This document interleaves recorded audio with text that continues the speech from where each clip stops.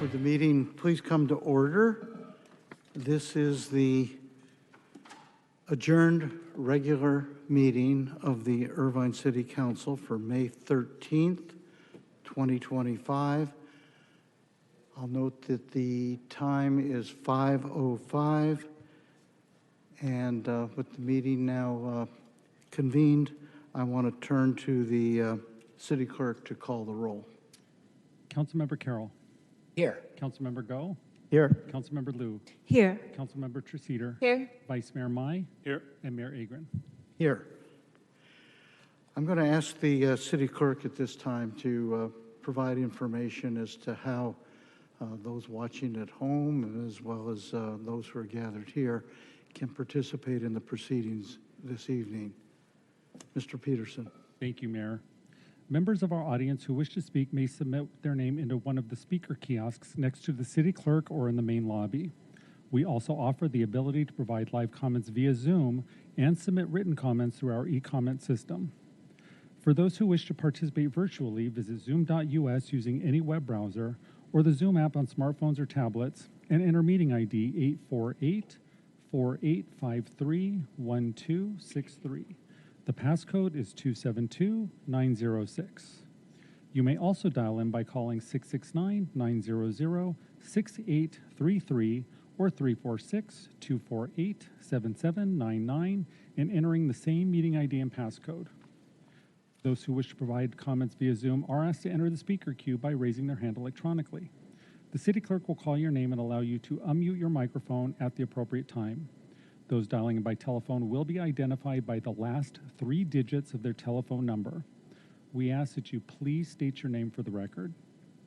The time limits per speaker are noted in the posted agenda and are established based on the number of requests submitted. All requests submitted after the first speaker is called shall receive 90 seconds. Those who wish to provide written comments may do so by clicking e-comment on the City Council meeting agenda webpage at cityofirvine.org/ICTV. All comments will be provided to the City Council as part of the meeting record and will be uploaded to the city's website. For technical assistance with Zoom before or during the meeting, please call 949-724-6078. For any other questions or assistance, please contact the City Clerk's office at 949-724-6205 or via email at clerk@cityofirvine.org. Thank you, Mayor. Thank you, City Clerk Carl Peterson. With that, this meeting is the meeting at which newly elected council member Betty Martinez-Franco will be sworn in. However, at this time, because there's a reception that has already gotten underway in the foyer of the City Hall here, we'll be recessing at this time to that reception, and we'll all be back here at 6 o'clock. Please try to be on time so we can start the proceedings, restart the proceedings at that time once again. Otherwise, enjoy the reception. Thank you. We're in recess.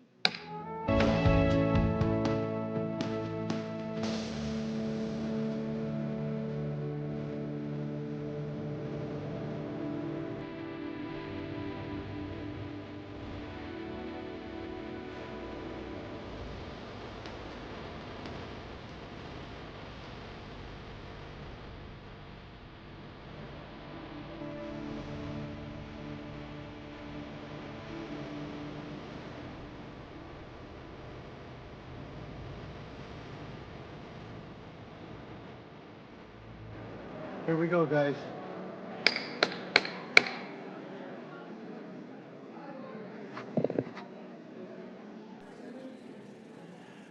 Would the meeting please come to order? We're now reconvening this council meeting of May 13th, 2025. The time is 6:10. Did everybody have a good time at the reception? All right. Before going on with the ceremony that we're about to conduct, I wanted to acknowledge three people I saw at the reception that I wanted to introduce, three former mayors who are here for this noteworthy event. Former Mayor Beth Crom, would you stand up?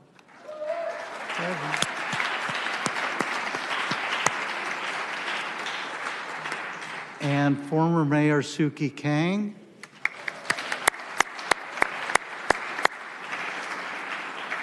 Who just flew in from Korea and is still conscious here tonight. We appreciate your being here, Suki. And former Mayor Christina Shea.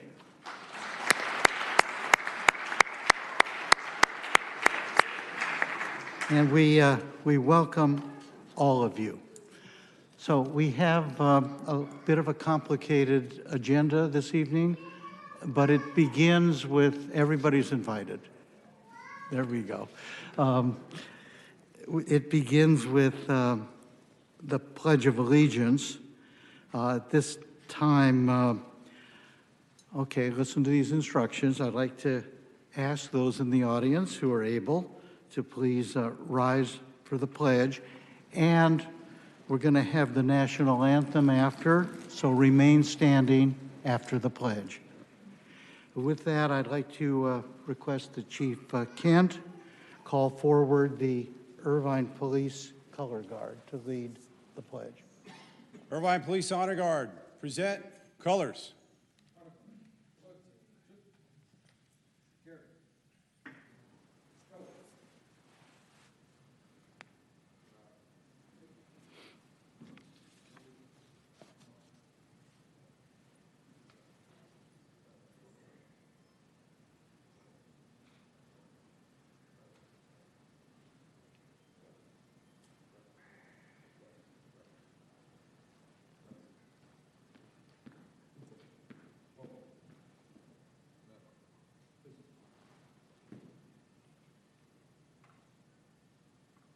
Please place your right hand over your heart and join me in the pledge. Ready? Begin. I pledge allegiance to the flag of the United States of America and to the republic for which it stands, one nation, under God, indivisible, with liberty and justice for all.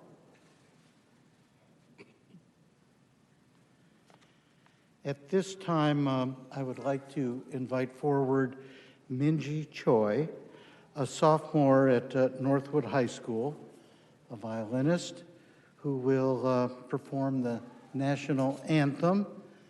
And after the national anthem, we'll be seated, and then she'll proceed to play yet another song. With that, Minji, would you come forward? Welcome.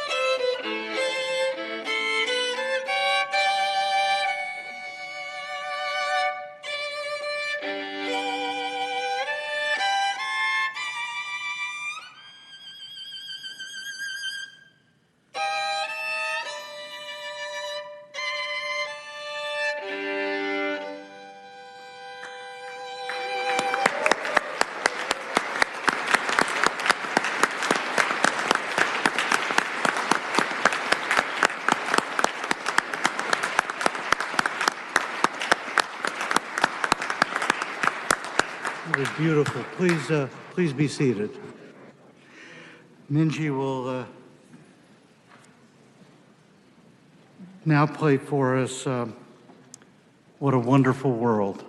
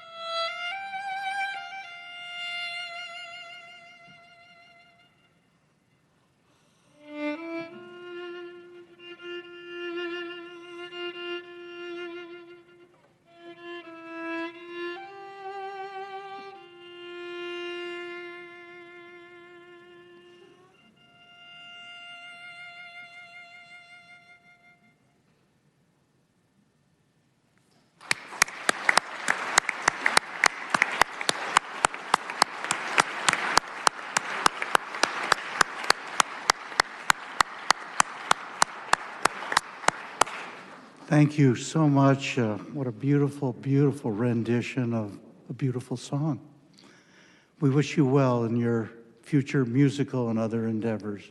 Thank you again.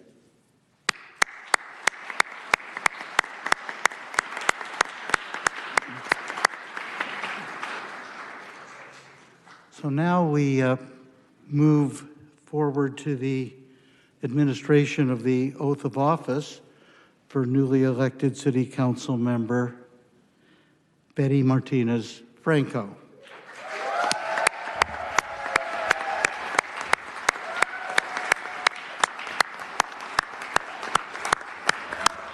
I'd like to invite Betty forward at this time. Welcome, Betty. This is a wonderful evening, not just for you, but for all of us.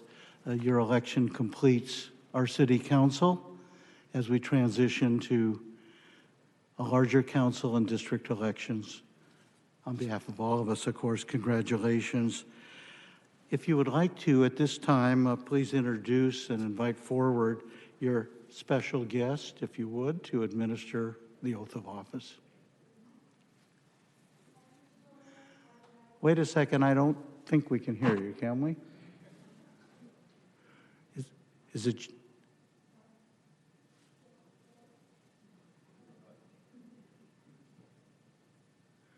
There you go.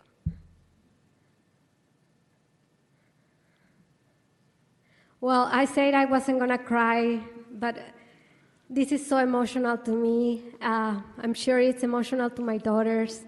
After all that we have gone through, and just to be standing here, this is really special. At this moment, I would like to invite my daughter, Paula Kosmicki, to do the oath of office.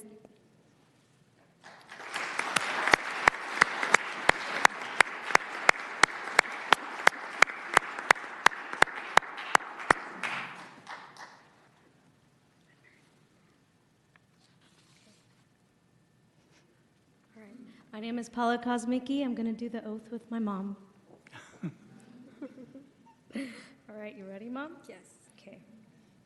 Put your right hand up. Yep. Okay. Repeat after me. I, Betty Martinez Franco, I, Betty Martinez Franco, do solemnly swear do solemnly swear that I will support and defend that I will support and defend the Constitution of the United States the Constitution of the United States and the Constitution of the State of California and the Constitution of the State of California against all enemies, against all enemies, foreign and domestic, foreign and domestic, that I will bear true faith and allegiance faith, and allegiance to the Constitution of the United States to the Constitution of the United States and the Constitution of the State of California, and the Constitution of the State of California, that I take this obligation freely that I take this obligation freely without any mental reservation without any mental reservation or purpose of evasion, or purpose of evasion, and that I will well and that I will well and faithfully and faithfully discharge the duties discharge the duties upon which I am about to enter. upon of which I'm about to enter. All right.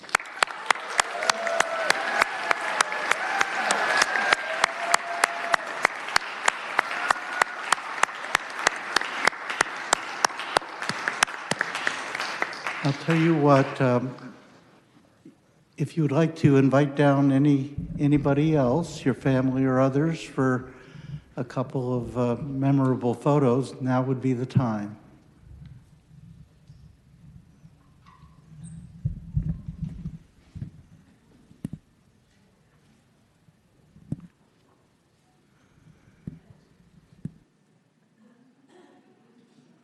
There we are.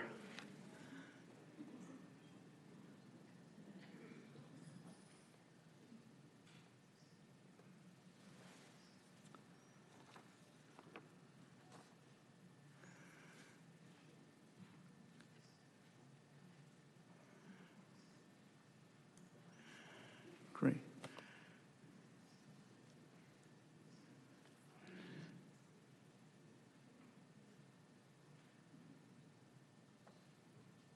And now, council member, your colleagues are going to get into the picture literally right now, okay? Why don't we step down?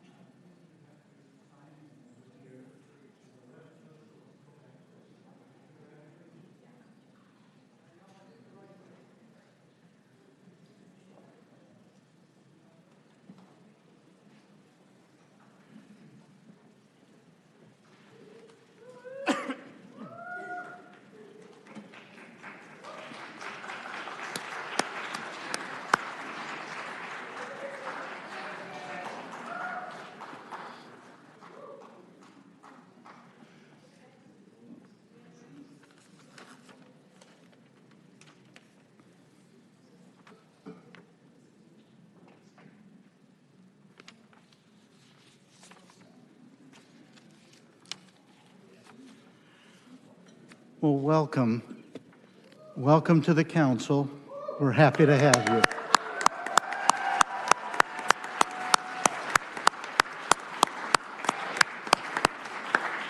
Now, as is our custom and tradition, newly seated council members and their colleagues have an opportunity to just say a few words.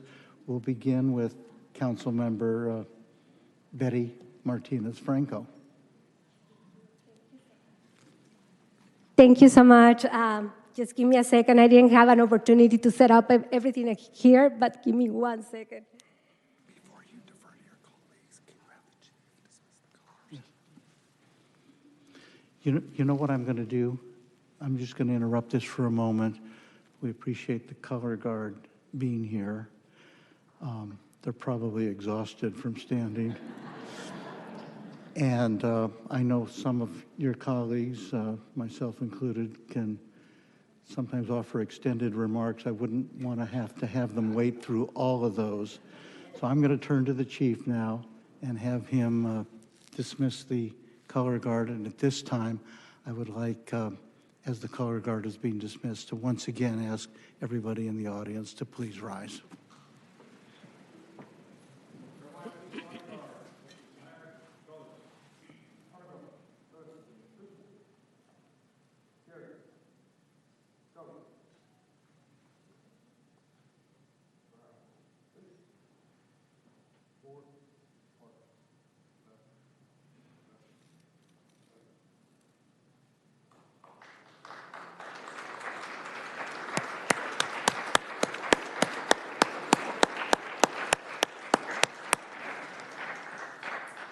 Now, please be seated.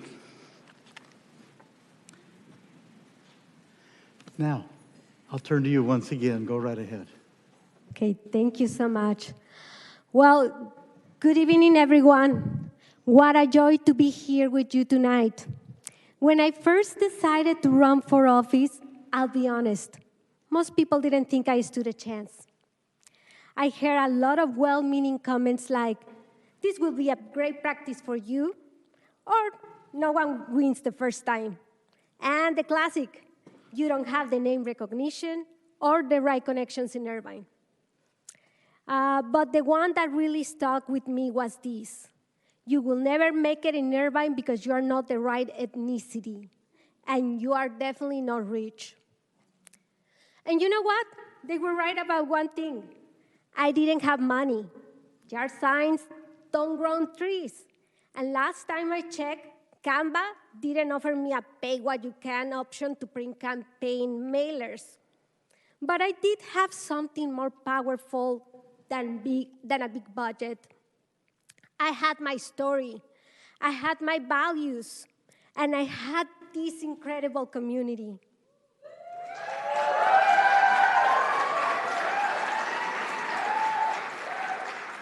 I told people, if voters get to know who I am and what I stand for, they'll vote for me. And I was right. We ran a grassroots campaign powered by heart, by hustle, and by the belief of what is possible when the entire community shows up. And it worked. And guess what? I am the right ethnicity. I am so proud to be the first Latina and Mexican immigrant elected to serve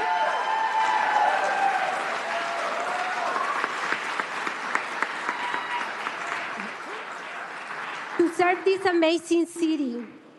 Irvine is the 13th largest city in California and home to a beautiful, diverse population, including a growing Latino community that makes up the third largest demographic here. We are laborers, cooks, cleaners, students, teachers, engineers, artists, and entrepreneurs. We're not just part of Irvine, we help make Irvine thrive. But let me be clear, I'm not here to represent only one group or demographic. I am here for everyone.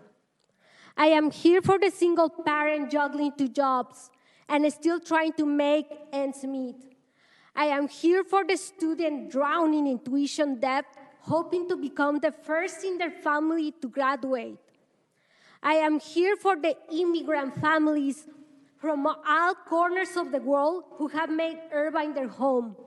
Families who enrich our culture, grow our economy and remind us why diversity is so beautiful. And let's be honest, what other city lets you enjoy Korean barbecue, Persian kebabs, Greek food, and Mexican tacos in the same day? That, my friend, is Irvine magic. I'm here also for the women navigating the unimaginable challenge of domestic violence. I am here to help build a city where every person feels protected, heard, and valued. Because I am them. Their stories are my stories. And while I only have a year and a few months to serve in this seat, I promise you, I will make every day count. I will work hard. I will listen. I will fight for a city that leads with equity, compassion, and courage. Now, I want to take a moment to say thank you from the bottom of my heart.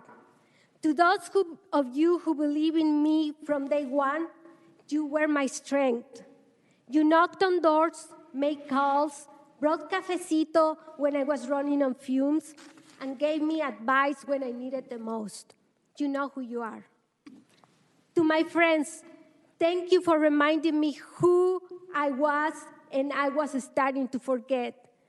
And for always saying, you got this, even when I wasn't so sure. To my incredible staff, your strategy, energy, and passion kept this campaign alive. You lift me up. To my children, Paola, Ashley, and Zach, thank you for supporting all my crazy ideas and standing by my side. You remind me why this work matters. To my grandbabies, Hari and Mimi, you are my light.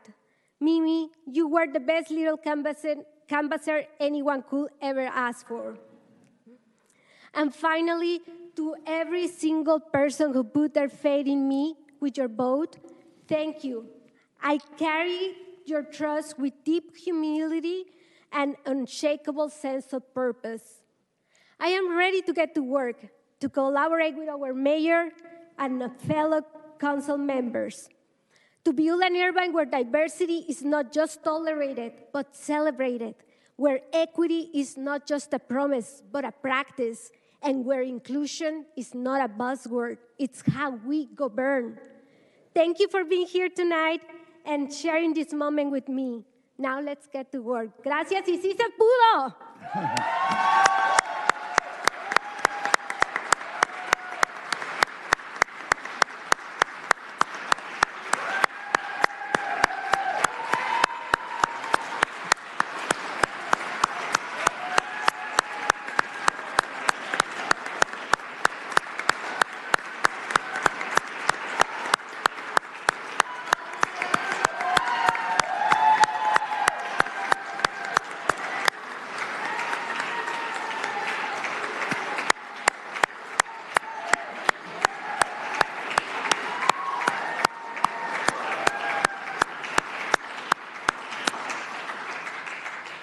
Thank you so much, Councilmember Martinez Franco. And you obviously have many, many friends in this chamber and beyond. We welcome you. Now's opportunity for my council colleagues to also say a few words if they wish. I think if people want to volunteer, or I'll just go right down the line, whatever you like. Would you like? Councilmember Melinda Liu. All right, me too. So I'd love to welcome you to City Council, and I am so proud of what you've accomplished and so glad you're here to complete our council, and your dedication to public service and the staff, your campaign, show what truly grassroots campaign is all about and what local politics is all about. So congratulations, I can't wait to work with you.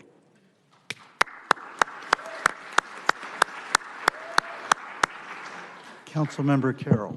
Oh, thank you, Mayor. Council member, it is so nice to address you as council member. That's a pretty good ring to it, doesn't it, ladies and gentlemen?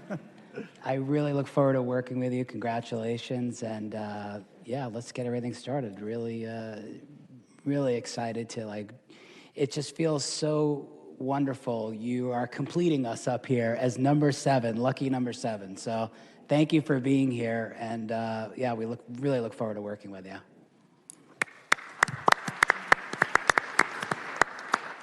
Councilmember Go.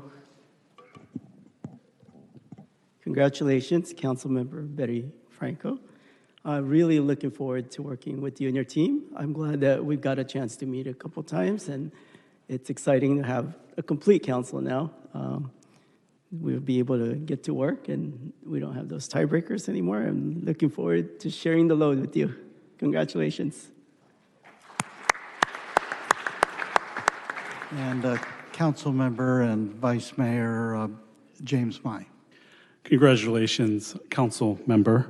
Love saying that now. When I first met you at an event recently, you said, I don't know if I can do this. You guys have it tough. And I said, you'll just watch, and I see you out there. Really great campaign that you ran. As my colleague said here, you really round us out here. Your background, I talked to you, and I also learned more about your background by just researching. Very impressed. You truly embody the American dream, what you've accomplished here. And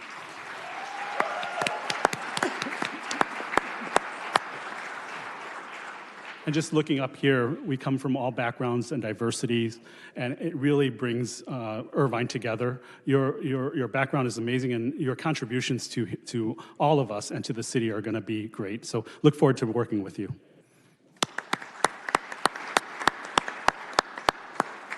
Councilmember Kathleen Treseder. Hey, welcome, and I'm so glad that you are joining us. You have no idea. Really wonderful to have you up here, and I'm looking forward to working with you. Happy to help you out however you would like. Just let me know. I have to say, I enjoyed watching your campaign develop. It was very smartly run, and I watched the different roadblocks that you encountered and watched you just deal with them so deftly. So I really appreciated that. And then also, I'll just say, I love how strong your voice is. You say what you want to say and say it in such a compelling way, and I'm really looking forward to hearing that from you as you're up here. And I guess I will say that, there are 7 of us, so we each have only 1 vote out of 7, but on the other hand, we always have a voice, and the voice has power in and of itself. So, welcome.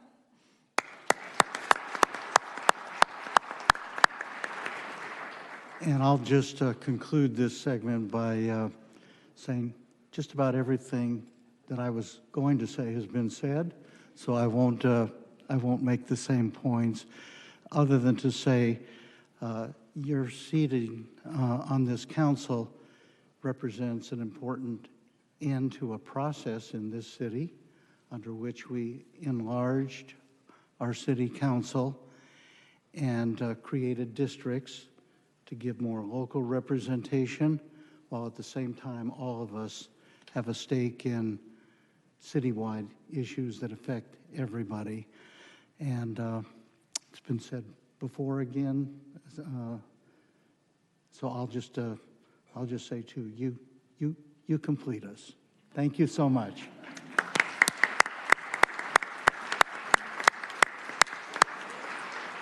And with that, we are going to go to work right now.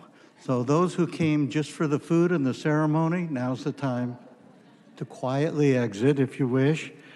However, we have 2 presentations.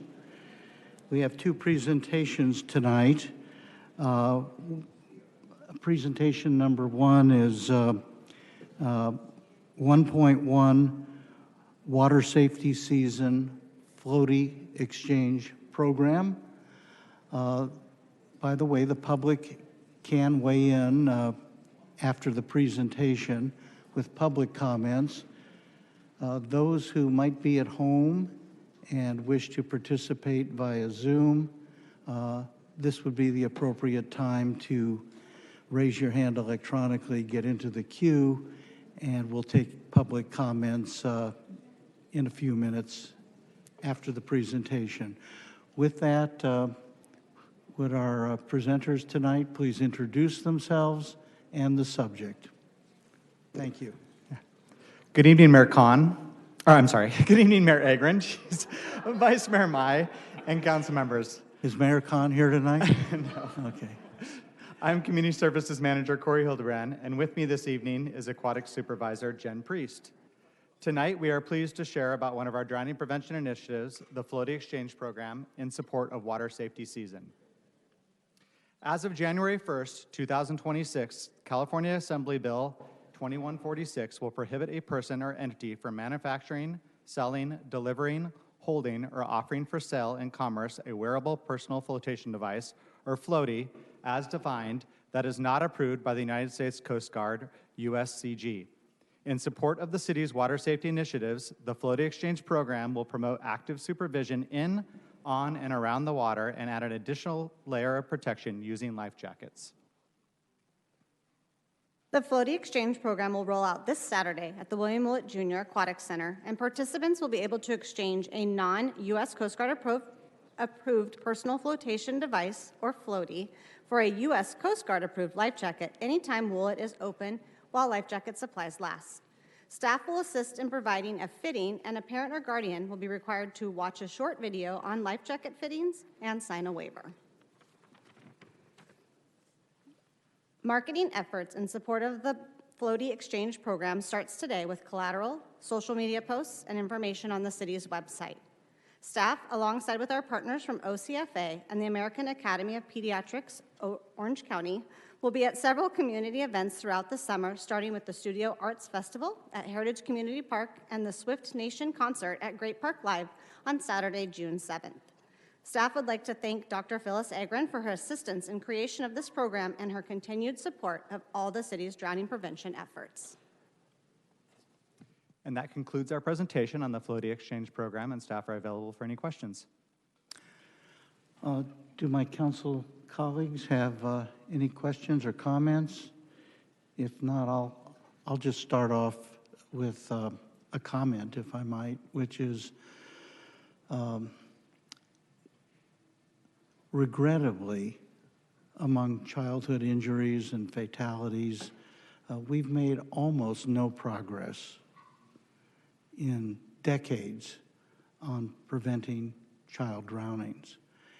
And the legislature, interestingly enough, actually took the lead with this measure to retire as quickly as possible and actually prohibit the future sale or distribution of so-called floaties, which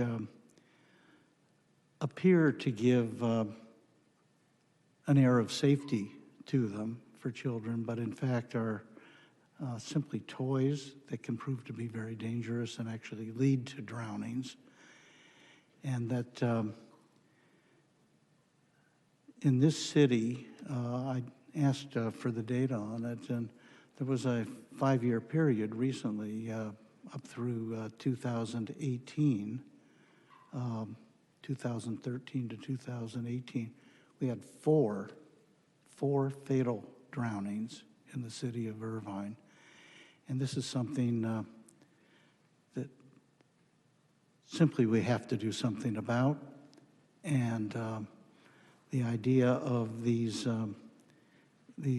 wonderful life jackets as in exchange just seems to me to be such a great idea and a great step forward, putting the city of Irvine in the forefront. So I wanted to share that information with everybody here by way of responding to your presentation. I have some command of the information because my wife has besieged me with this information for years now, and I'm delighted that our city is moving forward in this regard. How many are we talking about exchanging and otherwise distributing this this summer? Yeah, staff estimate that we can deliver about 400 life jackets throughout the course of water safety season, and then we'll regroup next year and see if we want to continue the program. And are you putting the focus on those who you find at the athletic, the aquatic center, the William Willett Aquatic Center? Yes, so starting this Saturday, anytime that Willett is open, someone can come in and exchange a floaty for a life jacket. And if they don't have a floaty exchange, we obviously will provide them with a life jacket as well. And you guys will have a life jacket on the dais too, as an example of the ones that we will be handing out. Wonderful, wonderful. Thank you. Are there others who have questions or comments? And otherwise, we'll turn to the public. No questions or comments? At this time, City Clerk Carl Peterson, do we have any public commenters? Thank you, Mayor. We have 2 requests to speak, both in person. If I could call forward Julia, followed by Phyllis Agron. And we'll start with Julia.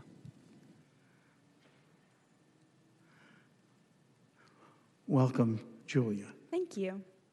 Thank you for the opportunity to speak. My name is Julia. I am 16 years old and a junior in high school. When I was 7 years old, I witnessed a near drowning at the Woodbridge Lake here in Irvine. A 3-year-old boy nearly drowned in a single foot of water, but luckily was rescued by my father and other bystanders who performed CPR and called emergency services. That moment stuck with me. Since then, I have been very interested in making Irvine a safer place for our young swimmers. I am a coach for the Irvine Swim League, Go Sharks, and have been CPR trained and water safety certified for 3 years now.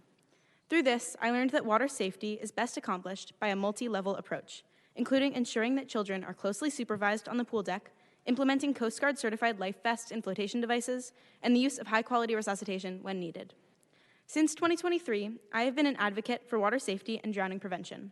I approached the Irvine Aquatic Advisory Board, and we worked together to try to get an AED installed at my neighborhood pool. AEDs, or automatic external defibrillators, have been proven to decrease the risk of death in the case of a near drowning or a cardiac event. I am committed to continuing to work on this, just as I am committed to the Floaty Exchange program. I commend the city for this initiative.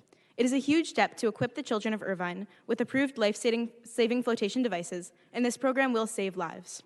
I look forward to supporting the city and its efforts to make Irvine the safest place, not just for kids, but for everyone to swim. Thank you. Thank you.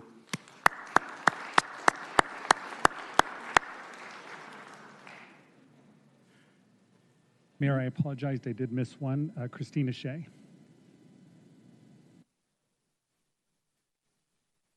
Welcome.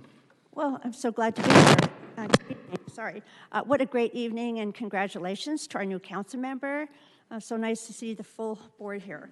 So I'm just here just to briefly state that I support Dr. Phyllis Agron and the OCFA. These water floaties are not safe for children. They can be punctured. They're not safe in parents. I think they feel like they can relax at the pool, but they don't realize that these are not something that they can really depend on. So I'm 100% behind this program. I look forward to the city implementing it, and it's so good to see everybody tonight. Thank you. Thank you for your comments. Phyllis Agron. Welcome, Dr. Agron. A few PowerPoint slides. I just want to thank our community. We can't hear you. Oh.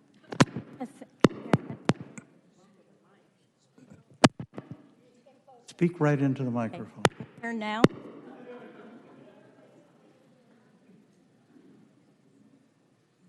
Well, here's the life jacket. Can you hear me now? Yes. Okay, thank you. Phyllis Agron, pediatrician, injury prevention specialist. Little closer At to the UC Irvine. I first want to thank Corey, because you didn't say this, Corey, but you're president of the National Aquatics Professionals, and he's our go-to person when we have questions about swim lessons, aquatic safety, and so forth. And I also want to acknowledge former Mayor Sally Ann Sheridan. I just saw her, because in the 90s, this city modified the California Building Code and required pool fencing. So, do you have the PowerPoints up? So I just want to tell you, Julia Ball's father saved a child at Woodbridge Lake. A 13-year-old Girl Scout saved a child at Woodbridge Lake. Nurses trained in CPR saved a child at one of our HOA spas who was in full cardiac arrest. And at University Hills community swimming pool, another teenager who had just taken CPR rescued a kid when the adults panicked. So this program of putting kids who are unskilled swimmers and even adults who are non-swimmers in life jackets is life-saving. And just a couple of facts, it's the leading cause of preventable death among 1 to 4-year-olds in the U.S., California, and here in Orange County. We and our partners up there have been doing this water safety program and distributing life jackets in our low-income communities in Orange County. And family physician Dr. Elaine King in Irvine assisted at the Ocean Institute in South Orange County. Next one. So this is our basic educational piece. I'm talking about U.S. Coast Guard approved life jackets instead of floaties. Next slide. And basically these air-filled swimming aids, and you can see examples here, are not life-saving and potentially dangerous because they fall off, they get punctured, and they're toys. They are not U.S. Coast Guard approved life jackets. Next one. And basically, Corey Hildebrand and his staff explained the bill, and from our perspective as pediatricians, we're engaged in a campaign to inform the public, the parents, our child care community, and our policymakers to institute programs for water safety because we have a vision of no more drownings. Thank you.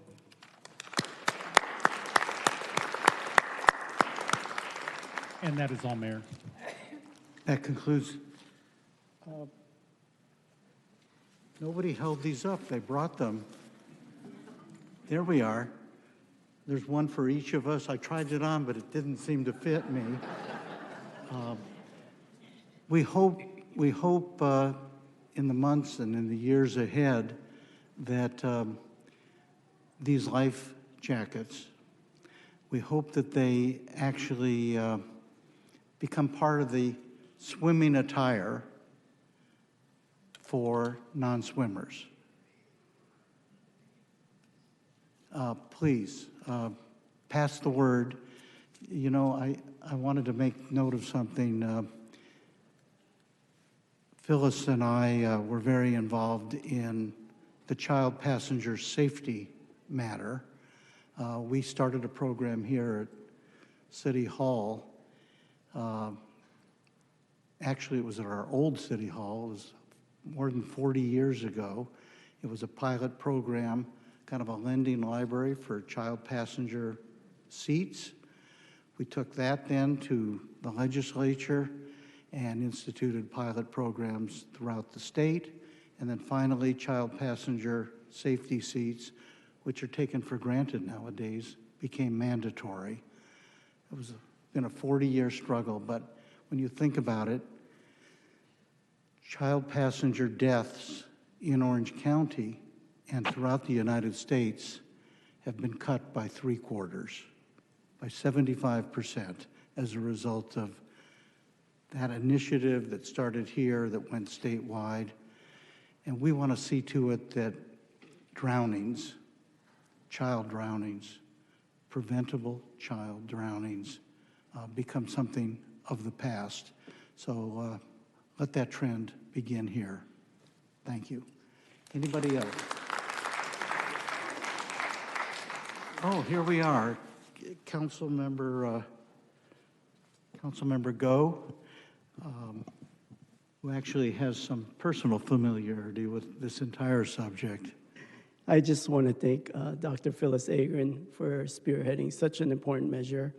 And more importantly, as well, I want to recognize Corey and Jennifer, the countless lives that they save on a daily basis by teaching kids how to swim. Our Learn to Swim program in Irvine is one of the most heavily used programs. I'm really proud to represent. Growing up, I didn't have access to a pool. I actually didn't know how to swim until I was an adult. And a place like Woollet allowed me to take classes, join swim groups, and even becoming a certified lifeguard under the program. So just to have this facility in our city, it's just such a gem, and the countless lives, thousands of lives. Jennifer's, been through almost how many decades now? A few. So even kids she taught how to swim are having their children, and now she's able to teach them to swim as well. And for us to have this program to save lives with floaties, and I'd like to challenge Irvine to take it one step further and make sure that everybody has access to water safety programs and learn to swim programs. And I believe with their third pool that we're planning there, it's going to be a great addition, and hopefully as well as adding another aquatic center here at the Great Park. Thank you so much for everything you guys do. Thank you, Councilmember Go.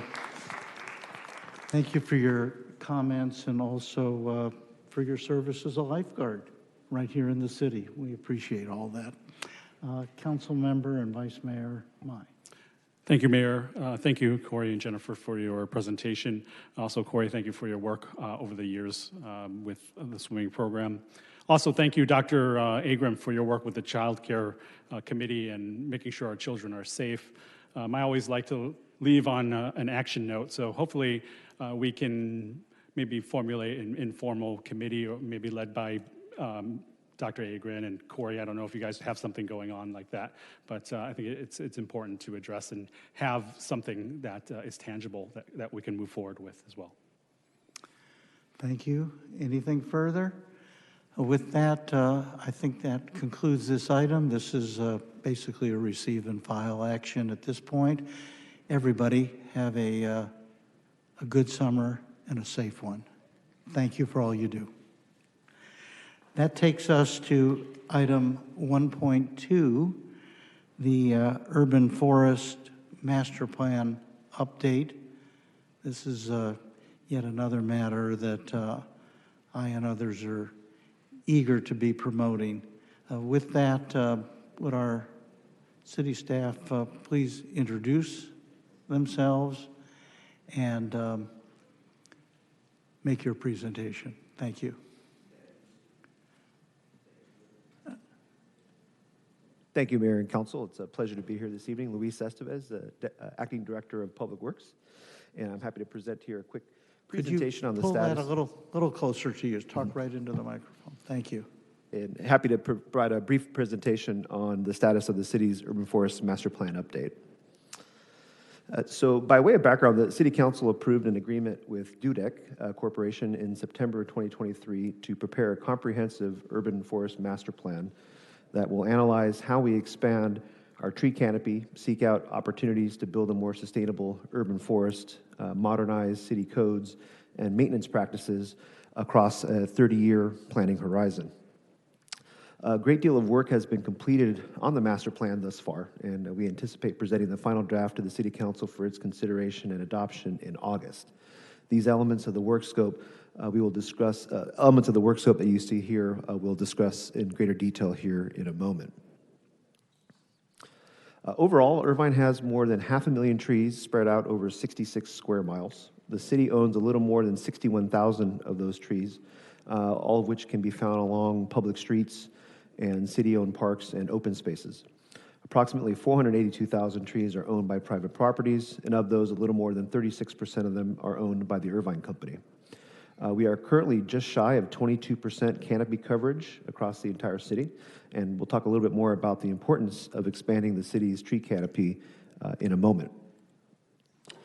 The city maintains a very robust tree maintenance program for its 61,000 trees. We have our trees on a 4-year trim cycle, with our eucalyptus trees trimmed every 2 years. We respond on a weekly basis to tree-related service calls from the community, and we're able to respond within 1 to 2 days for non-emergency issues. The city invests over $2 million each year to maintain its urban forest, and we have a very capable and talented staff that oversee the program, 4 of whom are certified arborists.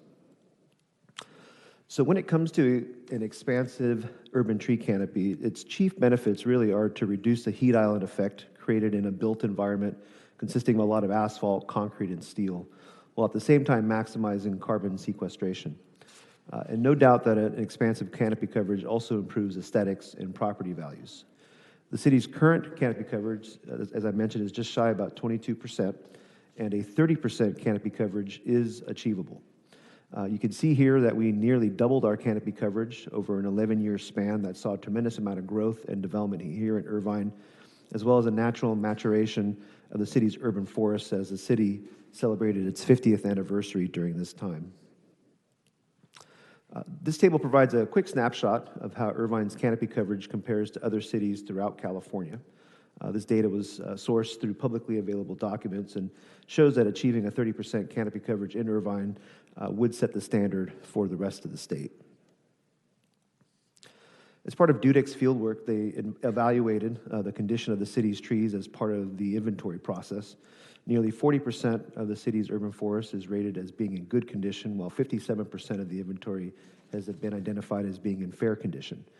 These conditions vary across tree species, and overall tree health is contingent upon a number of factors, such as steady access to water, planting, environmental, and exposure to pests and/or disease. So understanding the importance of a healthy tree canopy, we asked the question, ultimately, what will it take to achieve a 30% canopy coverage in Irvine?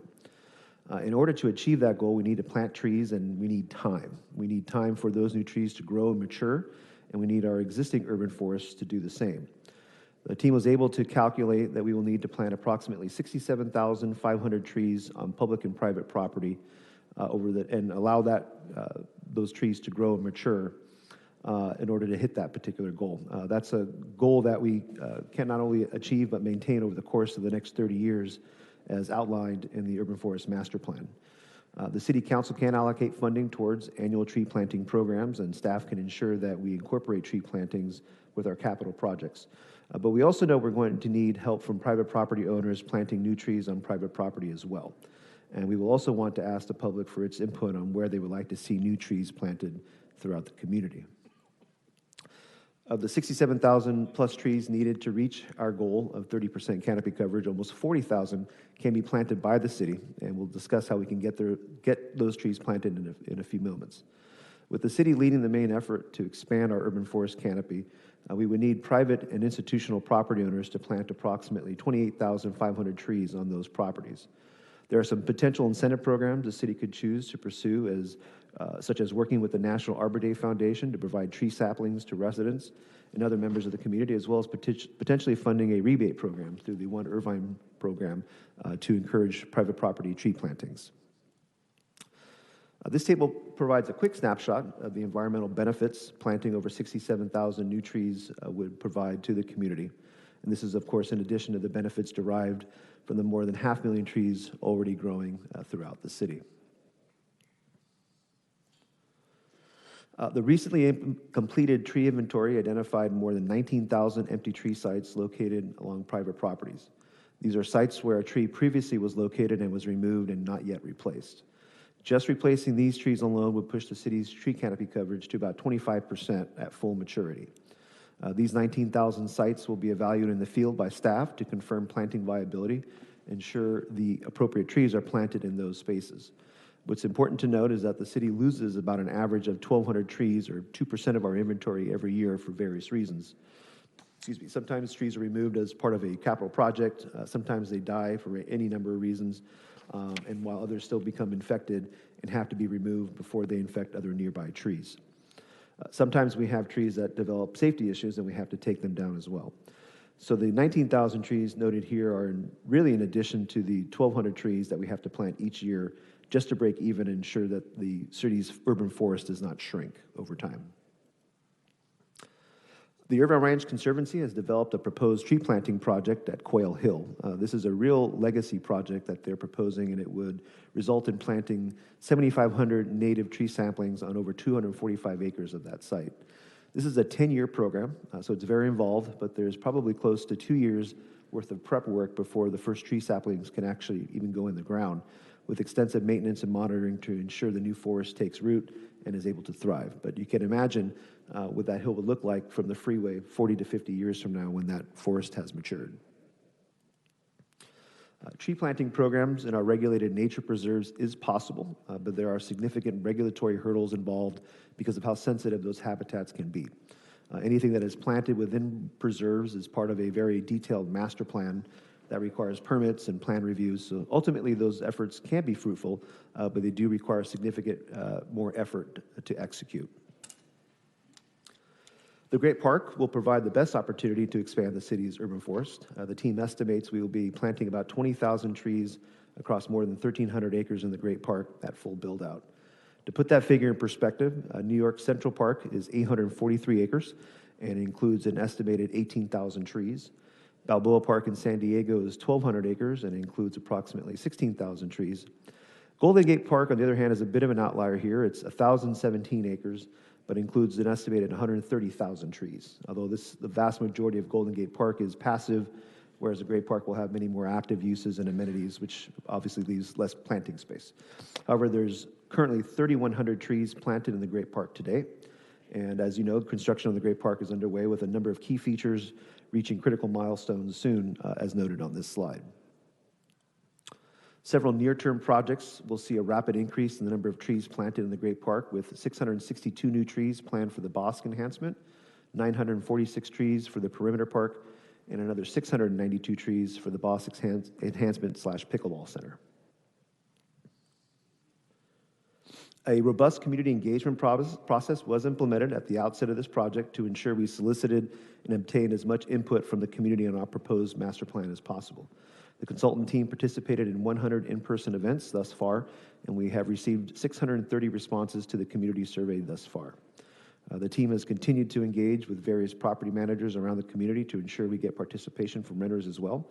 And they also conducted 2 separate meetings with community-based organizations recently. Overall, the data collected thus far indicates that the community values neighborhood trees as an asset, and they support expanding the urban forest on public property throughout the community, and they're interested in participating in urban forestry projects as well. The community did indicate in their survey data, however, that they are less interested in planting trees on their private property. In addition to these events, the city conducts an annual Arbor Day event in April, where we engage with local school children on the benefits of a healthy urban forest and allow them to participate in planting new trees on their school campus. This year, the Arbor Day event was held at and with students from West Park Elementary School, which was well attended and enjoyed by the community and some of you as well. In addition, the city also has an existing memorial tree planting program whereby members of the community can purchase a tree to be planted at a city park to commemorate a loved one or a special event. This program has not been as popular, but we believe we can market this program better to the community to encourage greater participation in the community. There's a handful of items left to complete on the master plan, mostly administrative tasks, but the consultant team is working to complete an update to our tree planting plan, and the public outreach process is continuing. We expect to receive the administrative draft of the master plan by the end of this month, which we would then present to the Sustainability Commission in June to receive their input, followed by publishing the draft for public review and comment, and then finally presenting the final draft to the City Council for its consideration and adoption. As outlined in this presentation, the team has developed several tree planting programs and the City Council could consider as part of the annual budgeting process.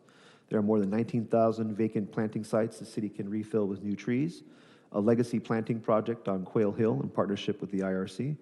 There's 513 additional tree planting sites that have already been field verified by staff and are ready for planting today. There's also an opportunity to add another additional 250 coast live oak trees near the entrance to Quail Hill, as well as a separate annual program that seeks to replace the trees that are removed on an annual basis due to death, disease, or to make way for capital projects. Approximately 2% or 1,200 trees are removed each year, as I mentioned, for various reasons, requiring an annual planting effort that will ensure the urban forest does not shrink, but continues to grow and expand and thrive. All of these proposed planting efforts can be considered by council as part of the annual budget process. In terms of next steps, we anticipate releasing the administrative draft of the Urban Forest Master Plan in June to continue soliciting public review and input, and then present the final draft to the Sustainability Commission in July, and then to the City Council in August. I'm sorry, I got that backwards, in September to the City Council for its final consideration and final adoption. So that concludes my presentation. I'd be happy to answer any questions you may have. Thank you very much. Are there Any questions or comments at this point regarding staff? Let me just say before we turn to public comment that this is such an important program. It's unclear to me, though, is the 25-27 proposed budget, is that going to include ample resources to see to it that we continue to plant and maintain as many trees consistent with that trajectory that you pointed out? Yes, sir. We do. That's the proposal, and that would be included in the CIP budget for council's review and consideration. Okay, so that should be coming to us in a matter of weeks. Correct. Good. And one other thing, you had a phrase in there that I hope we'll be doing a lot of follow-through on. You said that we've invited the public, including homeowner associations, to make requests for trees. And I think this is a way to expand our tree canopy in a much appreciated way by involving homeowner associations, making requests, and presumably those would be installed, planted by the city, and then after a short period of time, the maintenance of those trees would be the responsibility of the association. Is that correct? That's correct, yes. It would be kind of like a rebate program. Excellent. That's it for me. Councilmember Liu. Thank you, Mayor. Well, first, thank you for presenting today, and I just have a few comments. I believe I spoke with you about replacing the trees, or that we were told that the replacement trees will be native trees that will be good for the environment and basically more, I guess, fire resistant and hopefully use less water. Correct. So I wanted to commend all of you. I actually met a few of the city's arborists and the crew, and they're so professional. On the Arbor Day when Mayor and I and Vice Mayor all went to plant trees with the kids and learn a few things about tree planting and understand why I kept killing plants. I was doing it wrong the whole time. So just a quick question about eucalyptus trees. I know that we have a lot of them, and many of them are diseased and infected. Is there a more comprehensive way? I understand some of them are HOA property, but is there a more comprehensive way to get this done? I say this because we had a resident, as you know, that had a tree fall on their house, and then a second tree was about to fall. And thank you for being, very swift with that we're able to take care of it within 2 weeks of him contacting us. And, luckily that didn't fall on his house. But is there any other way for us to maybe do it kind of preventively so this doesn't happen again? No, that's a great question. Thank you, Councilmember Liu.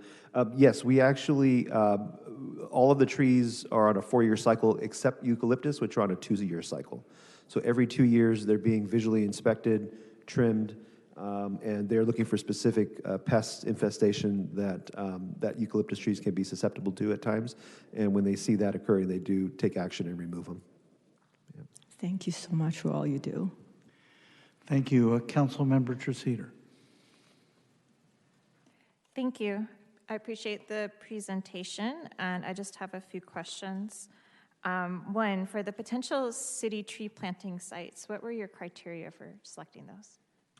That's a great question as well. Thank you, Councilmember Treseder. The consultant team is looking for or focusing on trees that are going to be more native to this area, but then also that will be sustainable in a parkway. Not all trees will grow very well in residential parkways, and so part of that factors into that decision-making. We don't have an updated list yet, but that's something that's going to be done as part of this final package. Thank you. My apologies. I wasn't asking about which species, but how you determined the potential city tree planting sites. Oh, good point. The planting location is part of it. So if the parkway is too narrow, to support a tree. We probably won't put one there. We also take into account line of sight issues, in particular on arterial streets near intersections. We want to make sure that we're keeping trees back away from the intersections and not creating line of sight issues. Typically access to water as well. If there's an irrigation system nearby, that's helpful. Otherwise, they have to be hand watered and requires a little bit more maintenance. So some of those are some of the factors that are looked at. Okay. Yeah, it sounds like those are criteria for you to decide where not to plant a tree, but what were the criteria for picking like priority sites for where you want to put a tree? Priority sites, typically we'll find them on parkway areas, so they'll see lines of trees up and down the street, also with medians as well. Parks are a great location, obviously, for trees because how much open space you have to work with. When it comes to parks, typically you'll want to plant them in more like groves or drifts and make sure you're preserving field space or open or active uses around the park space. And so you'll typically will put trees around the perimeter of the park, not necessarily within the middle of the park, depending on the site and the situation. Okay, that sounds good. And then how many of these tree species are not native that you're planning on planting? That I can't answer. I could get that answer to you. Okay. And then, yeah, so great about the Quail Hill tree planting project. Wonderful. And I guess you can't answer what trees you would like to put in the open spaces. What species or types of trees? In terms of species, it'll more natives. So oak trees, crepe myrtles do well in this particular climate as well. But we would get the input from the arborists and get their opinions on that. Okay, thank you. And then I noticed, so IBC has very few trees. I guess I'm kind of curious about why IBC doesn't have a special project for them. I mean, Quail Hill, that's great, but Quail Hill does have lots of trees. But what about IBC? Those, when it comes to those, I mean, that'll be part of the master street tree planting list. That will, again, that'll depend on the planting environment, the kinds of species that we use there. Okay, when do you think that you'll be able to get those details that I've been asking about? We should probably have that in the next 2 months. Okay, all right, thank you. Thank you, Councilmember Treseder. At this time, we'll turn to our city clerk and ask if there are citizens who wish to make public comment at this time. Thank you, Mayor. We have 4 requests to speak, 2 in person and 2 on Zoom. I'm sorry, we have 4? 4, 2 in person and 2 on Zoom. Please call the in-person citizens first, if you would. Thank you, Mayor. If I could call forward Jay Bruce and Beth Crum. And we'll start with Jay Bruce. Welcome, Mr. Bruce. Hello, council members. I don't have a lot to add here. I just want to say, we've been seeing a lot of hotter summers recently. I don't know if that's a recent thing, but, it's been getting up to the 90s, the 100s. So I think this is a really beneficial, straightforward way to just combat the excessive heat because it can get very difficult for people that go outside for obvious reasons. I was happy to see this in the presentation, but I also wanted to say I can speak personally to my local community park, Orchard Park. We used to have this long row of eucalyptus trees, and that was pretty unique because they had, obviously they're very tall, but also it's sort of a connection to the city's history, I think. Those were used in the Irvine Ranch under James Irvine II, and they were actually preserved by the city council. So it's a pretty interesting history, I think, to have that in our park. Over time, because they corrode and stuff, we've seen them slowly over the past few years get cut down and disappear. And it's been kind of sad because now I think there's only one left, and that area of the park has become really kind of barren. So I think this is, that way to make local parks even more beautiful that way. I've also heard just a few comments over here and there that we shouldn't, why is the city spending so much energy on this? But I really think it's because we're already doing pretty good as a city, but that doesn't mean we can't do any better, right? I think the difference is really stark when you look at a place where ecologically they already have overgrowth, and you just see greenery everywhere, integrated into the city, and it's just really beautiful. And I think, if we, as long as we, the city moves forward to that, we don't take this for granted, I think we can achieve that sort of similar goal and, make the city a much greener, more beautiful place. So all around, very good idea. Thank you. Thank you for your comments. Beth Crom. Welcome, former Mayor Crom. Thank you, Mayor Agrin. And let me just congratulate Councilmember Martinez-Franco. I am your constituent. I live in University Park.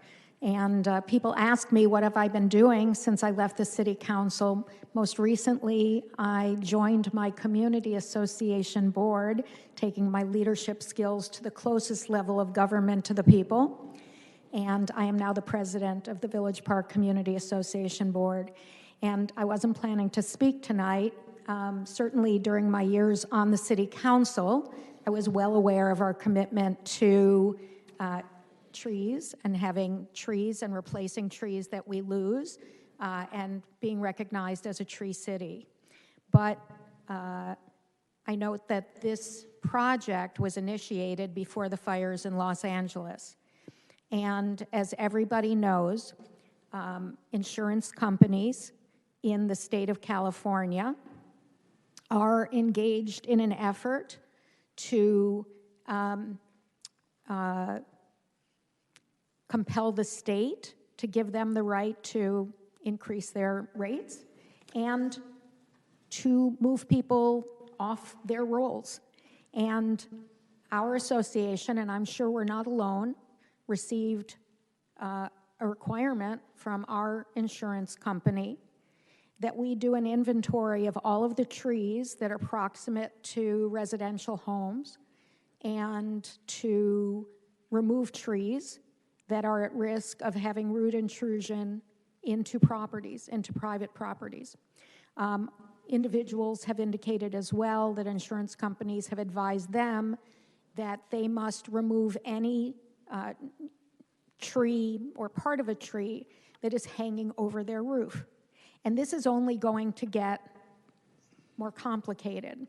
So when you are speaking about where these trees can go on private property or association property, it's going to be coming at a time when most of these institutional communities are going to be having to contemplate how they are going to preserve their trees. And we love living in University Park. There's a reason it's called University Park, and we want to keep those trees.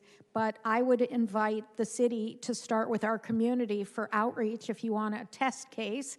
And I do think the city has an opportunity to become far more engaged with the community associations here in the city of Irvine, because we really are micro-governments within the city, and I would venture we have more associations in Irvine than any other city on the planet. So any help I can provide in that regard, don't hesitate to contact me. Thank you. Your time is up. Thank you. Well, thank you. Thank you for the offer, and you make a very, very good point about engaging HOAs. I think that's critically important. Next. Thank you, Mayor. Our next speaker is Matt. Matt, you may unmute your mic.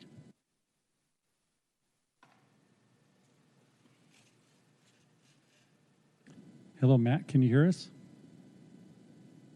Hi. This is Matt from Quail Hill. Can you hear me? We can hear you. Great.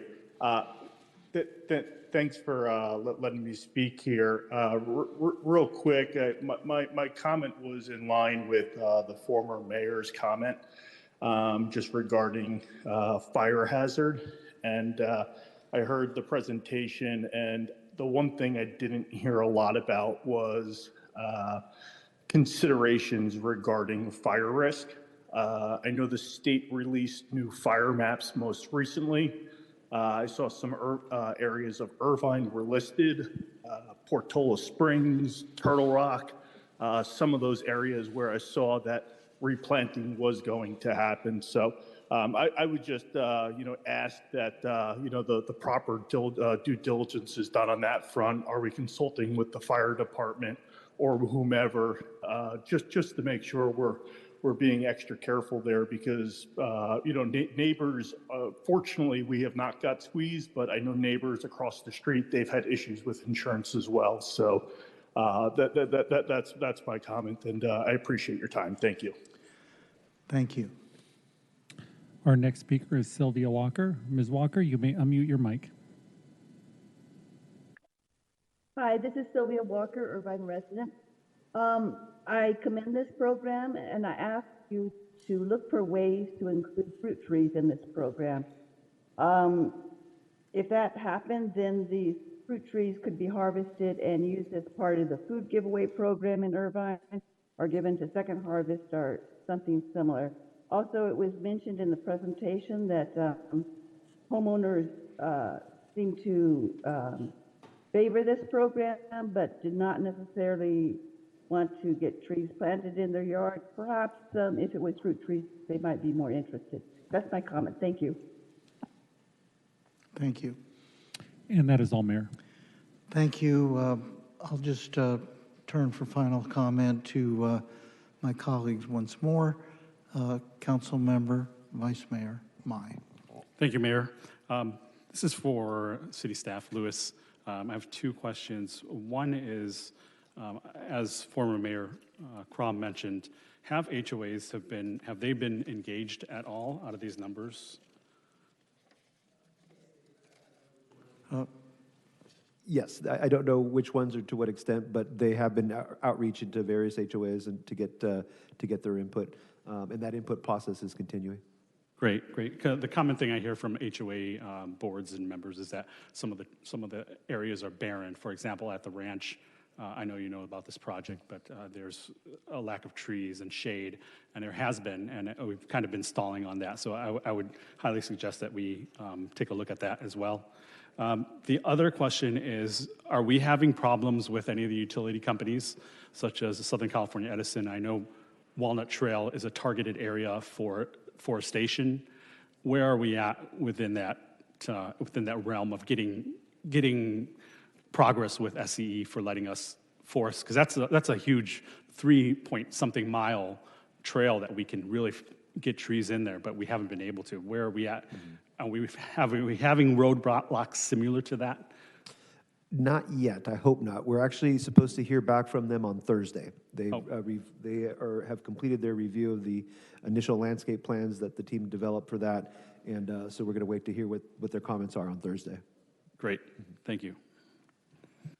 Thank you. That, I think, concludes the matter. We appreciate very much the progress you're making. I think all of us recognize that an ambitious tree planting program represents an investment, a real serious investment in the future, not just the beauty of the city, but in helping clean the air, cool our city, and otherwise enhance the value of living in the city of Irvine. We appreciate what you're doing. We'll be looking for the budget item dealing with all this. Remind me, how many actual arborists do we have here in the city now? 4. We have 4 licensed arborists. It's terrific. It's a terrific bunch. This is a great master plan that's coming along. And yes, we want our investments to be very wise, mindful of native trees, installation or planting of the trees in a way that's safe for the community going forward, and recognizing, of course, that we have to sustain a maintenance program as well. But I think about this program every time I drive up and down Culver with those magnificent pine trees that were put in, it must have been 40 or 45 years ago, and what a payoff to the community. Culver Drive itself is not only more beautiful as we sit in traffic, but it is cooler as well, which makes a difference. Thank you very much for all the good work you do. This is basically a receive and file item. With that, we move now to the portion of our agenda that is the public comment on non-agendized, we call it generalized public comment, on non-agendized items. We allow for 30 minutes at the front end of our council meeting for people to come in and speak with us within the time limits about any issue within our subject matter jurisdiction that is of interest to them and upon which they wish to comment.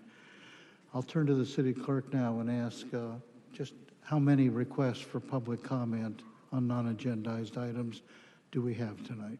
Thank you, Mayor. We have 20 in person, 3 on Zoom. I would note, though, that there's just a couple of individuals who inadvertently signed up under general public comments, who I believe are actually speaking on item 4.1, but we'll work through that as they are So called to forward. squeeze this within 30 minutes, I believe if we allow 90 seconds each, and let's welcome the first public commenter. Thank you, Mayor. If I could call forward the first 5 speakers: Susan Sayer, Alan Meyerson, Wing Chow. We have California Precinct Activators and Robin Gurian. And we'll start with Susan Sayer. Welcome. Well, hello, good afternoon. My name's Susan Sayer, and I'm an Irvine resident. I and my Regents Point colleagues are looking forward to participating in the resident survey, which would indicate the ridership level for an expanded Irvine Connect public transportation system. My proposed survey process is as follows. Have the survey locations, with each being given a survey location number at senior centers, Irvine Village community centers, independent living senior communities, and mobile home parks such as the Meadows and the Groves and City Hall. Survey structure should be interactive with the purpose of establishing ridership interests in the proposed Irvine Connect routes, determining the locations wanted but not included, also in determining the locations wanted but not included in the Irvine Connected routes, and having participants inspire others to use the Irvine Connect transportation system. They would do this by having the city staff set up multiple manned stations with large poster boards, with route maps, with numbered route destinations, and with clearly labeled street names on stands. And hopefully they'll place a large piece of paper naming the various amenities located at each destination. Thank you. Your time is up. Thank you, Ms. Sayer. I'm going to have to cut you off. We've just got a number of speakers tonight. 90 seconds, please. Thank you. Alan Meyerson.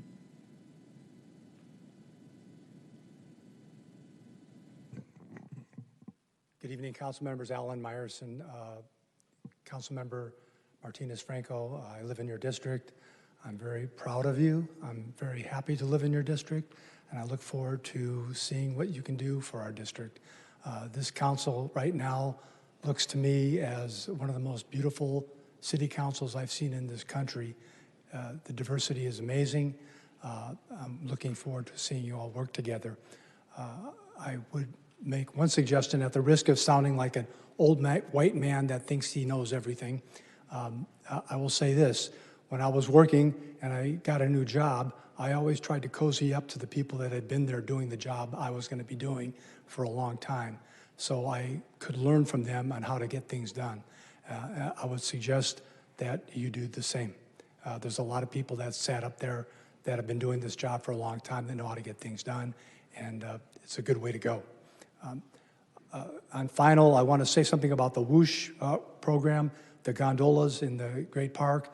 I've been hearing a lot of negativity from a lot of environmentalists, which is just kind of baffling me, since they want green and they want to get vehicles off the road, but they're already against this project. I would encourage them to wait until all the information is out and available and everything's been negotiated to see whether or not this will work or not. Don't put the cart in front of the horse. Thank you. Thank you for your comments. Wing Chow. Welcome. Good evening. honorable council members, ladies and gentlemen, Irvine residents. My name is Wing Chow. I live in Irvine for 40 years. Last year, I was one of 7 candidates running for mayor.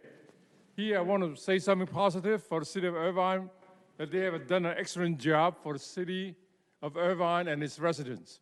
I just found out that recently that Irvine gave out a box of 30 pounds of grocery to those who qualify in Irvine once a month. Actually, I found out from the Honorable James Mai. He told me that I pick up my box for those senior who live on Social Security. For 2 people who make less than $40,000, you are qualified to pick up a box of this 30-pound grocery. Also, I want to compliment the Irvine Connect. I tried once. It's wonderful. And then the driver is very friendly. Actually, I go to Lakeview Senior Center every day to lunch. People compliment. Now they can get a ride to go there instead of paying for the trip. So I appreciate all the wonderful things the city has done for its residents. I want to compliment for all of you for a job well done. Thank you. Thank you for your comments. California Precinct Activators. Welcome. Good evening. We are California Precinct Activators, and we are here because we go all around local governments to ensure that we, the people, understand that we are the government and that you are accountable to us on all constitutional issues. And I witnessed today for the first time a swearing in. And so, Ms. Franco, then I'm sure you understand under Article 6, Section 2 of the U.S. Constitution, the Supremacy Clause, and that you understand Marbury versus Madison in 1803 established judicial review allowing the court to strike down laws or government action that violate the Constitution. So I'm here to make sure that you will not be entertaining any Sharia law, because that would be under a violation of the Supremacy Clause. In addition, Irvine, my understanding is Irvine is a sanctuary city, and that is a violation of the 14th Amendment. Okay, so I will read that to you. Under Section 1 of the 14th Amendment, all persons born or naturalized in the United States and subject to the Thank you. Your jurisdiction time is thereof. up. Thank you. Thank you for your comments. Actually, the state of California is a sanctuary state. City of Irvine is not a self-declared sanctuary city. Thank you. Robin Gurian, and if I could also call forward Patty Lee, Kwan Narula, Jamie Morgan, Crit, and Darren Parker. So over the past couple of months, I've noticed a really disturbing pattern that's been going on during public comments, in which sometimes comments from the council is allowed after a speaker, and sometimes it's not. And it just looks very arbitrary. It looks like there's a really capricious standard that is being set. As an example, two weeks ago, or at the last meeting, when Councilmember Treseder wanted to make a comment to someone who was speaking, she wasn't allowed to, and yet right now, right before me, the speaker who spoke, we heard somebody from the dais make a comment to that speaker. I'm simply asking that you please choose a standard and stick with it, because it looks capricious, it looks arbitrary. On top of that, at the same time that that happened on the same day, you had a council member who asked for a point of order and was overruled, and she was silenced in an incredibly bullying way, even though her process was following in Robert's rules. And so please, don't turn this dais back into the impression of a 1970s board. Let's please have a standard and stick with it. Patty Lee. Next, please. Welcome. Hi, I'm concerned about the Whoosh gondola system that's currently being proposed for the Great Park. When you hear about a gondola system being built in Irvine, you'd assume that safety would be our primary concern and that it would be built by an established, proven engineering firm. You'd also assume that the gondola itself would be tried and true like the ones you see in London or Colorado. Unfortunately, that's not the case here. The company building this gondola, from what I can tell, was founded 4 years ago, has only 13 employees, and has 0 completed projects. I asked the City Council to do some due diligence here. This Whoosh technology works differently than any other gondola that has ever been built. For example, instead of using a simple cable and pulley system, Whoosh uses motorized autonomous gondola cars. The Whoosh technology, I don't think, has been approved by any California regulatory agency. Again, the City Council can look into this and prove me wrong. Irvine wants to build a never-before-seen, extremely complex form of transit. Irvine is a city that stands for safety and reliability, and this project is unsafe and unproven. Irvine should not be a guinea pig for something this risky, especially when the physical safety of our residents is at stake. So I beg the Your City time Council. is up. Thank you for your comments. Kwan Narula. Welcome. Thank you. I'm here to talk about also my concerns regarding the Whoosh Swift Cities gondola system that is currently being proposed. The process for selecting a gondola system should be very simple, or any sort of transport system. A third party should come in, compile a list of potential transit options, and then do a side-by-side comparison to determine the differences in cost and ridership capacity. In fact, 2 years ago, Irvine contracted Schwartz Engineering to do exactly this.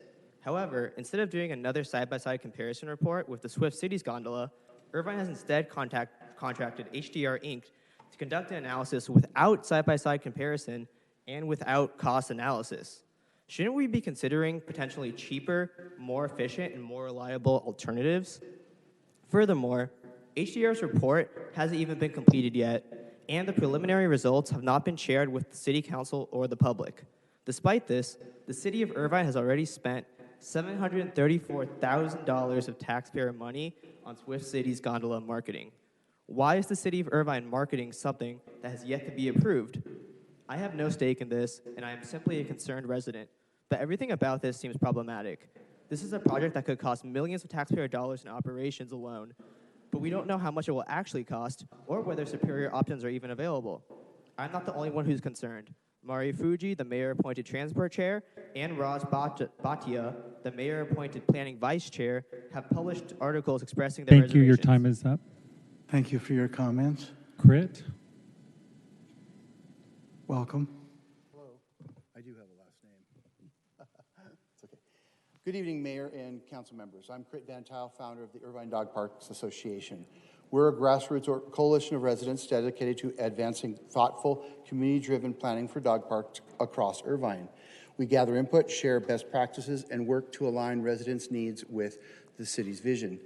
First, thank you. We genuinely appreciate how the city has begun responding to the changing needs of our residents, recognizing that with over 100,000 dogs in Irvine, dog parks aren't just a luxury, they're a public good. Dog parks promote physical and mental health, reduce social isolation, bring people together across neighborhoods. They're where friendships form, energy gets burned, and for once, it's socially acceptable to sniff strangers. We're excited about the city's openness to dialogue and collaboration. Together, we can plan a dog park system that reflects Irvine's values: safe, healthy, inclusive, and forward-thinking dog parks. Thank you for your time and for taking this seriously. And thank you for your comments. Darren Parker, and if I could also call forward Jason Garshfield, Aradia S., Ray, Mona, and Dane Karstens. Darren Parker, Jason Garshfield. Welcome. Thank you, and welcome to Councilmember Martinez Franco. I'm very glad to have you here. So one of the bragging points of Irvine, which you'll hear over and over and over again at these meetings, is that we are the safest big city in America. Well, I walk into the Albertsons on Jeffrey and Roosevelt, and I had to press a button like a child in school asking to go to the restroom simply to get a tube of toothpaste. The entire aisle was blocked off with glass. I spoke to the lady who opened the glass for me, and she told me that somebody put a gun to her head for Tide Pods. So if this is the safest city in America, I hate to think where everywhere else is. Now, I don't have a comprehensive solution, and I'm sure that our police officers are doing all they can with what they've been given, but I know a problem when I see one. With regards to the Irvine Company, I've spoken about incessant repairs before. I recognize they have to do repairs. I will say if they're going to do one that violates the tenant's right to quiet enjoyment of the property, that's a right under California law, they should give a rent abatement. I'd like to criticize the time management of these meetings. Apparently you guys have been going to 10 p.m. and cutting off. You stayed until midnight, past midnight, to listen to some disreputable people a year ago, so you should stay at least until midnight. And Mr. Mayor, will you respond to my question? You've responded to other comments. Will you condemn the anti-Semitism we've seen in this room over the past year? Thank you for your comments. Aradhya? Mona? Welcome. Oh, my God. What an evening. Congratulations, Betty. Very, very proud of you. I hope it all goes well, and I hope you learn from some of the best. I also want to give you a warning. I watched that DGI meeting, and I watched how 3 members who are sitting here, you were attacked by their loyalists. Keep an eye out, and don't let anybody beat you down. Keep what you said. Your speech was true to form, and that's how it should be. And you swore to uphold the Constitution, and that's what we need here, and that's what we're losing. There's at least 1 member on this dais who wanted to take our First Amendment, freedom of speech. And now, that person is running around wondering why her First Amendment is being taken away.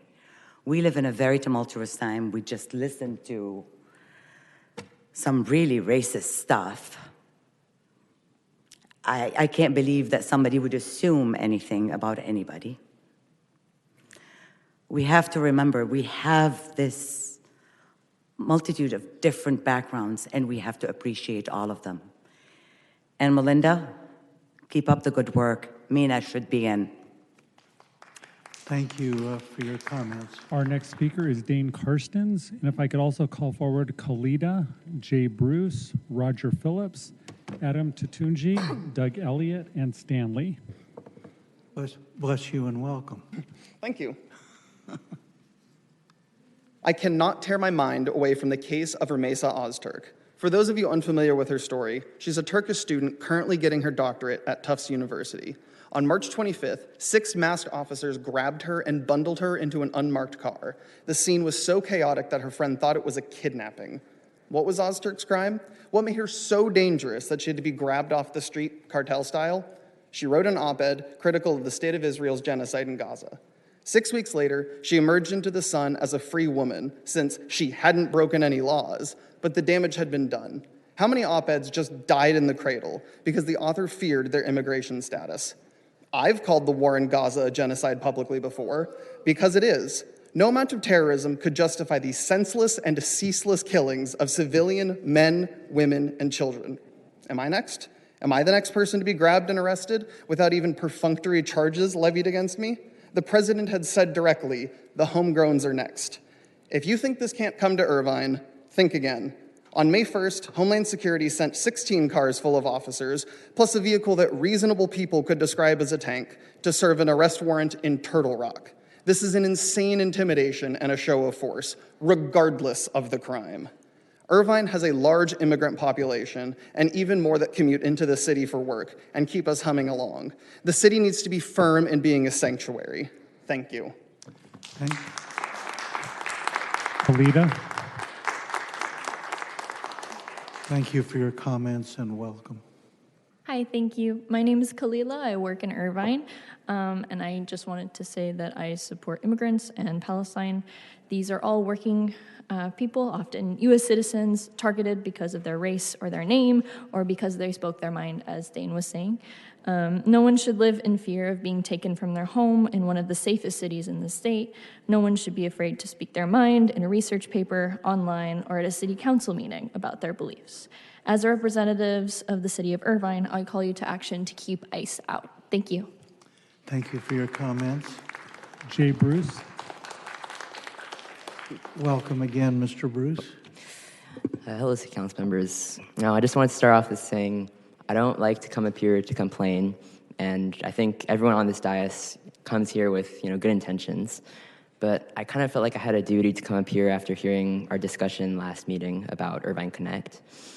We had the word fiscal responsibility being thrown around a lot. And let's look back at all the prices, the expenditures that we've done over the past year or so that wasn't in our budget review.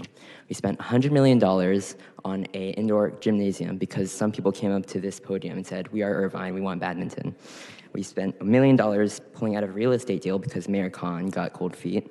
We spent hundreds of thousands of dollars on a police cyber truck without any public input, and we spent hundreds of thousands of dollars on a random 4th of July festival because Vice Mayor May wanted it.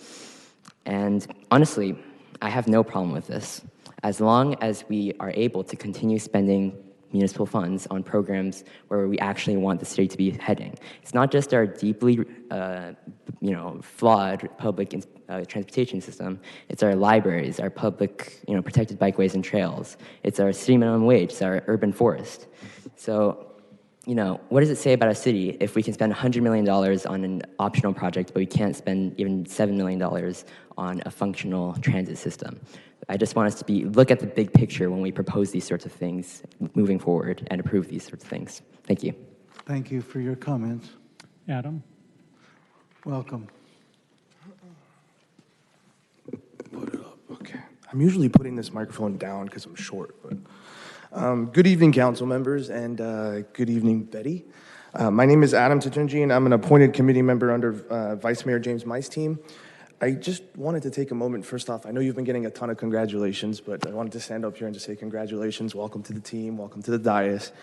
But I just wanted, you obviously know it's not a small thing, stepping up in your position, especially, I know you said you only have a year and a half, but it's very impactful. It's a very impactful year and a half because for the longest time, this council has been on a hard lock in certain, conversations, and you're going to be the one that's the vote that decides on certain things. And, our city is built on community, families, small businesses, students, seniors, and people from all walks of life who call this place home. So, people that count on you to make the right decisions. And they deserve leaders who listen. I think it's very important at this time of day, it's just to, use your ears and, listen as much as you can to what people have to say. And, put service above self.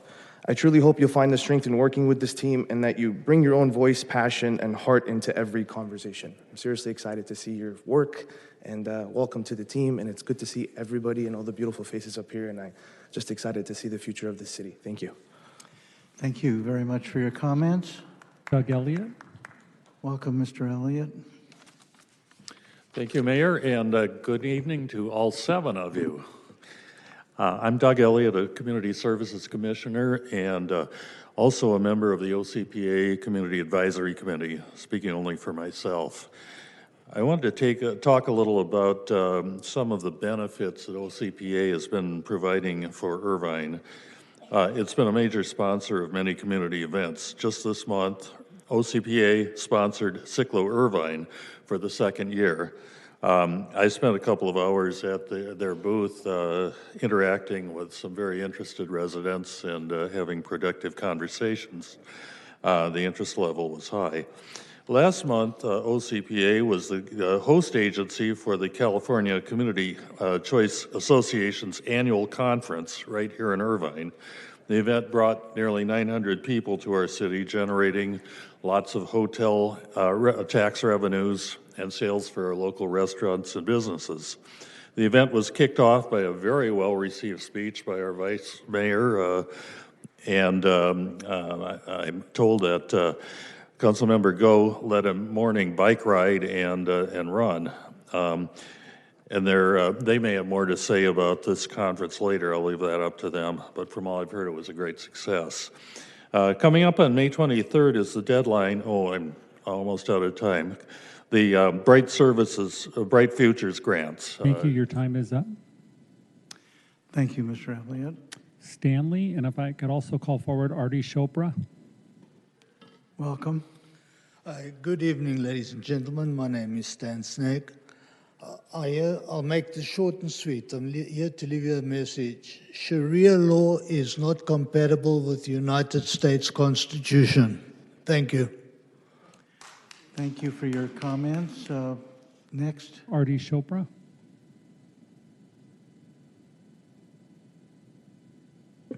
Welcome. Thank you. Good evening, respected council members, and many congratulations to new council member Betty Martinez-Franco. As a 39-year-long resident of Irvine, I'm extremely proud to stand here at the diverse city council that is in front of me today. Month of May is both Mental Health Awareness Month and AAPI Heritage Month. And many of you have known that I've been involved in many different initiatives over the years. And during this month, I'd like to publicly invite you and our guests who are sitting here today to learn more about raising mental health awareness and along with the AAPI Heritage this particular month.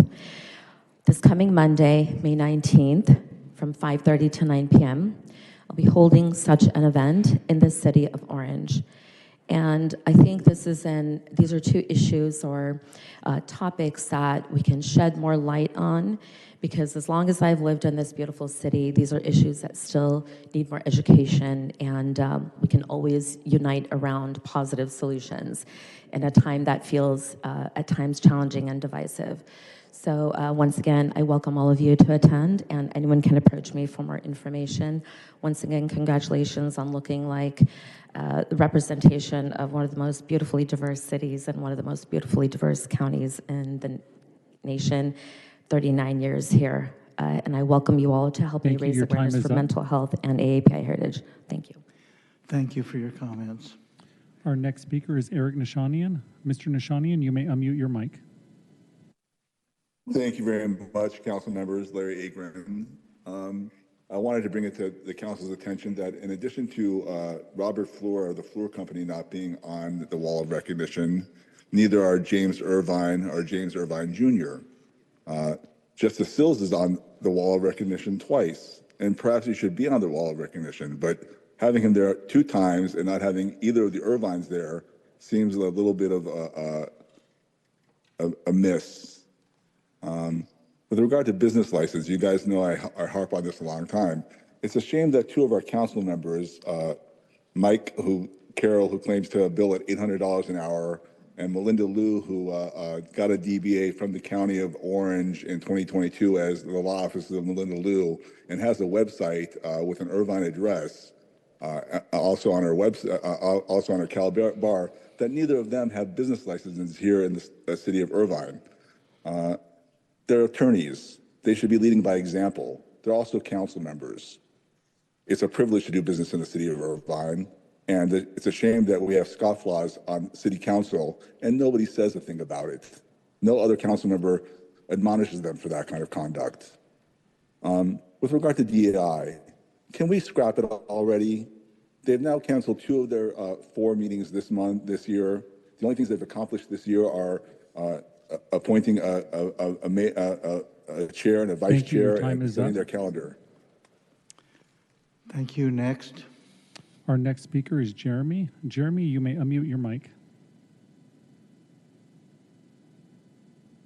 Yep. Excuse me. Bad time to take a bite of my dinner. Sorry. Thank you very much, Council. I just want to congratulate Betty Martinez-Franco. It's a great victory for her, and she's well deserved. She worked very hard to where she is right now. The other issue is I just want to kind of hopefully see the council agendize at some point a ban on cell phones on the dais. I have a friend who observed a CEA texting a council member tonight on the dais, and I think the public wants to see the thoughts and opinions of the council members, not of staff that's behind the scenes, potentially telling council members what to say and think. So I just kind of want to bring that to awareness, and hopefully some sort of electronics ban. I think the city of Orange has that. Some other cities have that. I think that would be prudent. And that's it. Thank you. Thank you for your comments. Our next speaker is telephone number 347. 347, you may unmute your mic.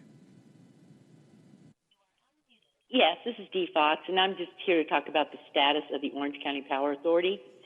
The Orange County Power Authority continues with their lack of transparency, and CEO Joe Mosca continues with his false representation to prospective cities considering joining. The city of Stanton recently decided not to join the OCPA, as myself and others went to the meeting and pointed out the lies being spewed by Mr. Mosca.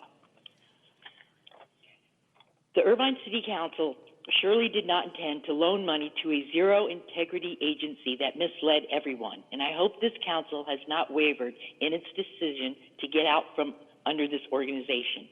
Jim Phelps stated in a recent Voice of OC article that, quote, "It's time for Irvine City Council to assume its leadership role as caretaker of Irvine taxpayer funds and sever ties with the promises made, promises continually broken agency that's incapable of managing its own financial house, even with its gaming.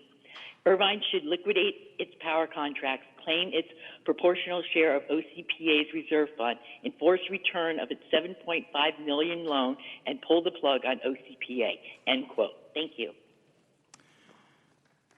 Thank you for your comments. And that is all, Mayor. That concludes our public comments on non-agendized items. We thank all of those who participated in that part of our agenda.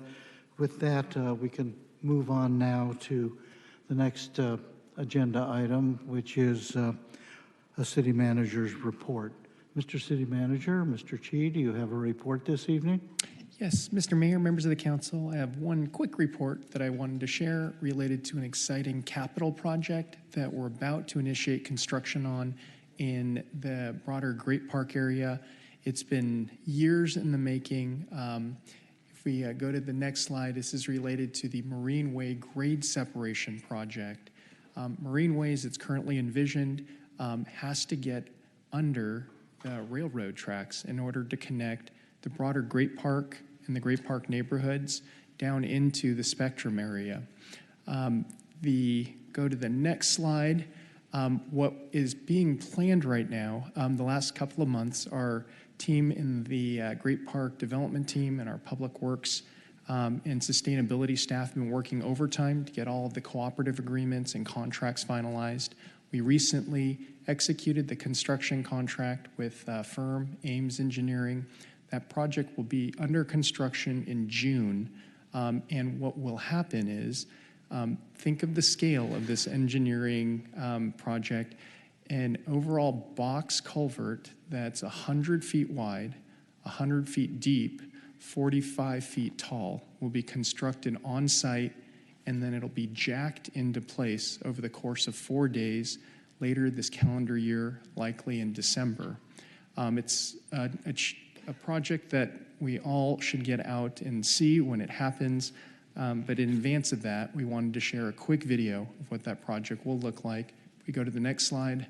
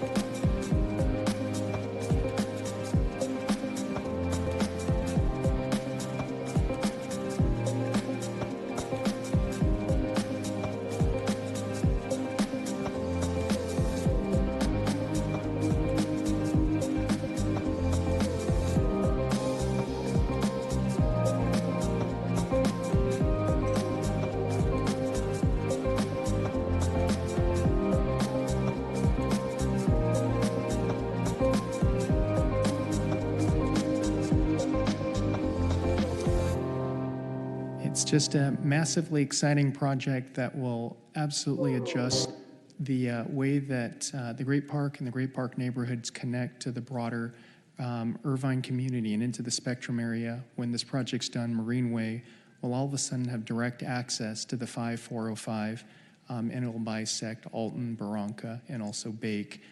Will just change traffic patterns completely in the park. Super excited about this initiative. Construction of the initial box will start next month. And again, we're looking to begin jacking the box into place this coming December. We'll keep everyone informed. 4 days, right? We'll get 4 days to put the box into place and push it into place. We've got to, in that 4-day period, take out the tracks, install the box, relay the tracks, reopen train service. It'll be just a spectacular initiative. We'll make sure we keep everyone informed moving ahead. Thank you. Speaking of the Great Park, also, I just wanted to note, we have gotten a lot of feedback and questions related to the SWIFT whoosh-related system.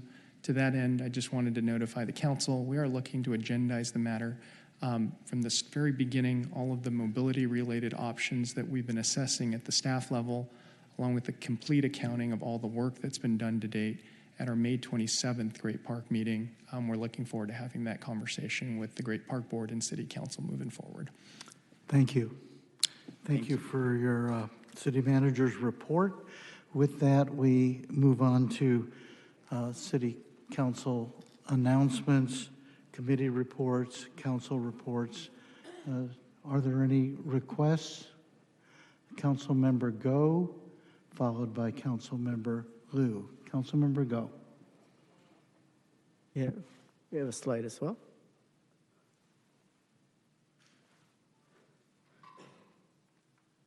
There it is.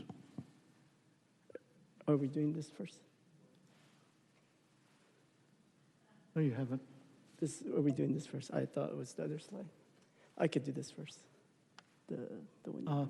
No, which did you want? Which did you our want? presentation slide.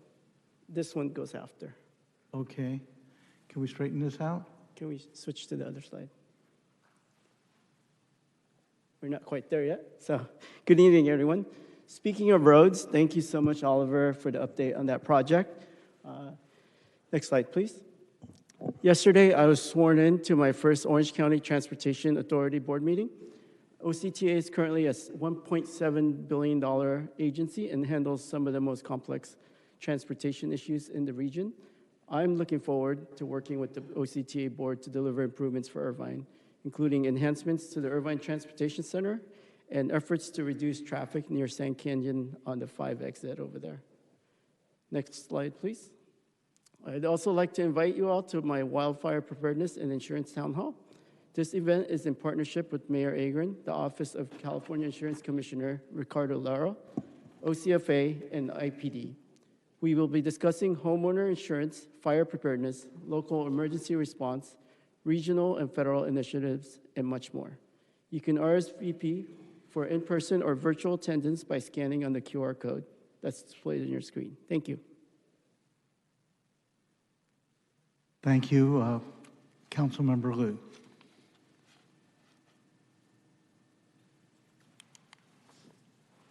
Thank you, Mayor and City Council colleagues. I'm excited to share with you all the work that my council office has been engaging in, as well as some exciting future events we will be hosting that everyone should join. So can I have slides? Next one. As Irvine's representative to OC Sanitation, I want to update residents that work continues at the Main Street Pump Station. Crews are rehabilitating pipelines, pumps, and valves. Construction runs from 7 a.m. to 5:30 p.m. with occasional lane reductions and increased noise on westbound Main Street.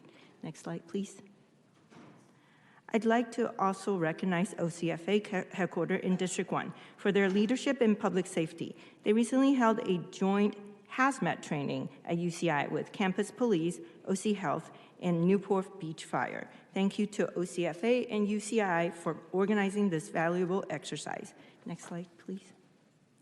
For Teacher Appreciation Week, I visited Creekside High School down the street on May 6th to thank teachers and staff with donuts. Creekside staff offers hands-on courses like cooking and woodworking, giving students a unique learning opportunity. Next slide, please. I was proud to volunteer at the 36th Irvine Annual Junior Games. Although it was a long day, my team and I had a great time seeing the determination and enthusiasm displayed by our Irvine junior athletes. Next slide, please.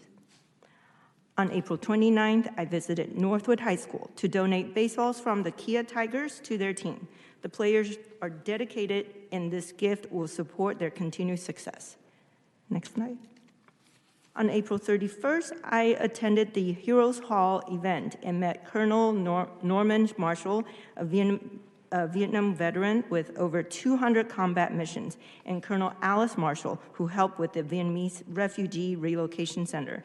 It was an honor to thank them for their service. Next, please. And for upcoming events, as summer approaches and wildfire season begins, our city remains committed to helping our community prepare. One key step is the adoption of the 2025 Fire Hazard Severity Zone Map, recently released by the California Office of the State Fire Marshal. This map uses the latest climate data, fire history, and wildfire modeling to classify areas as moderate, high, or very high fire hazard zones. I encourage you to view the map, which classifies areas in Irvine as moderate, high, and very high risk. Then share your input in our public comment portal. To learn more, visit cityofirvine.org/fire hazard map. I also invite you to join us for a wildfire town hall on Monday, May 19th, from 6 to 8 p.m. at OCFA headquarters. Learn how we're preparing as a city and what you can do to help protect your home and family. Wildfire preparedness is a shared responsibility. Everyone has an important part to play.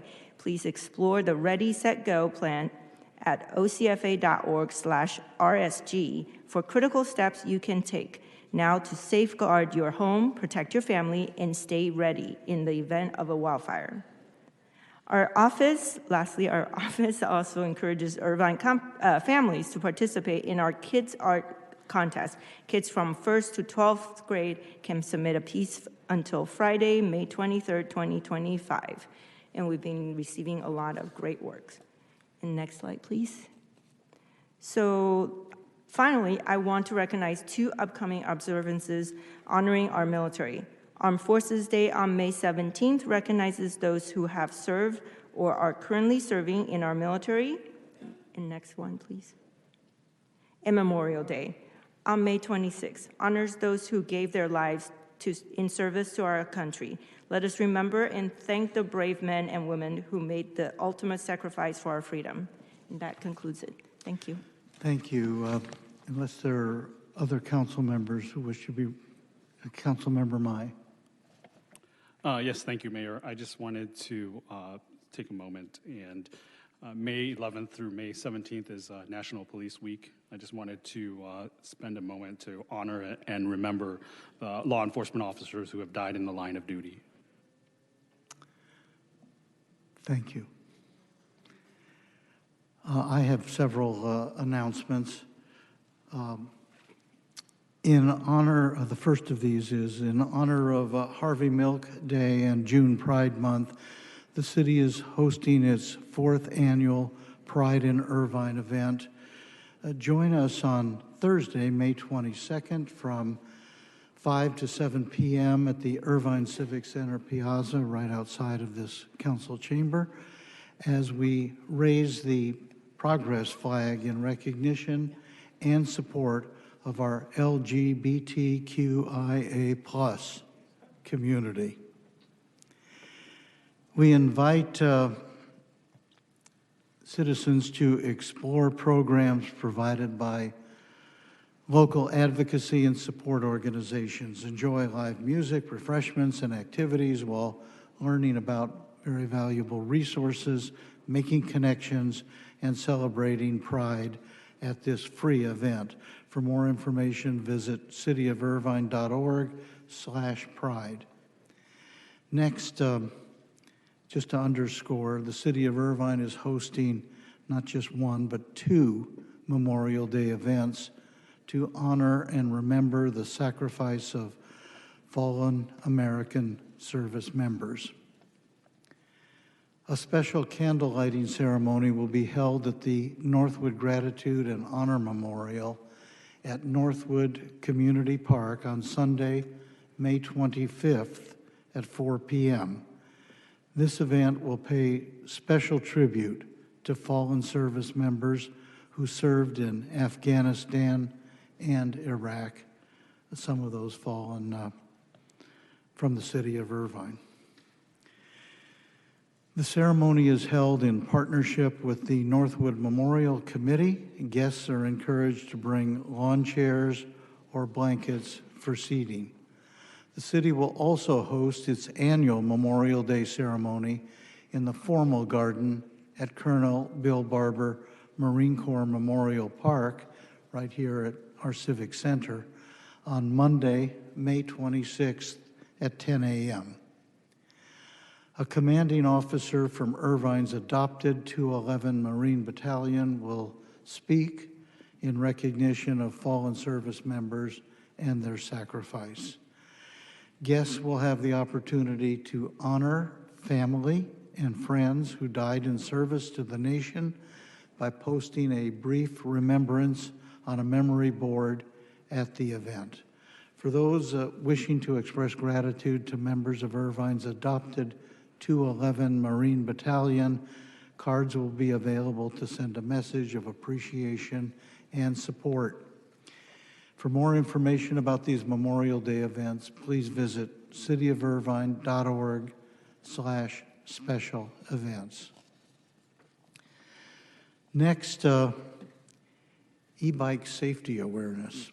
May is National Bike Month, and as e-bike use continues to surge across Irvine, the city is taking proactive steps to keep riders and the community at large safe.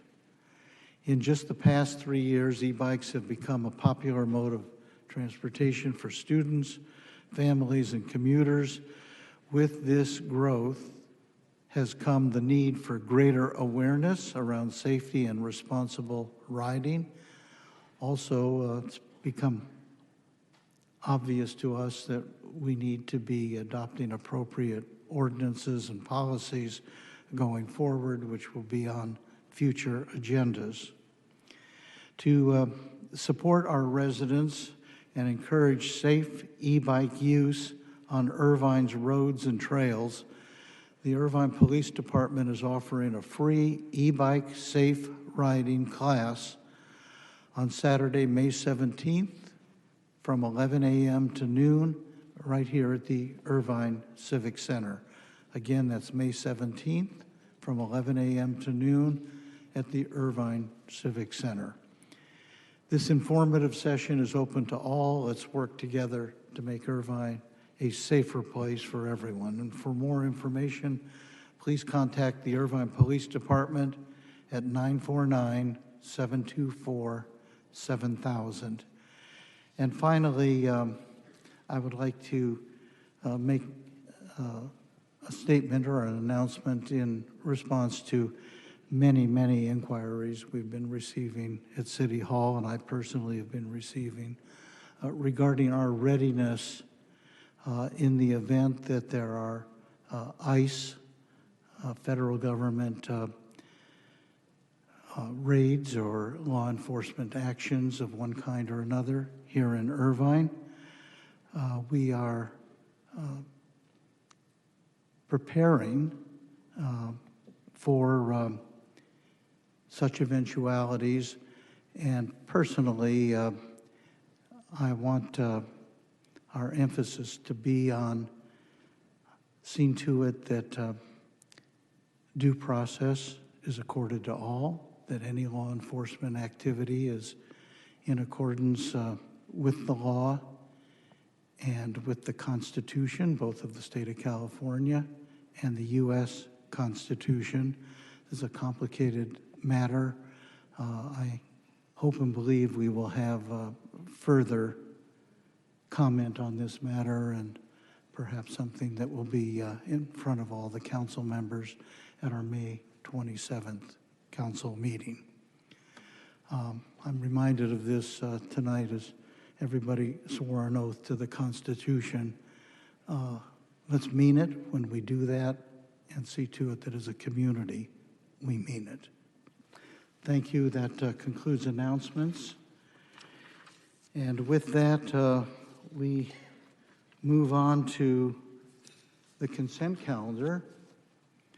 The consent calendar consists of items that are regarded by the city manager as routine items that can be adopted on a single roll call vote. The consent calendar tonight consists of items 2.1 to 2.7.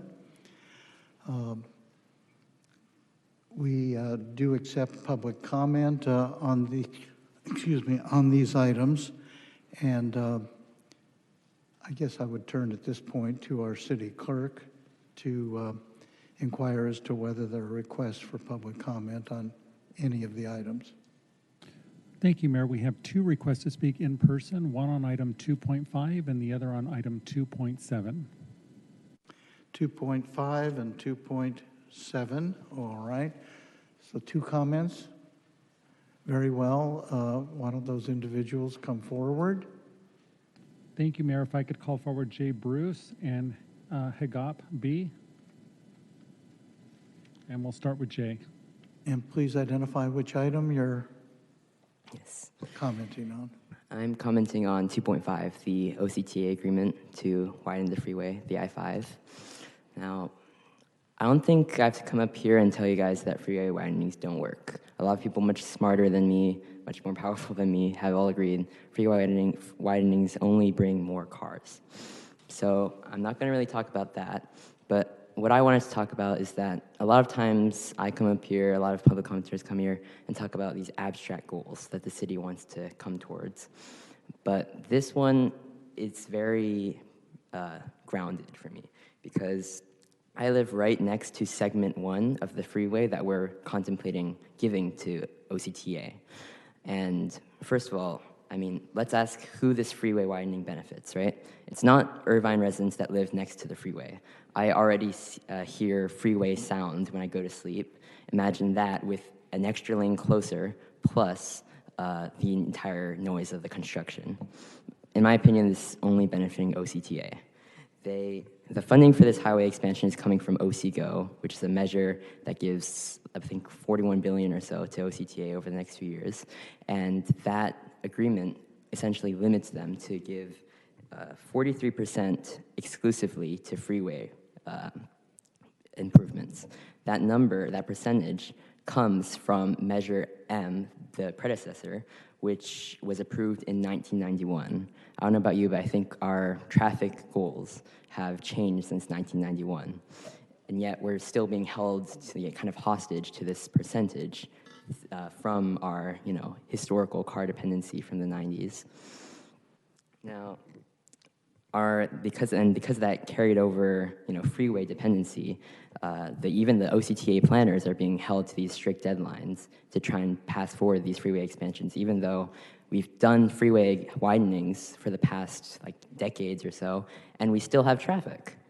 Now, even if you don't care about transit or the OCTA money sounds appealing, the millions of dollars that they want to give to the city, I mean, this is still actively, I think, harming Irvine residents that live next to the freeway like me.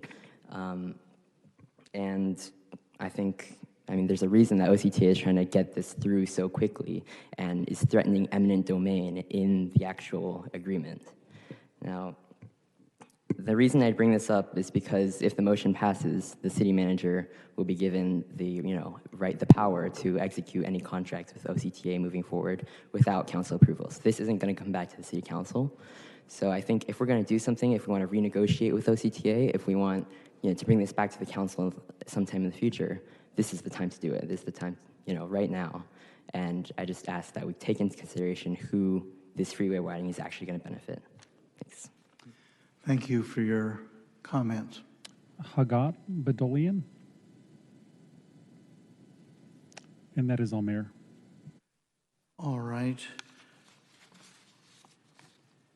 With public comments behind us, is there a motion to, well, let me ask my colleagues, are there requests of my colleagues to withdraw any item from the consent calendar? Let me just withdraw that item 2.5 for just a moment. Meanwhile, is there a motion to adopt the balance of the consent calendar? I'll move the balance, Mayor. I'll second. The council consent calendar has been moved, items 2.1 through 2.7, with 2.5 removed. Would the clerk please call the roll? Councilmember Carroll. Yes. Councilmember Martinez Franco. Yes. Councilmember Go. Yes. Councilmember Liu. Yes. Councilmember Treceder. Yes. Vice Mayor Mai. Yes. Mayor Agron. Yes. Carries 7-0. Thank you. Let me just ask on item 2.5, if we were not to move ahead on this, I presume there would, if we were to even pause at this point, I presume that would be really problematic. Am I correct? That's correct. OCTA's funding sources related to their existing freeway widening project have certain timelines and deadlines associated with expenditures. The reason that it's a possession and use agreement that's up for consideration this evening is because the city is still in negotiations related to the terms of the acquisition. We haven't finalized those details yet.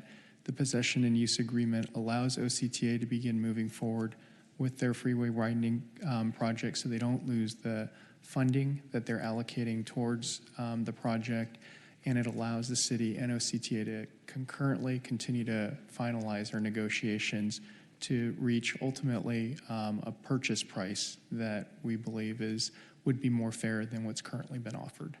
Very well. I would just suggest, when it comes to these major projects and the trajectory of these things is one thing, and the length and conditions under which these projects come to fruition is complicated. And I would just suggest to Mr. Bruce, as well as to our new appointee to OCTA, that the public be engaged at an earlier stage on these matters in a way that would allow for meaningful public comment.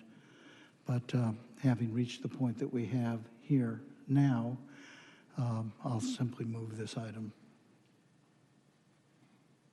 Is there a second? Without a second? I'll second. All right, who was? Councilmember Liu seconded the motion. Would the clerk please call the roll? Oh, I'm sorry, Councilmember Go. Yeah, I just want to make a point. As a city, we have over 200,000, if not 300,000 jobs here. A lot of the people that come to our city don't live in Irvine, and we need those people to come and fill those jobs. And that's part of the reason as a whole why we need our roads invested upon. It isn't just for us residents.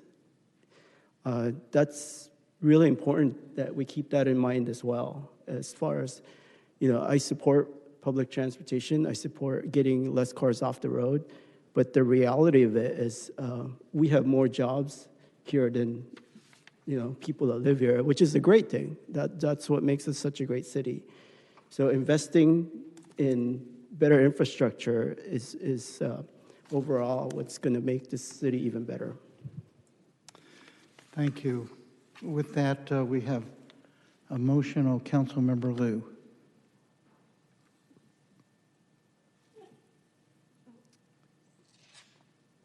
Yeah, so just a quick comment about that. I mean, I agree with Mayor about reaching out to consult the residents around the area. And one of the concerns is that I believe that on the other side of the freeway, there's already taller walls to create sound barriers.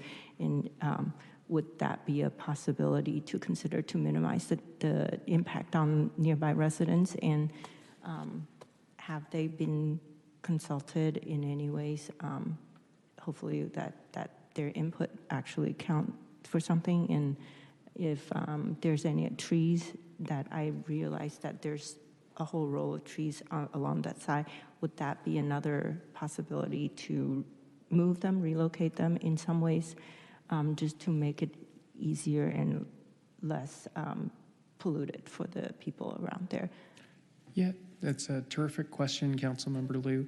The areas in question are on the north side of the 5 freeway, just to the north and south of Yale. They are adjacent to residential. What we can't, it's not the city's project, it is OCTA's project, but what we are aware of is the existing sound wall, which is 8 feet tall, will be extended to 16 feet tall as part of the widening process. In addition, we're aware that the landscaping will remain in place as the project is completed by OCTA. In terms of public notifications, I know our team did have discussions with the OCTA staff. My understanding is notifications, I don't know if they've gone out yet, but there is a full and robust notification plan that OCTA staff has assured us will be deployed as the project is unfolded. Thank you for all the work you've done, and I have full faith that Willem will be advocating for Irvine residents. So hopefully this will satisfy most people. All right.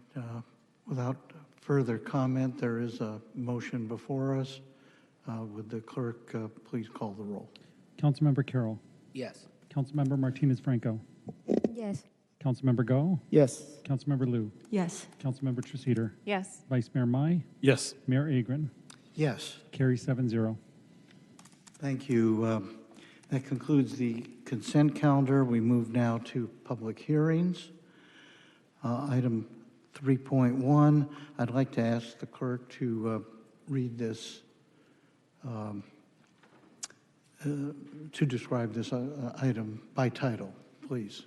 Thank you, Mayor. Designation of the City of Irvine Community Facilities District number 2013-3B, Great Park, Improvement Area number 15, Improvement Area number 16, Improvement Area number 17, and Improvement Area number 18, and special elections regarding levy of special taxes. Thank you.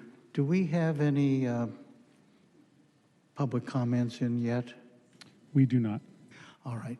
This is a matter that is somewhat complicated,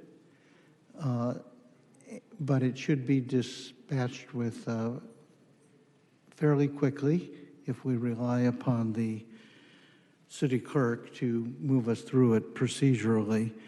But what we'd like to do now at this time is invite staff to introduce themselves and present a staff report.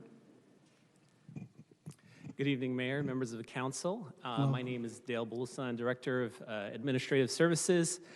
So tonight I will be presenting on the Great Park Community Facilities District, Improvement Areas 15 through 18, approval of the designation and levy of special taxes. So just a bit of background. So the city established the Great Park Community Facilities District 2013-3B to finance public facilities and infrastructure in and around the Great Park area per the request of Heritage Fields. And at the time of the formation, improvement areas 12 and 13 were designated and authorized to incur bonded indebtedness as developments are done and coming on board. Improvement areas are created to allow the issuance of bonds. In September of 2024, we continued with that process for Improvement Area 14. Back in January and February of 2025, a number of landowners petitioned for the formation of Improvement Areas 15 through 18, and within that area, it included 93 acres of 732 for-sale residential units, and also 733,000 square feet of commercial development. And you know, as you know, there's a number of steps that's required in order to put this into effect. Step one, back in March 25th of this year, was presented to council to adopt resolutions of intentions to form these areas, and also to incur indebtedness in the future. At this time, there's no issuance of bonds that are on the table, but just the formation of the areas. Also, public hearing was authorized to call for today. And so step two, that's where we are today.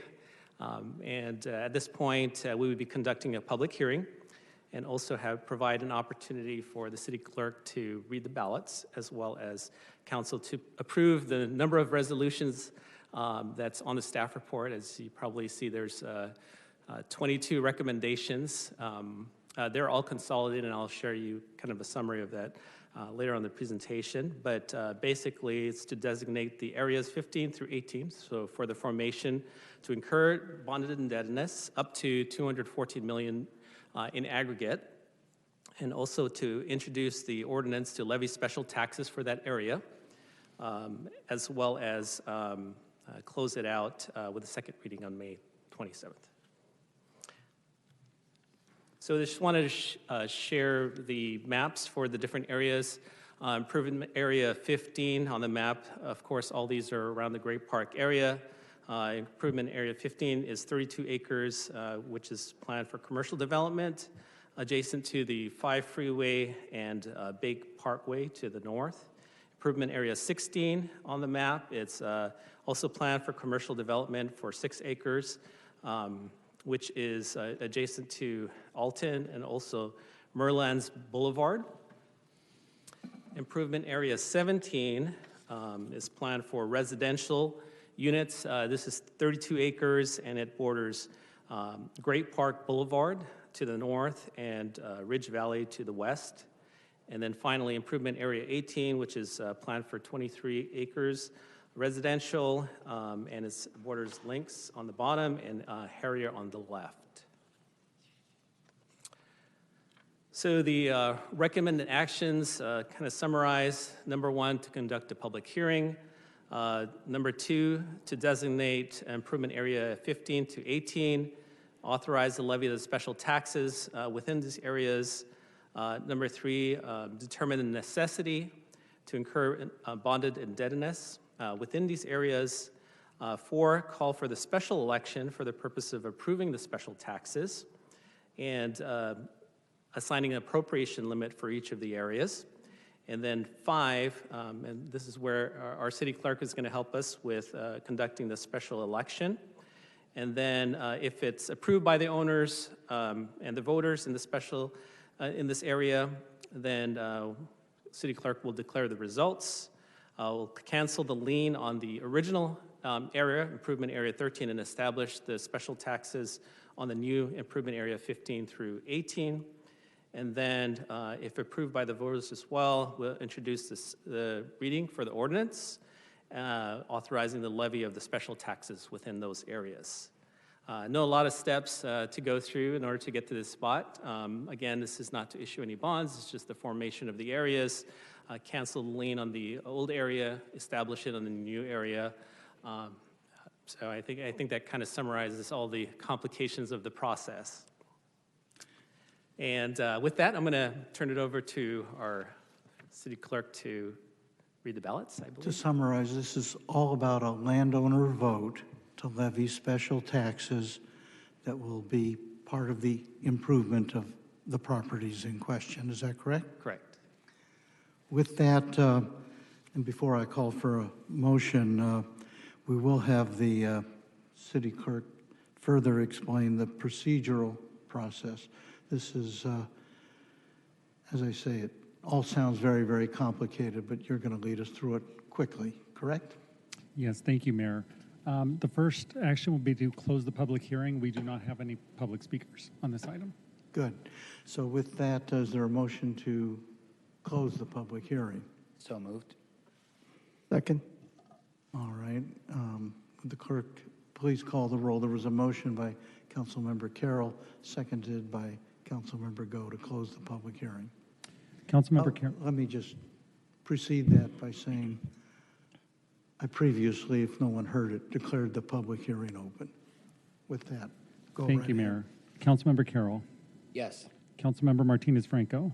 Yes. Councilmember Go. Yes. Councilmember Liu. Yes. Councilmember Treceder. Yes. Vice Mayor Mai. Yes. Mayor Agron. Yes, Carries public hearing 7-0. is now closed. Go ahead, if you would, please. Thank you, Mayor. The next part of the process includes the City Council's consideration of recommended action item numbers 2 through 13, which are resolutions authorizing the levy of said special taxes, determining the necessity to incur bonded indebtedness and submitting a proposition to the qualified electors thereof, and calling a special election for the purpose of approving a special tax for improvement area numbers 15, 16, 17, and 18. Thank you. And do my colleagues have any questions at this point? Comments? If not, I'll just offer the motion to approve the resolutions listed as recommended action item numbers 2 through 13 in the staff report. Is there a second? Second. Seconded by Councilmember and Vice Mayor Mai. With that, absent any further discussion, would the clerk please call the roll? Councilmember Carroll. Yes. Councilmember Martinez Franco. Yes. Councilmember Go. Yes. Councilmember Liu. Yes. Councilmember Treceder. Yes. Vice Mayor Mai. Yes. Mayor Agron. Yes. Carry 7-0. Excellent. Council's working together beautifully. Thank you, Mr. Peterson, on that. Let's proceed with the next step in the process. Thank you, Mayor. And at this time, I'll open the ballots. This is so dramatic. This is a landowner vote, and it's kind of like the Oscars, isn't it? I should announce a winner. Go right ahead. For Improvement Area 15, all votes are in the affirmative.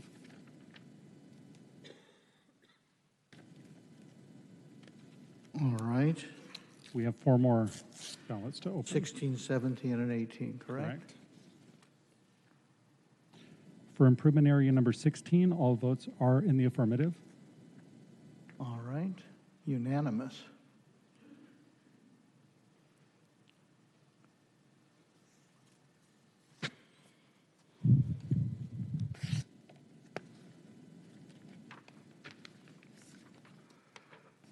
For Improvement Area number 17, all votes are in the affirmative. All right.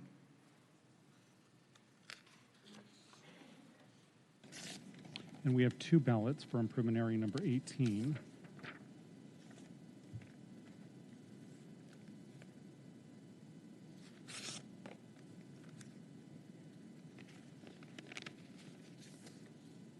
All votes are in the affirmative. All votes are what? In the affirmative. In the affirmative. Correct. Very well. We've concluded that part. Please take us to the next step. Thank you, Mayor. At this time, it would be appropriate for you to call for a motion to adopt the resolutions declaring the results of the elections, which are listed as recommended action item numbers 15 through 18. I'll offer that motion. Is there a second? Second. Seconded by Councilmember Liu.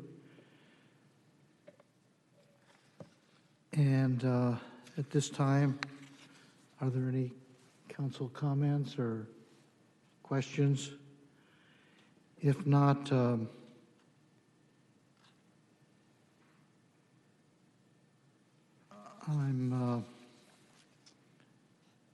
you need a motion at this point?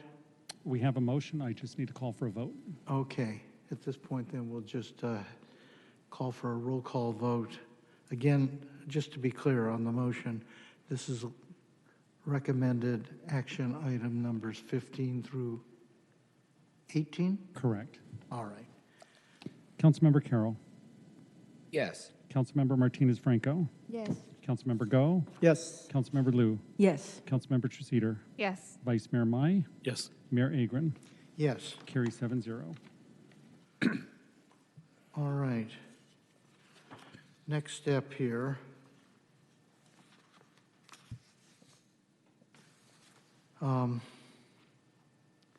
We need a first reading.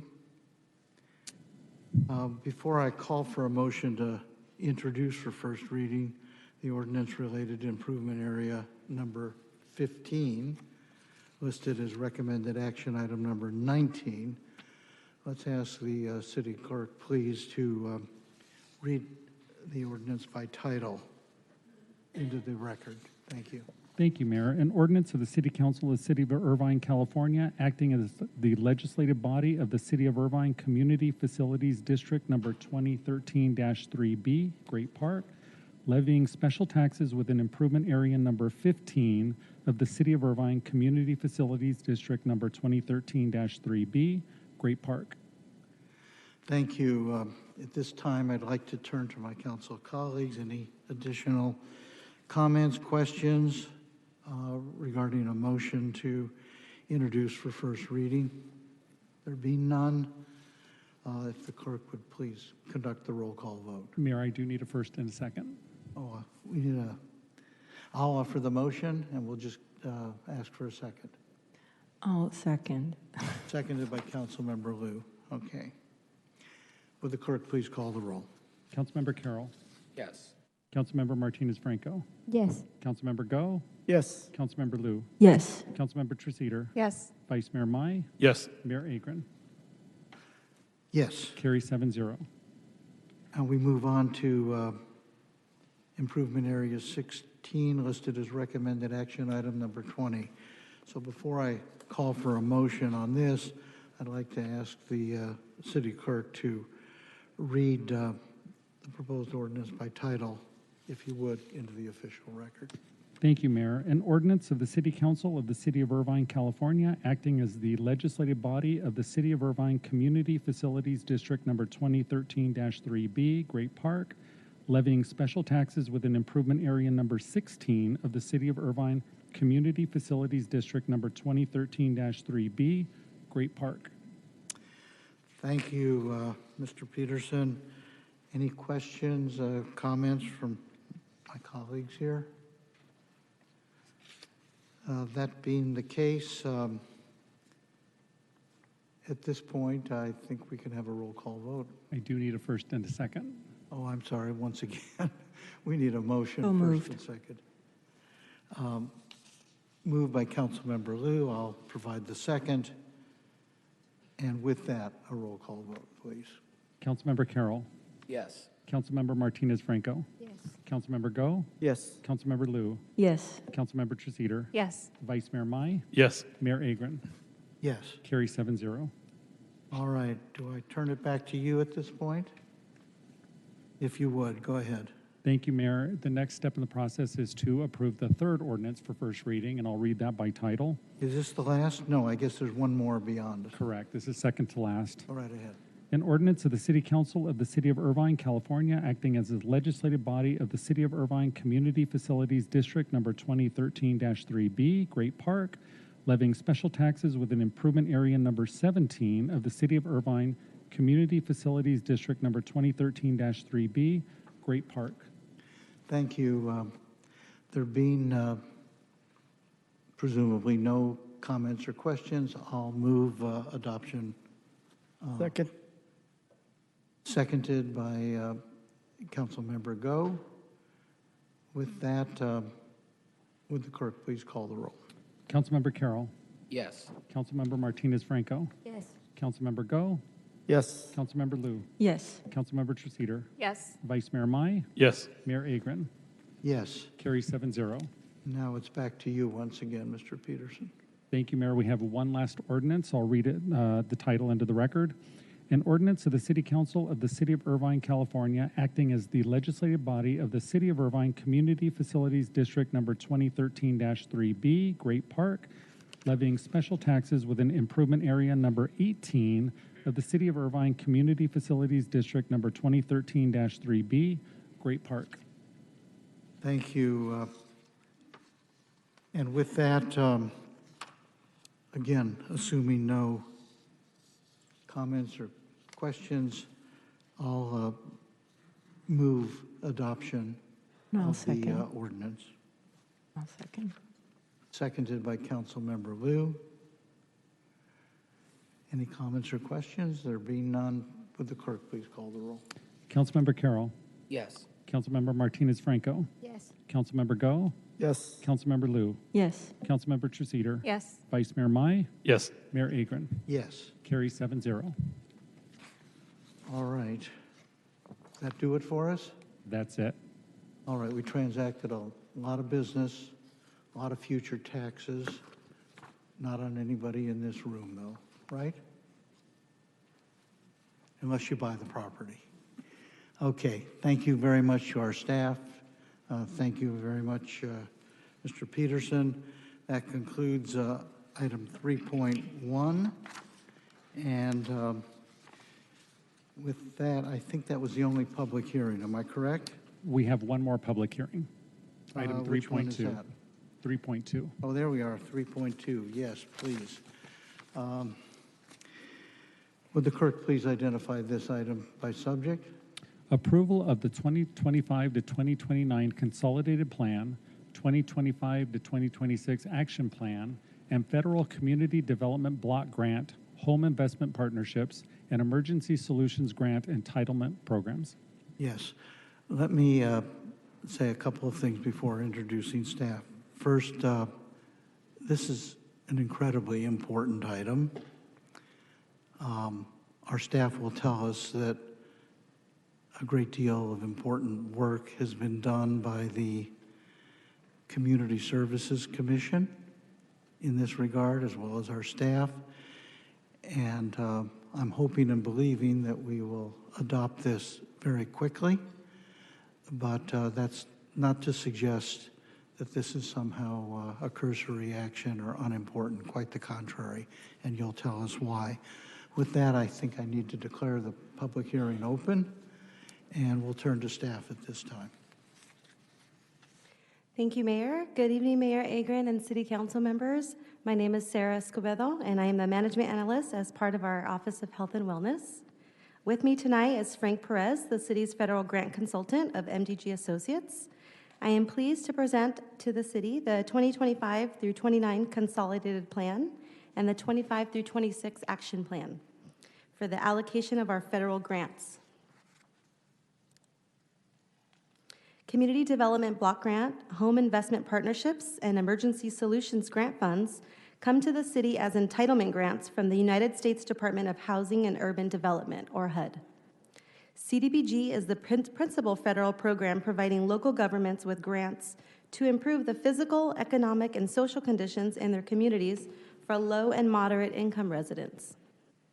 HOME is the principal federal program providing local government with grants for the preservation or creation of affordable housing for low and moderate income residents. ESG is one of several HUD programs targeted to addressing homelessness through prevention and rapid rehousing services. To receive these funds, we must comply with all federal regulations and program guidelines. The purpose of tonight's public hearing is to satisfy HUD's requirement for public input on our funding allocation plans. And tonight we're asking you to approve two key documents: the 5-year consolidated plan, which covers program years 2025 through 29, and the annual action plan for the program year 25 through 26. These documents must be submitted to HUD by August 15th, 2025 to ensure our continued funding. The consolidated plan is a comprehensive 5-year planning document required by HUD. It serves as a strategic roadmap for how we'll utilize CDBG, home, and ESG funds. In developing these plans, we conducted an extensive analysis of our city's housing and community development needs. This included demographic analysis, housing market studies, significant community outreach through surveys, stakeholder meeting groups, and public meetings. The plan identifies our program priorities and objectives for the next 5 years, and outlines the strategies we'll employ to address these priorities. The action plan outlines the programs and services recommended by the Community Services Commission to be funded. The action plan also outlines the anticipated outcomes for each of these activities. I want to acknowledge that the thorough review process conducted by our Community Services Commission, they held 3 public meetings to review all funding applications. They heard oral presentation from each of the applicants, and they carefully reviewed and evaluated each proposal against our established criteria. The results from that commission provided the funding recommendations before you tonight. The total anticipated funding available through CDBG, Home, and ESG for the upcoming fiscal year is over $4.1 million.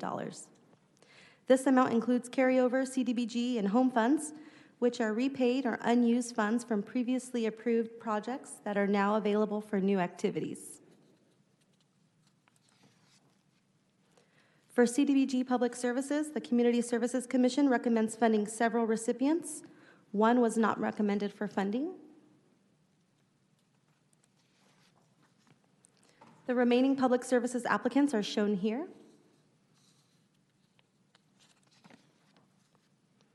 For CDBG capital projects, the recipients are shown here, with one applicant not recommended for funding. For home funds, the Commission recommended funding the Irvine Community Land Trust. Lastly, 9 ESG applications were received, and the Commission recommended funding to 4 applicants.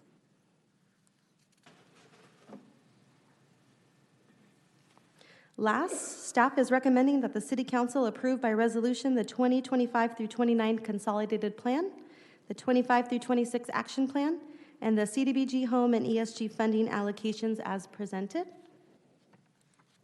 This concludes our presentation. Both myself and Frank are available for questions. Thank you very much. Are there questions or comments from the dais to staff at this time? Yes, Councilmember Vice Mayor Mai. Thank you so much, Sarah, for that presentation, and thank you for the services you provide to our constituents and residents. Hear good things about it. I do have a question on the, are we leaving anything on the table in regards to the CDBG grant amounts? Thank you for the question. No, there are no unfunded amounts. That's all. Thanks. Thank you. Thank you. Councilmember Liu. Thank you. Thank you for all the hard work. I know how much time you've actually spent on this. A lot of reviewing the applications and discussion with community services. So I want to take the time to thank you. And part of it is that, may I suggest that some of the things that we find very valuable, it maybe if we can find a way to budget that into, you know, I would like to suggest to the staff and maybe my council colleagues to consider putting some of the very important items in our general spending to make sure that these important services continue to be funded so we're not dependent on federal grant in case any of that is no longer available, such as childcare, which is very dear to my heart. Yes, let me just understand what your suggestion is, that you're not suggesting changes in No, what's no, been no, I'm not recommended suggesting this time. changes, but I'm saying in the future, if we could, you know, consider including some of these very important services in our general spending in the budget. Very well. I think that's a point you might wish to raise again in connection with our impending hearing on the budget and remind us of that point. Thank you. Are there other questions or comments at this point? Are there requests from citizens to be heard? Mr. Peterson? Thank you, Mayor. We do have one request to speak from Kevin Trussell. Mr. Trussell? Thank you, Commissioner. And we had a chance to chat just a little bit, and Um, I, I just want to say at this time, thank you for all your service and for all the work you and your colleagues do in sorting through these applications and making appropriate recommendations. We really appreciate it. I appreciate you mentioning that. There's a lot of work. Again, I chair the Community Services Commission. I'm appointed by Councilmember Carroll and our new council member. I'm looking forward to meeting and working with your commissioner. Anything I can do in the transition to ease it, please connect me with your appointee. With that said, this is my 15th year of doing CDBG process, and I think this is the most work we've ever had. I'm old school, so I printed out the information rather than look at it on my computer. A double-sided piece of paper, the stack was that tall. That's a lot of volumes to go through, but it's very important, as you mentioned, and staff mentioned all the work. I'm very proud of the work that the commission did and your commissioners. Just so you know, every recommendation you're looking at, we voted on, and it passed unanimously. There was no dissent. Based on the volume of work and the efforts put forth, I ask that you please approve our recommendations as provided. A couple of quick highlights regarding two of the charities. One that was well-funded, the Irvine Children's Fund, provides before and after school childcare for working, needy families in Irvine. We don't want a 7-year-old walking to school alone, nor do we want them to be a latchkey kid. And a parent can't work full-time if they don't have affordable childcare. On the other end of the maturity spectrum, we funded very highly the Age Well Senior Services. These folks provide the Meals on Wheels program, the lunches at the senior center, transportation, and other senior services. Also, we're happy to recommend a little over $1 million for Irvine's residential rehab program. Finally, we recommended $745,000 to combat affordable housing needs in the Irvine Community Land Trust, which is the Cypress Village Phase 1. Thank you for the time. Our commission will appreciate your approval. I'm available for questions, or I can sit down. Well, be at the ready if you would. Are there any questions of the commissioner at this time? No? Are there others who wish to be heard? That is all, Mayor. Well, this is really good. I appreciate your emphasis on basically ratifying your recommendations without tinkering with them. We've done that in the past, and it has been a brain-damaging event each time. I think we've learned to really trust the Community Services Commission, the commissioners, in doing the hard work of going through these applications.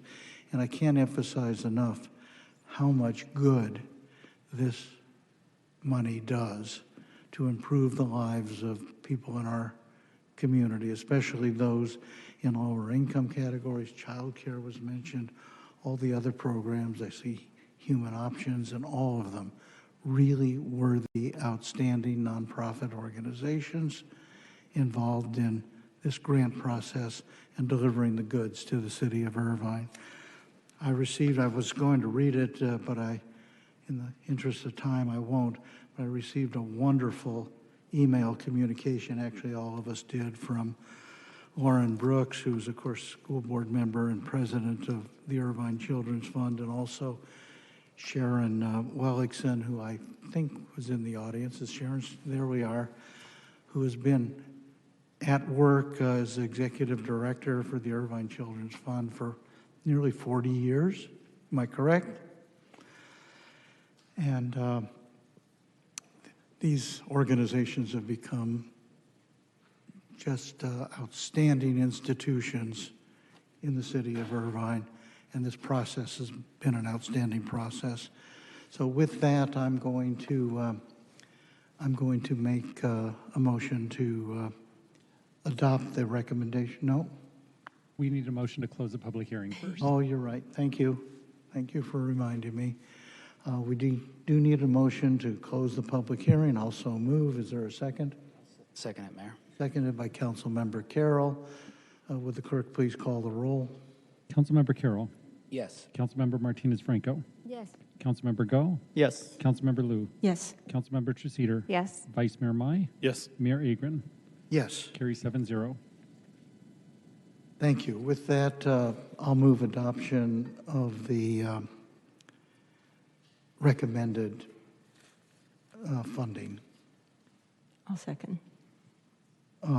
Second by Councilmember Liu. Absent any further comments, would the clerk please call the roll? Councilmember Carroll. Yes. Councilmember Martinez Franco. Yes. Councilmember Go. Yes. Councilmember Lou. Yes. Councilmember Treceder. Yes. Vice Mayor Mai. Yes. Mayor Agron. Yes. Carrie 7-0. Thank you again for all the wonderful work. I see a lot of old hands and friends out there. Thank you. All right. That concludes our public hearings, allowing us to move on to item number 4.1.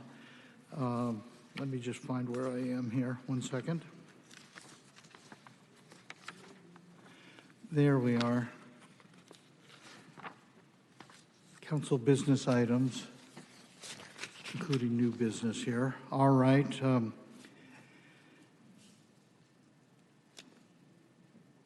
We turn now to item 4.1 with the, you know what, let me just pause for a second. We typically do a time check at 9 o'clock. It's 9:05. We're trying to end our council meetings by 10. My hunch is that this one will go to 11 o'clock. But I just wanted to alert my colleagues in that regard. And if somebody wishes to adjust the agenda in some way at this time, this would be the time to do it. Otherwise, we're just going to plow right ahead without a recess, all right? Very well. Item 4.1, would the clerk please identify this item by subject? Memorandum of Understanding regarding consideration of establishment of a new Oak Park planning area, including affordable housing and other public benefit matters between the City of Irvine and Irvine Company. Thank you. With that, do we have presenters at this time? First, we turn to our city manager and presumably with the assistance of our city attorney, Jeff Melching, to further introduce this item. Mr. Chi. Thank you, Mr. Mayor, members of the council. Related to the consideration of the MOU with the Irvine Company as it relates to the proposed Oak Park planning area establishment, Jeff and I will be presenting the item this evening for the council's consideration. So if we go to the next slide, this is certainly a important initiative for the City Council to contemplate, and it really has its origins in the shifting regulatory structure that we've seen here in California. As the council knows, over the past decade, there's been an increasing series of state-required housing mandates for local jurisdictions to accelerate and facilitate the production of housing. The two major elements the city has been engaged in to comport with the new state regulations relate first to the housing element, which was adopted, the most recent housing element was adopted in May of 2022. That housing element really laid out the pathway through which the city would comply with the RENA-related housing production requirements. Then, to finalize that process, the council most recently, in August of 2024, adopted a new comprehensive general plan update. That general plan update identified where 57,656 new units would be facilitated throughout the city. We located those units primarily in three distinct focus areas. Those focus areas included the greater IBC, the Great Park area, and the focus of our discussion tonight, Focus Area 2, the Spectrum area. The reason that that's the particular discussion point for this evening is there is a proposal to build now what would be almost certainly the final traditional residential village that the Irvine Company will undertake. As the council knows, we've been in a discussion the last few years. The city has experienced rapid growth over the last 50 plus years, going from 10,000 people to over 320,000 today. And we're running out of developable areas here in town. One area where there's an opportunity to pursue the creation of, again, what will likely be our final residential village is on land located within and adjacent to Focus Area 2, owned by the Irvine Company. The properties that would be compiled to coordinate the establishment of this new village include the Oak Creek Business Center, the Oak Creek Golf Course and adjacent recreational areas, and the unbuilt portion of the Innovation Office Park project. If we go to the next slide, you can see the proposed village location. It's bordered, it's located in the northeast corner of Jeffrey Road and Irvine Center Drive, south of the 5 freeway. This is the site on which there's an initial proposal to establish a 3,100 unit residential village. If we go to the next slide, I think what we wanted to emphasize for the City Council is there's no decision this evening on the actual project. The city has not at this point been provided with any development application. The Irvine Company hasn't submitted anything formal. What we have done, though, is been engaged in a traditional planning process with the Irvine Company. That process really involves the Irvine Company notifying the city that they have intentions to pursue a development project. And what we're looking for guidance and direction this evening from the council is, do you like the framework that's been established through which we would go through an assessment process the next year to identify whether or not this is an appropriate project to entitle and allow to move forward. To facilitate that overarching process, we've identified a memorandum of understanding with the Irvine Company for the council's consideration this evening. That MOU really outlines an overarching development framework and planning framework that we would engage. The MOU is similar in nature. It's a different type of project, but similar to an agreement that the council and the Irvine Company agreed to back in March of 2023. At that time, the Irvine Company was pursuing 6 different apartment projects that totaled 4,500 units. We developed a planning framework through an MOU. That's the process that we've also engaged as we initiate the assessment of this next proposed village. If we go to the next slide, really the framework that's contemplated in the MOU for the proposed 3,100 unit village involves the creation of this new village. That means the Irvine Company would apply to the city to create a new planning area 52, within the focus area. That would be then the project that's worked through the city's assessment and entitlement process over the next roughly 12 months. It also identifies that a school site would be located as part of the project where the Irvine Company would dedicate a 10 to 13 acre site to establish a new school. There'd be a park program developed and embedded into this new village consistent with Irvine's high standard park planning processes. And finally, given the location of the village, contemplates a review process that would integrate a network of parks and trails into and connected with the Jeffrey Open Space Trail and the Walnut Trail, which border the project location. The other thing the MOU does, if we go to the next slide, is identify a community benefit framework that would be embedded as one of the entitlement documents that would be developed for consideration through the assessment. That entitlement document we're referencing as a future development agreement. The MOU outlines what those community benefits would entail. The benefits we've identified and discussed with the Irvine Company include an expansion of our Irvine Cares affordable housing model, adding to permanent open space in the city, establishing new library opportunities, providing the city with an option to acquire and adaptively reuse the existing Oak Creek Clubhouse, facilitating the establishment of a public safety training operations center that we've had ambitions to construct for years, coordinating and facilitating the creation of our economic development initiative, the Urban Innovation Center, and finally, the provision of community benefit fees that would be paid to the city. We'll run through what each of those different terms mean in the coming slides. If we go to the next slide.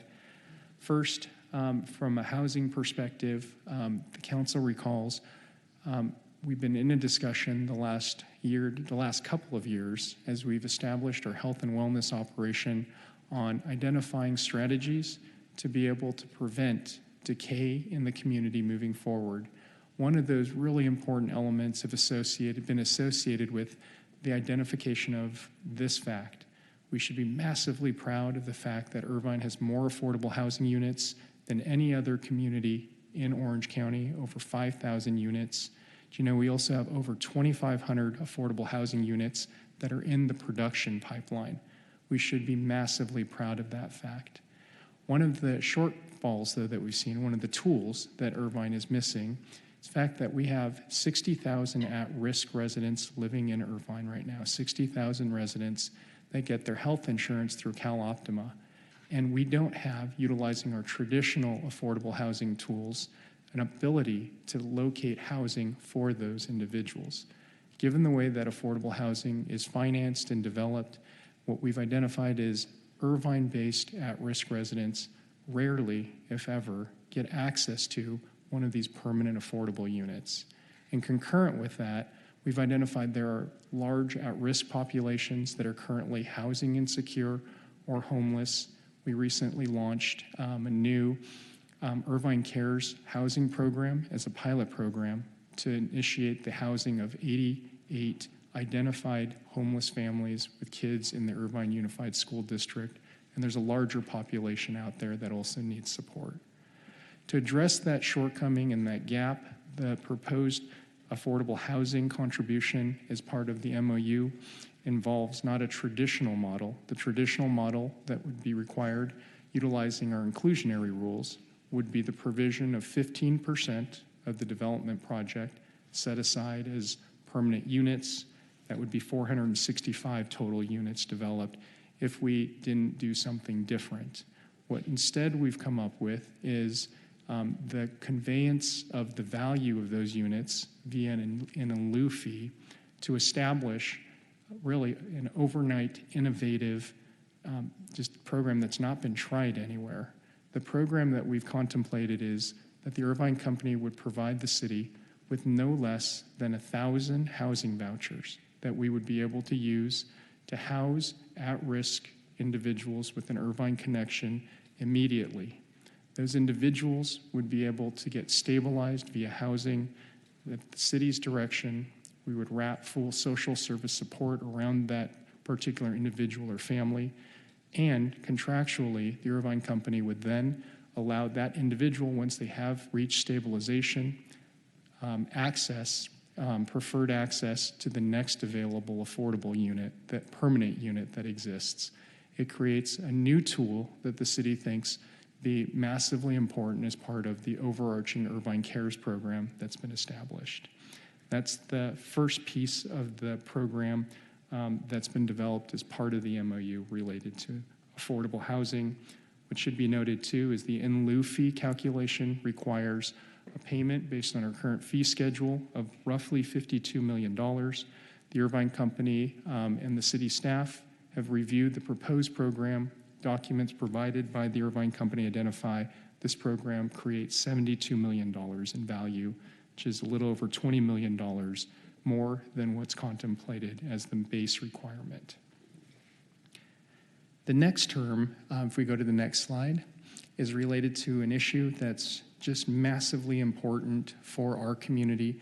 As the council knows, Irvine currently has the 4th ranked park system in all of the United States of America and the top park system in California. A huge reason for that is because of the permanent open space in town. Luis Estevez, our acting Public Works and Sustainability Director, recently told me we have open space in an amount and quantity that's larger than the entire city of Brea, over 9,000 acres here in town. One of the things that we've negotiated through this initial MOU with the Irvine Company is that the Oak Creek Golf Course, which is 164 acres of what we currently are zoned as preservation area, so it's considered open space technically, that in exchange for development rights to build on the golf course, the Irvine Company would give the city 315 acres of new open space areas in Orchard Hills and the Portola Springs area. Those areas actually are not currently protected as permanent open space. They're termed agricultural use. They're better open space, a better quality of open space that staff believes than the golf course land. In addition, the MOU also has been negotiated to facilitate the Irvine Company transferring control of all of their agricultural avocado orchard operations to the city. We've looked at the cash flows associated with the existing orchards. They currently generate about $1 million a year in revenue. And importantly, especially given what we've seen in the fires up in LA, the avocado orchards being protected in perpetuity creates a fuel modification and fire protection area that's really important for North Irvine. If we go to the next slide, this initial map shows the existing orchard operations that the Irvine Company would be transferring to the city's control as part of this MOU deal. If we go to the next slide, this slide identifies the open space areas that would be provided to the city in the Orchard Hills area. It also identifies fuel modification overlays that would be provided to the city. If we go to the next slide, in the Portola Springs area, here's a section of open space that would be dedicated to the city also, including the fuel modification zone. If we go to the next slide, one of the issues that we've also been assessing as it relates to the open space consideration is the role of Initiative Resolution 88-1. I'm going to ask Jeff to maybe weigh in on implications of that particular initiative resolution as it relates to what we're doing here tonight. Certainly. Thanks, Oliver. For the council's benefit, in 1988, the then City Council placed before the voters a council-sponsored initiative measure that asked the voters whether the overall City of Irvine open space program ought to be implemented. And it was in that measure that the Oak Creek Golf Course, that 164 acres, was identified as a preservation area. And one of the things that we've heard in the lead up to this city council meeting is the argument that, well, because that went before the voters in 1988, it necessarily, as a matter of law, must go before the voters if that preservation designation is to be removed. We've had conversations with the Irvine Company and its team of lawyers and looked at this item independently, and we think that there are good arguments, reasonable, correct arguments, why that's not the case. And I'm not going to bore the council with a ton of initiative law, but suffice it to say that it is one thing for the people to say, the general plan is hereby amended. And it is another thing for the people to say, the city council should amend the general plan. And in 1988, it's the second thing that happened. The people did not directly legislate an amendment to the city's general plan. The people advised the city council that it should make amendments to the general plan. And because the measure was structured that way, that gives the city council the discretion now to re-amend the general plan, to remove that preservation designation without going back out to the voters. You have the legal ability to do that. I would say, however, maybe the first point I should have made, I put way too many words on this slide, and I apologize for that. The first thing I should have said is, this isn't that night anyway. This is just the MOU. The MOU provides a path forward, and it will be another day, a different day, when the City Council will take up the question whether it wants to amend the general plan and what process it will follow for advising itself about the wisdom of making that decision. And the MOU is explicit that the City Council has that discretion. There's nothing in the MOU that binds the city to any process or to actually amend the general plan going forward. So I wanted to get that out there to try and get in front of it and do full disclosure on that. And with that, I'll turn it back to you, Oliver. Thank you, Jeff. Outside the open space related considerations, the MOU includes other provisions that we've been discussing and negotiating with the Irvine Company. One of the additional terms that's important, as the council knows, we have been coordinating the build out of the inaugural Irvine public library systems. If we go to the next slide, the MOU that we've negotiated contemplates a couple of objectives to actually accelerate our ability to build out the full library system that we've been envisioning and are studying currently. One, the lease requires the MOU requires that the Irvine Company provide the city with a lease to establish a library at the former Barnes & Noble site in Woodbridge Village Center. In addition, we'll talk about this a little bit later, the agreement provides community benefit funding that we can use to cover library-related costs, including towards the establishment of a central library facility. If we go to the next slide, there's a quick exhibit that identifies the library site that's been contemplated in Woodbridge Village. If we go to the next slide, one of the additional items we've discussed and embedded into the MOU is the provision that the existing Oak Creek Clubhouse, which is a high-quality facility that includes a kitchen, dining facilities, meeting space, that would be transferred to the city for the city to use as a community facility of some sort. We do think it's an important element if a village were to be created in the area to have community serving facility space for that neighborhood. And if we go to the next slide, here's an overview of that Oak Creek Clubhouse.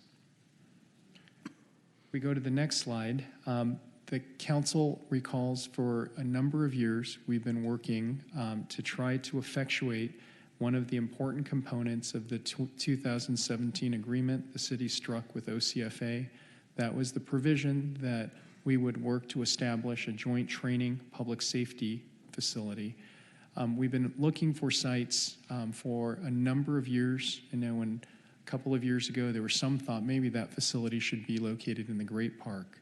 We eventually identified an area north of Portola Springs, north of the 241, which is currently being used as a construction laydown yard, as an appropriate location for that municipal public training operations facility. What we don't have, though, is the land use authority to be able to locate that use there, given the supplemental land use restriction that the Irvine Company has over that piece of property.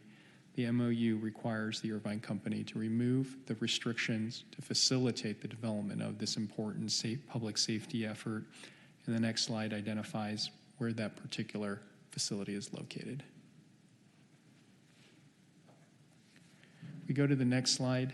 The council recalls we had a long presentation that Pete and the Irvine Chamber of Commerce provided a couple months ago related to one of our economic development efforts to really encourage and grow local entrepreneurship and to grow local small businesses.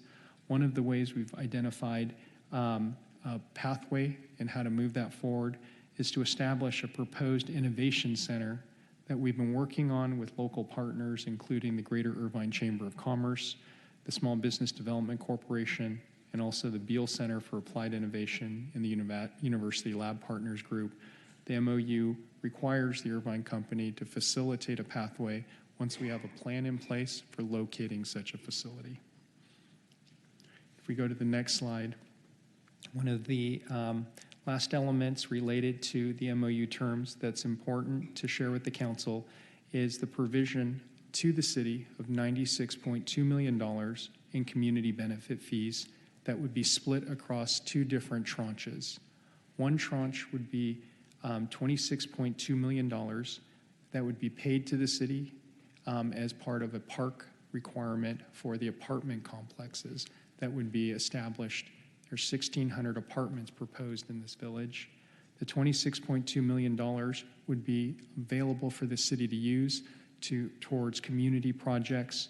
$10 million of that amount would be reserved for the Walnut Trail and for the Jost improvements, with the remaining amount available for allocation towards park improvements, community center improvements throughout the city. A second tranche of funding would be general community benefit dollars that would be available for the City Council to use towards funding different project priorities. We've heard a lot of feedback about expanding Irvine Connect transit opportunities. That's one of the strategies that we've envisioned, is using some of that money to help fund the establishment of a more robust Irvine Connect program that would link to this actual new village. There would also be funding set aside for instituting enhanced urban forestry activities, moving forward on our food security and nonprofit support programs. We have mobility and bike center type operations that could be funded utilizing these dollars. Trail and park improvements, including the Jost and Walnut Trail, would be added. Vocational youth job training is something we've thought through a lot, could be added into the pot of programs that would be funded with these monies. And then finally, accelerating the establishment of the Irvine Public Library system. That's a major cost item that this would help facilitate as we engage startup operations. The next slide identifies how the payment schedule would be coordinated if this project were to move forward. Of note, the negotiation has resulted in within 60 days of the effective date of the MOU, the Irvine company would make an initial payment to the city of $3 million. Next year, there would be an additional $3.2 million paid. After that, if the project is entitled, the additional funding would come to the city, topping out at $10 million a year in the final year of the agreement, totaling $70 million over a roughly 8-year period. If we go to the next slide, to conclude sort of the overview of what we're contemplating tonight, again, understanding that there's a lot of work to do before there's any decision on whether or not this is an appropriate project to move forward, whether or not we should look to establish a new residential village. Tonight, that's, as Jeff indicated, that is not the decision before the council. The decision is if we want to engage in a planning process where we've identified the framework for how we would approach that assessment. The overall review of this project would take upwards of a year to complete. The MOU that's before the council tonight establishes that overarching planning framework and community benefit framework that will help guide that assessment moving forward. It's also important just to emphasize again, approval of and adoption of the MOU does not grant any development rights. It is not approval of the project. It's, again, an indication of initiating the overall assessment. We do think that the MOU contains important elements that advances City Council identified goals and objectives that would benefit the community moving forward, and also engages that robust planning framework, that master planning framework that Irvine is known for. If we go to the final slide, given all of that as background, the staff recommendation tonight is to authorize the execution of the MOU, to consider establishing a new Oak Park planning area, including all of the other community benefit programs involved in the document and as outlined in the presentation tonight. And with that, that concludes the staff's presentation. Jeff and I are here if the council has any questions.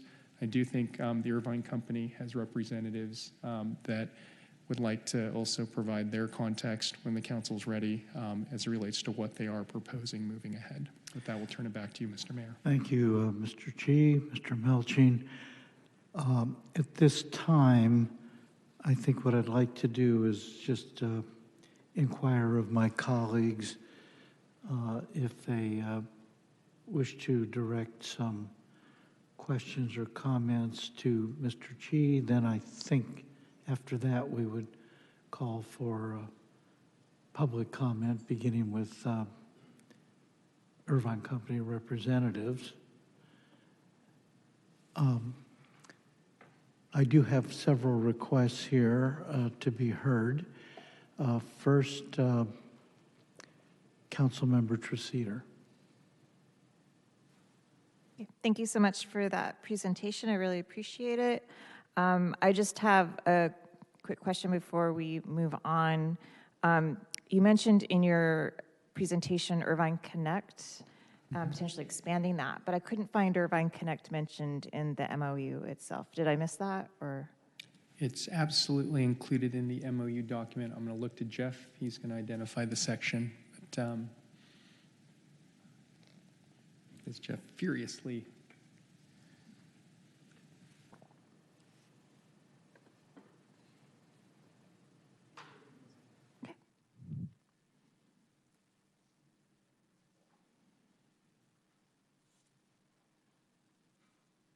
If you need a little more time, perhaps Councilmember Treseder can proceed to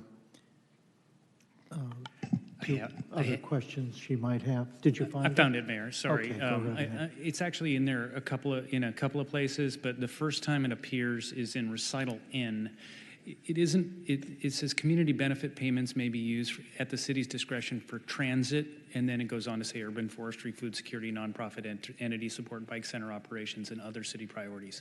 So it didn't use the words Irvine Connect. It just referred to transit operations. Okay, but then you said there was another time too, or? I'll find that. Okay. Yeah. Yeah, in the meanwhile, transit, no, unless it says Irvine Connect, then I'm not going to assume it will go towards Irvine Connect, because transit could also include, say, gondolas. I want to see Irvine Connect in there, written in there. Thank you. I think I don't think there's any objection from staff adding Irvine Connect into the specific words. And when the Irvine Company representatives come up, I assume there won't be any issue with that either. All right. Mayor, just to make sure I close out Councilmember Treseder's question, it also appears in section 4.8.5 of the MOU, but it again uses the word transit, and presumably there'll be no problem changing it to Irvine Connect. Very well. We'll move on to Councilmember Martinez-Franco. Thank you so much for the presentation. I just want a couple of clarifications. So in the points where it says no less than 1,000 two-year housing vouchers that provide a discount of 65% of market rate rents, and then it says participants identified by the city as voucher recipients will be given priority placement into a permanent affordable housing. So when they get these vouchers, they don't get immediately to a permanent housing. How is that accommodation gonna be? If it's a 2-year, my guess is that by then they are hopefully in a better position to pay the full rent. Mm-hmm. So will then this be kind of the permanent housing, or where is it? And the second part is that I just want to make sure that these are going to be distributed among the city, not just concentrated in one area of the city. Two questions there. How would this work? And what would be the distribution? Absolutely. So in terms of how it would work, those are excellent questions, Council Member Martinez-Franco. In terms of how it would work, the city's existing health and wellness operation has set up an infrastructure where the initial 88 families we've identified are all IUSD.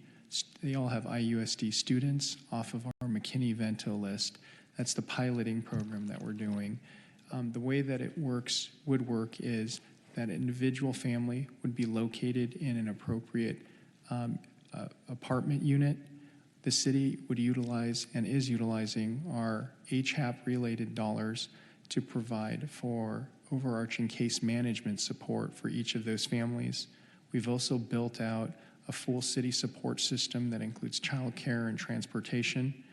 that those elements are intended to help families over the course of 2 years, and if we need to, 4 years. You can extend the individual in the unit to the place where they're stabilized and are earning enough money to be able to afford their own unit. The unit will depend on their income level at stabilization. Contractually, the way this would work then is the Irvine company would give that particular individual at the city's discretion priority access to a permanent affordable unit at the income level they qualify for. And so it creates this throughput transition where you stabilize and then get the individual or family into a permanent unit after you've built enough support to stabilize that particular family and individual.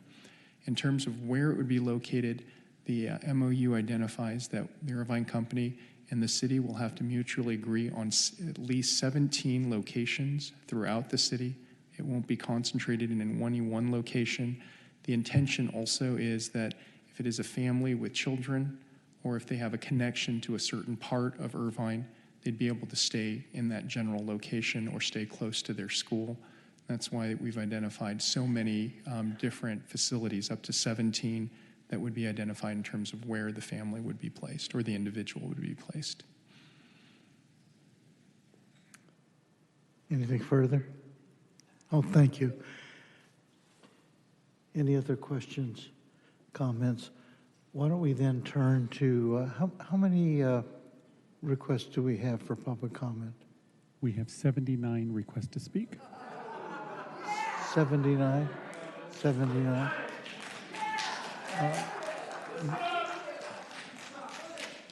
Very well.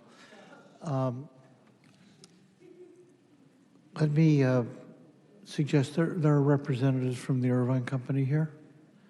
There we are. Mr. Davis. Welcome, and how many minutes was your presentation? I can do this in less than 5, I hope. Well, that's fine. I mean, take the 5 minutes or even a couple more. We want to have your presentation, and then we'll turn to the more general public. Thank you, Mayor Agron, members of the council. I am Jeff Davis here on behalf of the Irvine Company, and I too would like to welcome new council member Martinez Franco. It's good to see a full body in front of us. I'm going to follow on the presentation that the city manager gave from a little bit different perspective. The information that Oliver and Jeff provided, it does include the technical nature of all of the applications, but I wanted to get back and maybe talk a little bit more about the context and some other things that we've done overall with this program. For over 50 years, the company and the city have worked together within a framework on large-scale master planning principles to create vibrant, fiscally strong, diverse master plan community with a balance of housing, jobs, and open space. This new master plan will be no exception. But while Oliver was talking about the technical aspects of this, and we're mindful of the city's process through the RENA application and its adoption of its new general plan and those updates, we were also taking the time over the last 3 years to meet with the community. While the staff report did address those fundamentals and objectives, I wanted to note a little bit about the feedback that we've received from over 7,000 respondents over that 3-year period of time. In that time, we utilized surveys, individual one-on-one meetings, small group planning sessions to better understand resident views on housing, transportation, and other elements of importance to Irvine residents. Most recently, and over the last 2 weeks, the efforts included knocking on 1,000 doors in the immediate vicinity of the planning area. We've staffed information booths at the Woodbridge Village Center. We sent a direct mail communication to a good part of Irvine. I've seen a lot of those already out there in the audience this evening. We met with over 150 community members as we continued our planning discussions, launched a project information website, and sent over 4,000 emails to the community. Wanted to say all that because it's certainly we're proud of this program, and we wanted the community to be aware of what we were doing, and we wanted the council to be aware. You probably received from me earlier today a packet that's similar to this. This represents over 50 comments from community members in those support groups that are supportive of the applications that we're talking about here this evening, and I believe some of those folks will be speaking with you in a few minutes. As a result of those conversations with the community and the input from those respondents, over 90% of those expressed a strong support for a balanced village a balanced village planning with a range of home styles, parks, trails, and schools. With sound planning constructs, city policy, and community insights in mind, the Irvine Company is pleased to propose this new village that incorporates the foundational planning principles noted on this slide. This is what we heard from the community that was important to them, as opposed to where Oliver mentioned we did have success with our affordable housing program in our previous MOU. We do get quite a bit of comment that there ought to be more housing types, not just apartments, but a full range of housing types, including a for sale program, which would be part of the applications that would be reviewed by the city. The planning area location, as was mentioned, is unique in that it provides a sufficient acreage that does allow for this lower density traditional village, similar to an Eastwood or a Woodbury, while at the same time being responsive to city planning and city policy directions, placing housing close to jobs. The location within the Irvine Spectrum District includes the area of the privately owned Oak Creek Golf Club and 2 adjacent commercial office sites. To be clear, no new general plan housing elements are being proposed with any of our applications. Instead, units already allocated in the city's general plan will be utilized at this location to meet housing needs. The plan does propose, as was mentioned, exchanging the 160 acres of golf course that's privately held to be utilized for this new village with a dedication to the city ownership of another 300 acres of land adjacent to the Gateway Preserve for open space and the retention of avocado orchards that was mentioned. And on a more localized level, this opportunity to connect residents with new extension of the Jeffrey Open Space Trail and improvements to the Walnut Trail are also part of the proposed community. Oliver also mentioned the Woodbridge Village Center, the library. We're in negotiations with the city for a lease.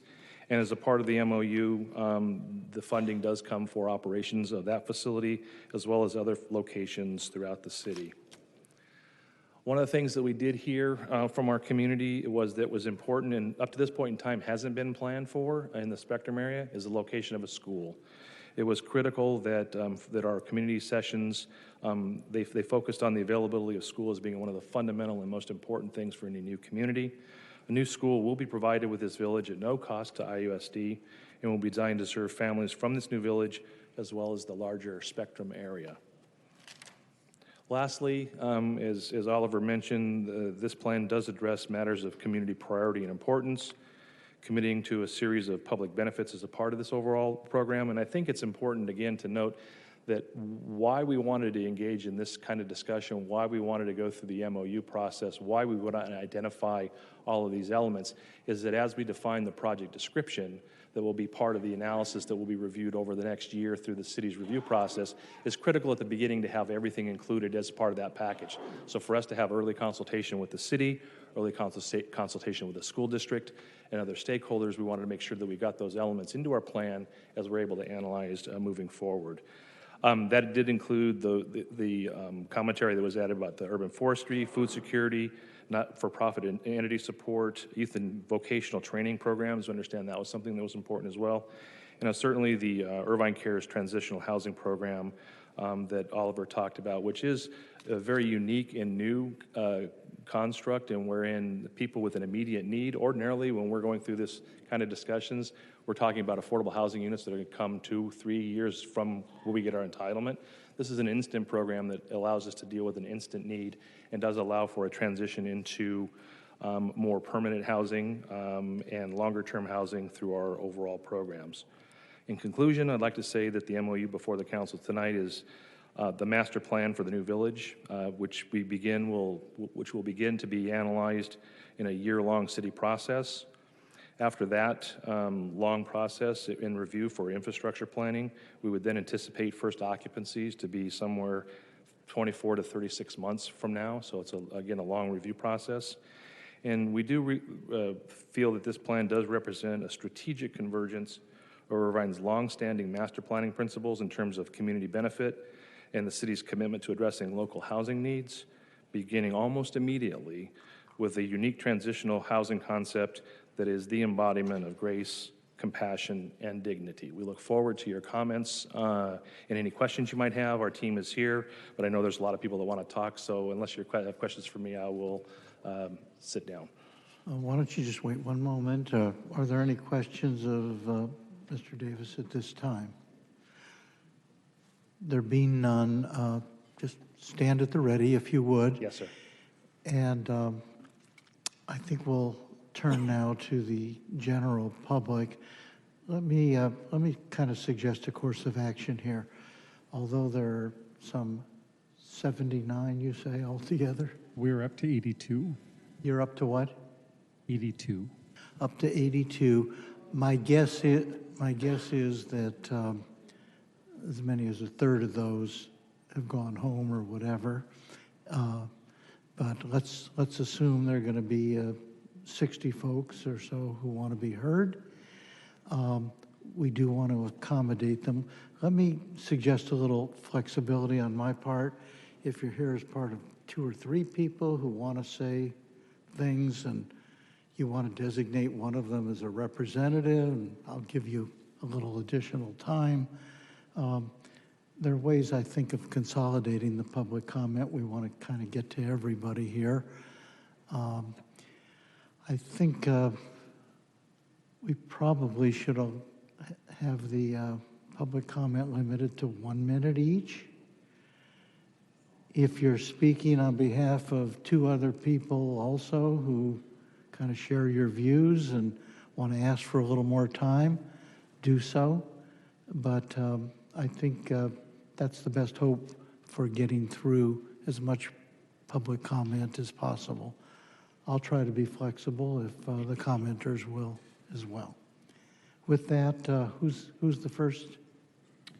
Thank you, Mayor. If I could call the first 5 speakers: Zach Hallop, Holden Geary, Shady Shaban, Susan Sayer, and Wing Chow. All right. Welcome. Good evening. I respectfully ask for a little more time. I'm representing all of the golf head coaches, both boys and girls in Irvine Unified. Well, let me ask you, are any of the others No, on they're the not. list? They're So not. you're just asking for extra time for yourself? They sent me here as their representative. Okay. Why don't you... I'm going to race through this. I've been living in Irvine for almost 40 years, and I taught as a teacher in Irvine Unified for 33 years. I was a 3-time Teacher of the Year at the elementary, high school, and district level. I love this community. It's a balanced community with amenities to support everybody. Oak Creek Golf Course does more than serve 5,000 residents per week. It also serves as a community hub, and most importantly, the students of Irvine. Northwood and Irvine schools play their home matches at Oak Creek, and without Oak Creek, they will have no place to play because all the other courses are already impacted by multiple high schools. So where would they go? Many families found golf as a way in the pandemic to keep their kids active and safe in a sport that prizes integrity and values character. It's the only sport where you call a penalty on yourself. What a great environment for kids to learn in. And there are hundreds of kids at the course daily and the professionals that work there to support them in a way that reflects our community with distinction. I know that the council members have a tough job tonight. While I would hope for a 7-0 vote defeating this proposition, I understand more discussion will take place. If a new Thank you. council Your member... time is up. Why don't you take another 15 seconds? Go ahead. I appreciate that. You know, what scares me the most, the original thing was that brought me to Irvine was the quality of life, and now I fear that we're losing quality for quantity. Please don't do this. Thank you for your comment. Holden Geary. Welcome. Thank you for having me. I don't live here, so I can't speak on any politics of this area, but I play at the golf course. I'm trying to play professional golf. I feel like the article written in the Register was really smearing towards the golf course. We have 1,400 members. It's not a private club. Anyone can come play. 85% of the play is those members, and they all live here. I could give you the list, everyone's address, anything you need. The survey that got passed around to a lot of people in the neighborhood didn't give you an option to say, I disagree with the plan.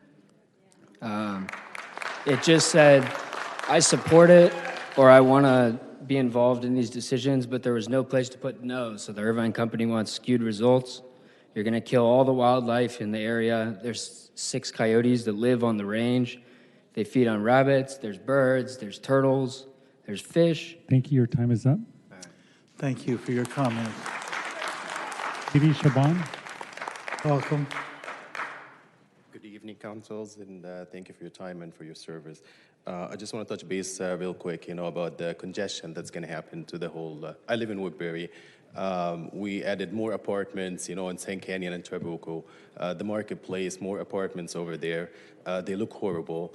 Adding to the traffic and the congestion, trying to go from the 405, for Woodbury, it takes about like half an hour. One thing about when the city manager talked about the mandates of the states mandates zoning by 2045, not construction. The other thing is, he said 60,000 people are at risk of losing housing. That's 20% of Irvine. 1,000 units is not going to do anything to those 60,000 people. And if they can't afford it right now, in 2 years, they're not going to be able to afford it either. Building that is not going to decrease the price of the houses or make it affordable for anybody.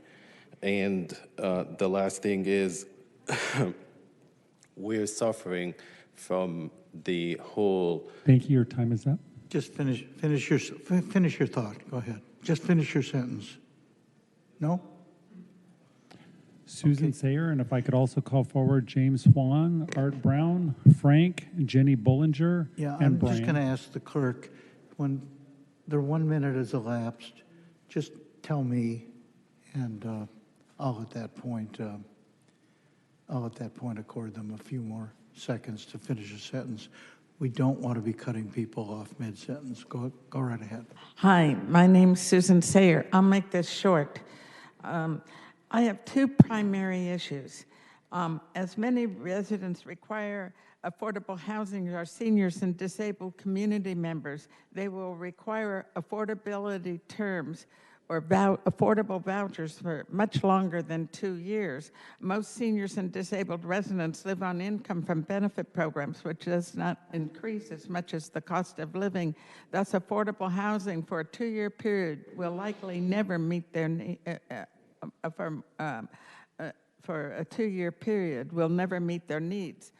Also, the continuing rise in the cost of living, 2 years will not likely provide those needing affordable housing sufficient time to adjust their life situation to the point of being able to afford market rate housing.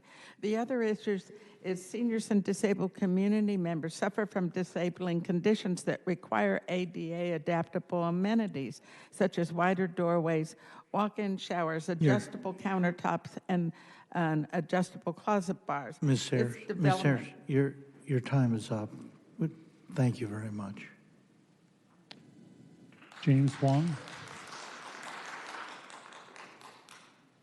Good evening. I'm James from Woodbridge. Irvine is a growing city with many jobs, so it needs housing. And what better place to put a new village than a central location close to hospital, offices, retail, and IVC? No individual housing development is going to solve the affordability crisis, but housing overall does, just like no one raindrop solves a drought, but rain does.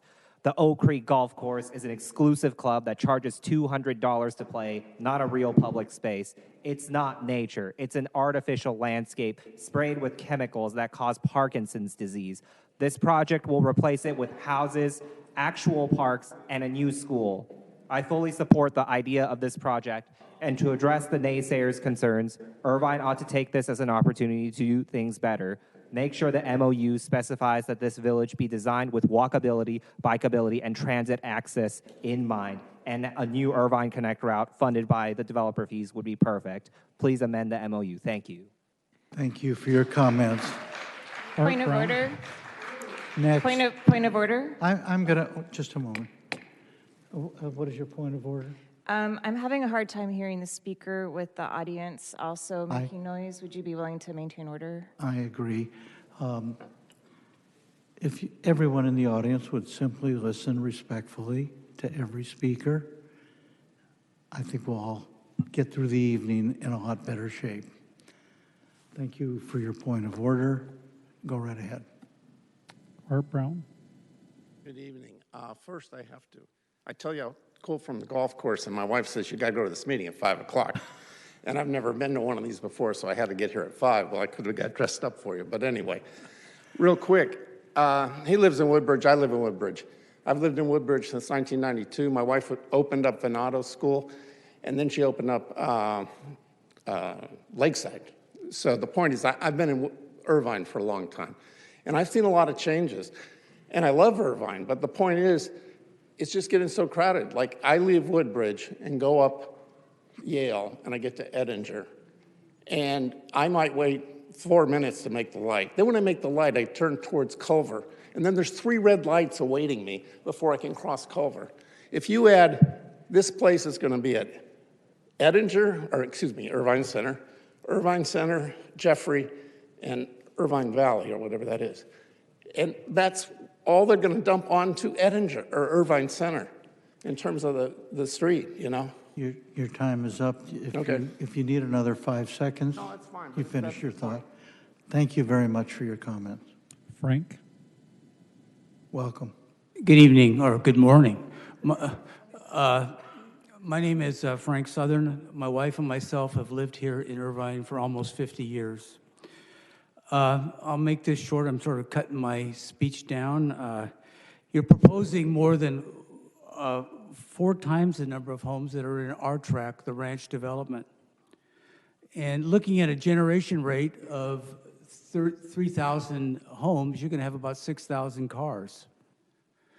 The infrastructure, there's no way the infrastructure could support that, let alone sustain it for years to come.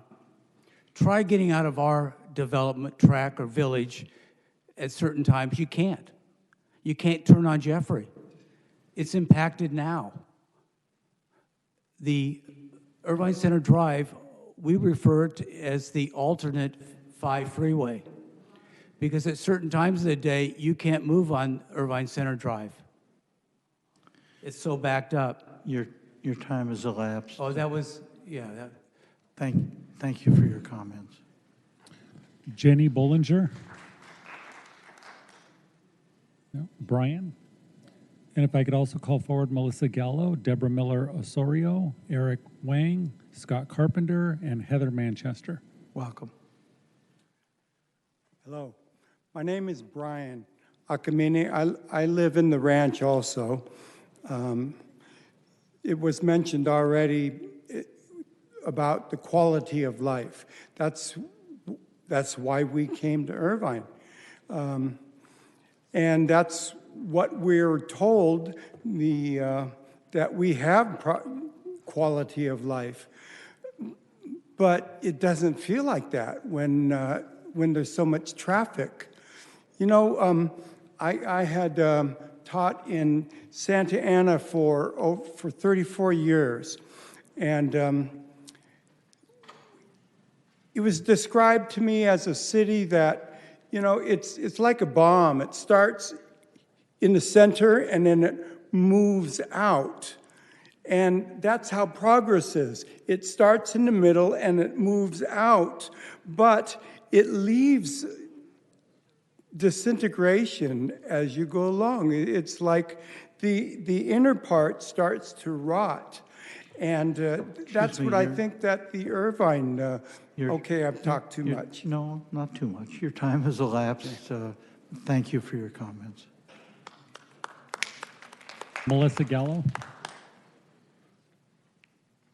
Hi, my name's Deborah Miller Osorio, and what I was going to say is that I'm against the elimination of the Oak Creek Golf Course to create another village, more high-density housing, and I support the green space, which adds to our quality of life, as well as being a habitat for many animals. And the thing that I wanted to add is what prevents the new proposed preserved open space from being changed again, because I didn't realize that the golf course was a preserved open space. So it looks like they found a loophole to change it. So I'm a little concerned with that. Thank you for your comments. You actually pose a question that I'm going to pose later on here. Thank you. Scott Carpenter? Mr. Mayor, if I could respectfully ask for an additional 30 seconds. I'm Sure. I'm on the Cricket Club Homeowners Association. We spent some time over the last couple of days polling all of our homeowners, and the one thing that has come ring true is Irvine deciding to go in this direction? Because if they do, we're moving down the path of a city of broken promises. Those of us who bought at the Oak Creek community, specifically Cricket Club, approximately 20 or 25 years ago, we bought with the knowledge that that was open space, that was preserved open space, that was going to be dedicated for our recreation, that was going to be dedicated for the whole city to enjoy the outdoors. The concept of trading off the golf course for 315 acres 10 miles away from us benefits those of us who live in that district, benefits us almost zero. You've taken away something that we invested in. You're taking away something that we purchased. Second thing, broken promises. The city was supposed to have a school built down at Los Olivos. They didn't.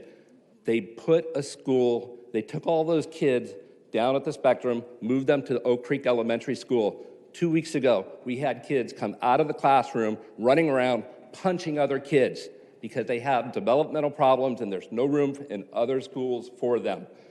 The problem is there's broken promises. A school should have been built at Los Olivos.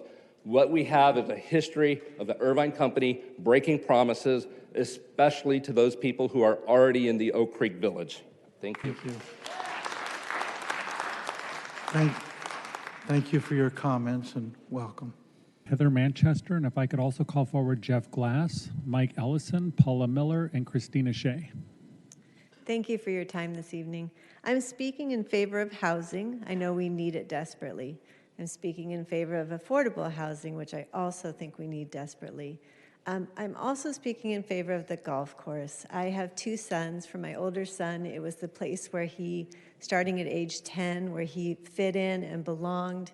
He took lessons every summer, every day, morning to night he spent at the golf course, and he was able to play golf with Woodbridge High School. He played golf with a Division I college, and he's now pursuing the dream of being a pro golfer. So I know that this golf course is expensive, but it has been such a meaningful, impactful community space for our family. So I worry about it being lost. If somehow it has to be gone, if we could maybe compromise and have just 9 holes in the driving range for future children to enjoy and grow up in. Thank you very much. Thank you for your comments. Jeff Glass. Good evening, everybody. First thing, Irvine Company spent a lot of money on this brochure. We got it the last couple of days. So is this a fait accompli is my question. If it's not, then stop the Oak Creek development. While progress is necessary, this is not the place for it to be. Certainly there's other locations that would be better use for this. We don't want or need more congestion, traffic along Irvine Center Drive, because I live in the ranch that surrounds Irvine Valley College, Oak Tree, Orange Tree, the ranch, Woodbridge. We don't need the added density. To eliminate a great golf course recreation location would dwindle them as few. This is wrong and misguided. As Joni Mitchell said, you don't pave paradise to put up a parking lot. Thank you for your comments. Mike Ellison. Welcome. Hi, Mike Ellison. I've been in Irvine for over 30 years. In short, the Irvine Company is asking you to breach an agreement it made with the city and the city council more than 30 years ago. And it's doing it because it knows most people don't remember that agreement. Your city attorney glossed over it and misrepresented what happened. 30 years ago, the Irvine Company wanted to develop Oak Creek, the neighborhood. There were a lot of objections, primarily about traffic and congestion. The way they responded to it is they said, don't worry, we're going to give you this great open space, permanent open space that'll be a golf course that we're giving up our rights to develop. That's how they got the citizens of Irvine and this council to agree to the Oak Creek development. 30 years go by, you guys don't remember that, perhaps Mayor Egrin does. And what's happened? Now they want to take it back. This is not about affordable housing. We need affordable housing, not at Oak Creek. What we need to do is build affordable housing down in the actual spectrum. This is about them getting $9 billion. They built Oak Creek, the development. They defrauded us by saying, okay, you have this as permanent open space, and now they want to take it back. And the reason is exactly so they can make a profit on it. They're reneging on that agreement. Allowing them to do it is breaching your obligations to the residents who your only time- agreed to this 30 years ago because of that. Your time has elapsed. Thank you. 60 seconds. Thank you. 60 seconds is not enough. Welcome. Hi, my name is Paula Miller, and I live in the ranch, and I'm the current president of the Ranch Homeowners Association. I've lived in Irvine for over 50, or almost 50 years, and we moved here because it was a planned community, lots of open space, and a variety of housing, abundant, excellent education, and wonderful recreation for everyone. I've received numerous calls, letters, and messages that are concerned about upset residents concerned about what's going to happen when we lose Oak Creek Golf Course. It's a beautiful area. It's in our central Irvine. We don't care that there's an avocado grove in northern Irvine. That doesn't help us have our space, our recreation. We just feel that this is just really a really bad plan. Please, we beg you not to let this happen. Please listen to the people who have asked you to take care of the city and not fall to the promises of the big money. The Irvine Company owns lots of land. Please help them to consider another option and not take away, not pave over a golf course and beautiful habitat that is already there. Thank you. Thank you for your comment. Christina Shea, and if I could also call forward Joseph Stanley, Jay Sato, Cheryl Long, Derek Shirk, and Laura Cormack. Welcome. Good evening again, Christina Shea. I'm actually going to be reading a letter that I was given from former Vice President of the Irvine Company, Mike LeBlanc. By way of introduction, I am Michael LeBlanc. He couldn't be here tonight. A former employee of the Irvine Company, having retired in 2017 after 36 years of rewarding service to a renowned company rightfully praised for the master planning and land stewardship. During that time, I had the privilege of working on historic open space MOU between the city and the company referenced in Initiative Resolution 88-1.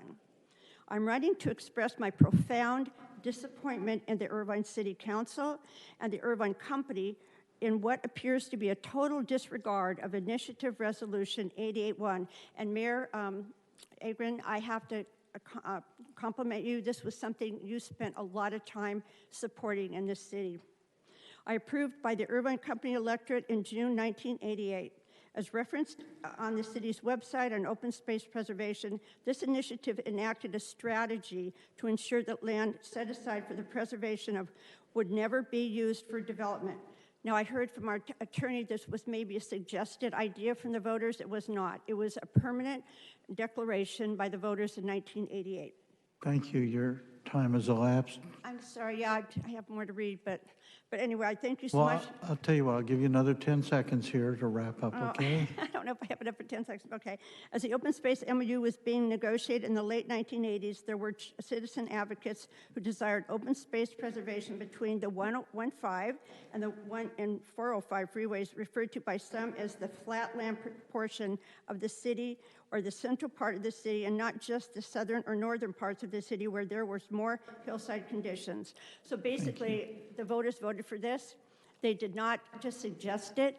This was, and as I said, Mayor Agron, you understood exactly how this was put together, and that portion of Oak Creek was defined and to be determined as long-term, forever open space. And I'm very discouraged hearing all these stories of different designs and ideas. I just don't think that's what the voters wanted. But thank you very much for your time. Thank you. And this is former Mayor Sally Ann Sheridan. Were you here earlier when I was introducing mayors? And No, sir, I was not. oh, okay. I'm glad I Mayor didn't Agron, pass you members by. of the City Council. Welcome. Welcome.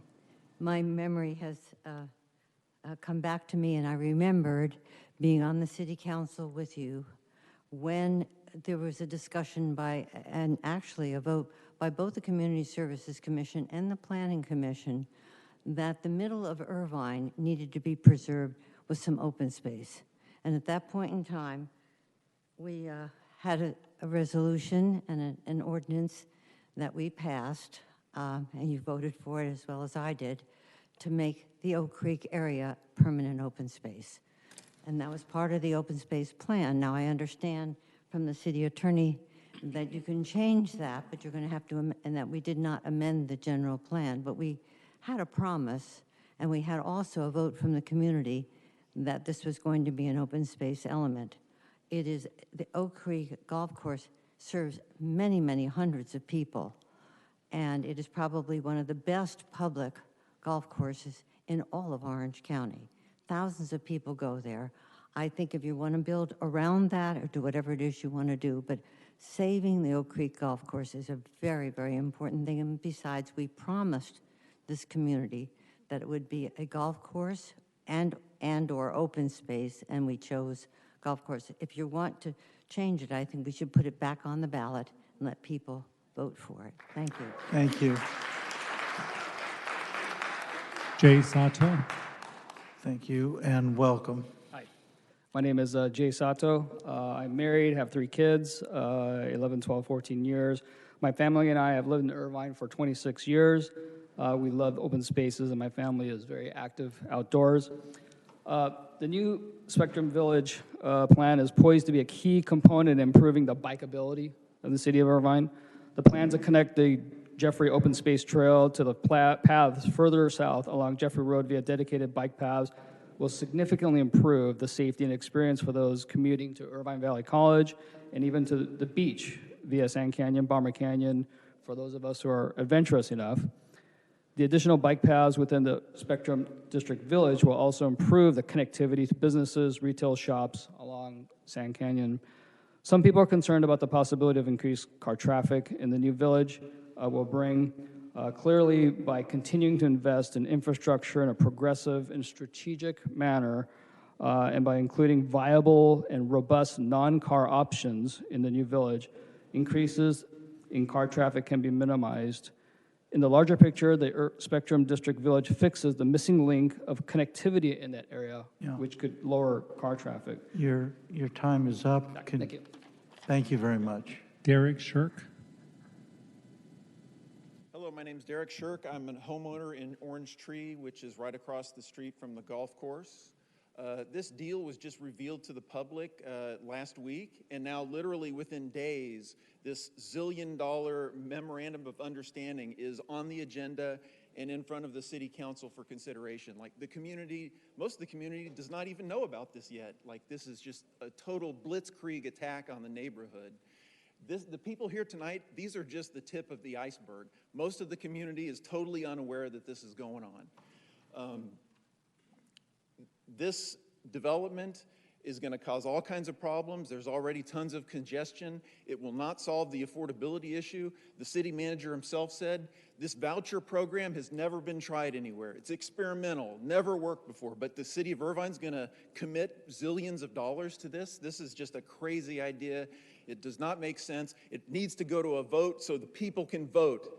That is what I'm in support of. Put it to a vote. Let the people be heard. Thank you. Laura Cormack. Thank you for your comments. Welcome. I'm sorry, Mayor. My name's Yes, Laura wait, Cormack. Wait, hold on one Oh. second. Our city clerk wants to be heard. I'm sorry, I was going to call 5 more speakers if I could. If I could call forward Masa, Emily Lowe, Sujin Sun, Guy Lee, and Jian Li Feng. Sorry, go ahead. Thank you. You have 60 seconds. Thank you. Good day and congratulations, Betty. This will not pass a traffic study. It just won't. Housing dominates the land. There is no room left, very little for construction. They try to take boomers in the Irvine lanes with the miniature golf, and you voted with the people who did not want the high-density housing there along the 405. Please support us to defend our golf course from developers who try to destroy our local recreational establishments just to make room for more traffic congestion, pollution, and social dystopia. Replacing the new recreational areas Irvine has with more high-density housing limits the choices families have for fun, exercise, and entertainment. Ooh, I got extra time. Vouchers don't work. It won't pass it. And this whole Portola trading land way up in Orchard and Portola, that's just, it's not right. Thank you for Thank your you. comments. Thank you. Masa. Welcome. Thank you. And congratulations, Betty. I know I have only 1 minute, so I try to be quick. I'm Masa. I'm a homeowner in Orange Tree, right on Irvine Center Drive, across from the golf course. After the builders built Cypress Village, the traffic increased significantly in Sand Canyon area and Irvine Center Drive. When I leave work around 4:35 p.m., I have to wait through 3 cycles at the red light in traffic just to make a left turn and go to home. Yes, I saw in the plan that a new road is being opened behind that area close to Freeway 5, but I don't think that will be enough to handle the traffic for 3,100 new homes, or more realistically, around 6,400 additional cars, assuming at least two per household. In the agenda item 1.2, the one about urban forestry master plan, the presenter said we need to add 67,500 more trees in Irvine, estimated spending budget of $2 million. My question now is why we are destroying our open space to build more houses, and then later we have to spend maybe twice more than that to bring green space back to Irvine, if we even can bring them back, or if there is any open space left in Irvine in the future. Thank you for your comments. Thank you. So please don't do it. Don't say Thank- yes. No, I thank- just want to say, don't say yes on behalf of us. Like Thank you. Derek said, we want to vote for that. Thank you for your comments. Sujun Sun. Welcome. My name is Shu Junsun, a resident of the Orange Tree community and a student in Irvine Valley College. I am proud of to live in this beautiful neighborhood, uniquely surrounded by academic situation and recreational green space like the Oak Creek Golf Course. I am writing to express my strong opposition to the proposed plan to replace this golf course with approximately 3,100 housing units. My concern and outline below. One, lack of adequate nationally and the time of community feedback. I received the proposal only about a week ago, and probably mailed my response just yesterday. I understand a hearing is already in place today, which is far too rushed for a change of this magnitude. Many residents, including myself, likely Thank you for your comments. Your time has elapsed, okay? Oh, sorry. No, don't be sorry. Don't be message. sorry, but thank you very much. Okay, thank you. If I could call forward Gloria He, Sahar Nadari, David Hackett, Greg, and Jay Bruce. And we'll start with Gloria.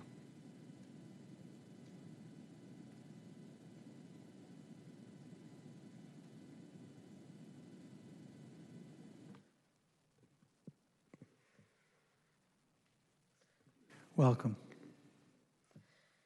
Good evening, Mayor and City Council members. My name is Gloria, and I live in the ranch. And although I've only been alive for 12 years, half of which was here in Irvine, it is clear that Oak Creek Golf Course is a place where I feel welcome, and where myself and hundreds of others young golfers alike spend their afternoons in the heat, hitting bucket after bucket, trying to achieve their dreams. All of these dreams will be dashed because the Irvine Company wants to put profit over people. Where will we go when the course is bulldozed? To the expensive courses in the hills that care more about their member-only clubs rather than fostering youth interest into the sport.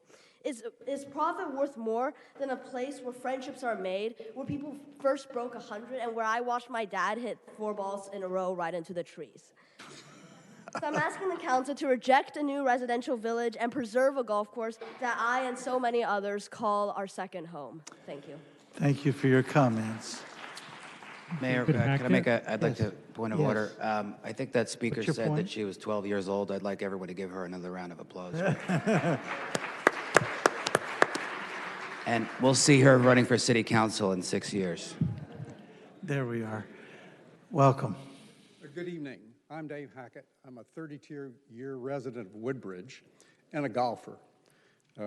Oak Creek Golf Club is more than just a place to play golf. It's a sanctuary where friendships are forged, families spend quality time, and individuals find solace in the beauty of the game.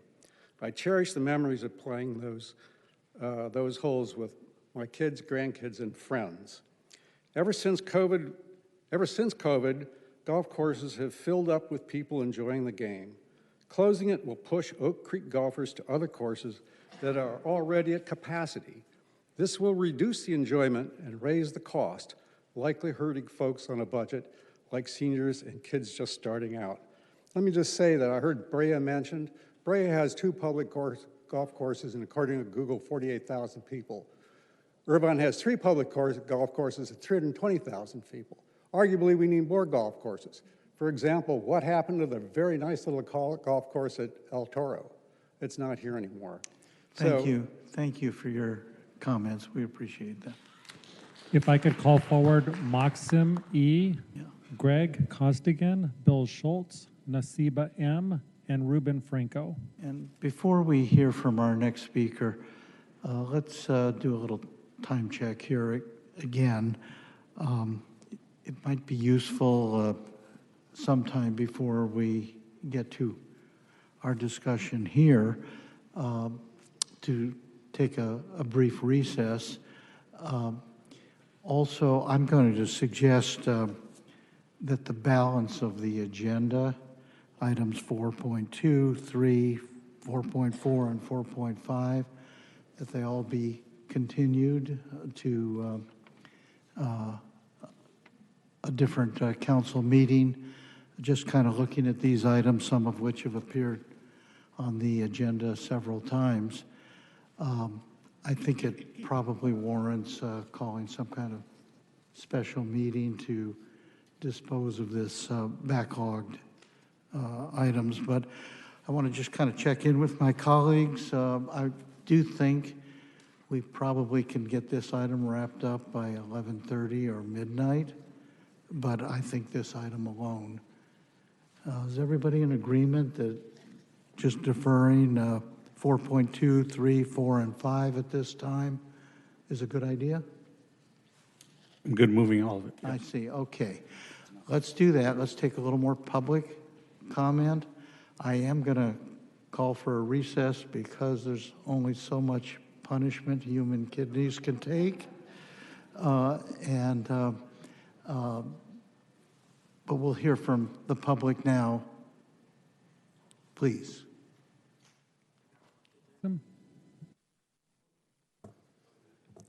We need to preserve this open space. Think about future, 40 years from now. Continued city population growth driven by new residents will increase housing demand even more than it is today. Where will it be? What we need to do going forward to accommodate housing shortage? We'll be forced to tear down private single-family homes and build tall, high-density buildings. The city is special for a reason. We need to plan for a long run and keep Irvine special. Another thought. Look at our city map. Houses are very close to each other. We did talk about fires today, and we all remember fires in LA and Paradise. Building more houses will make the situation even worse. We also need stronger fire preservation measures. Right now, it seems we are just waiting for the disaster to come, and time is ticking. Don't allow development in the golf course.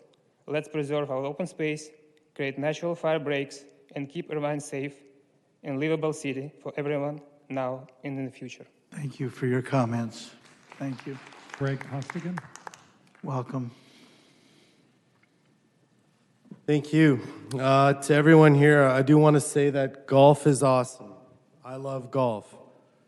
I've never broken 100 at all Oak Creek.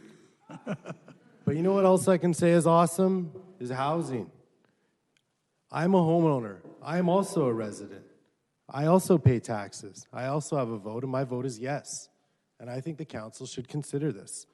I have 2 kids. Think about Maslow's hierarchy of needs. I have 2 kids that go to Woodbury. Not a single one of their teachers can afford to live in Irvine. I feel that that should be a priority over golf. I do understand that golf and open space are important.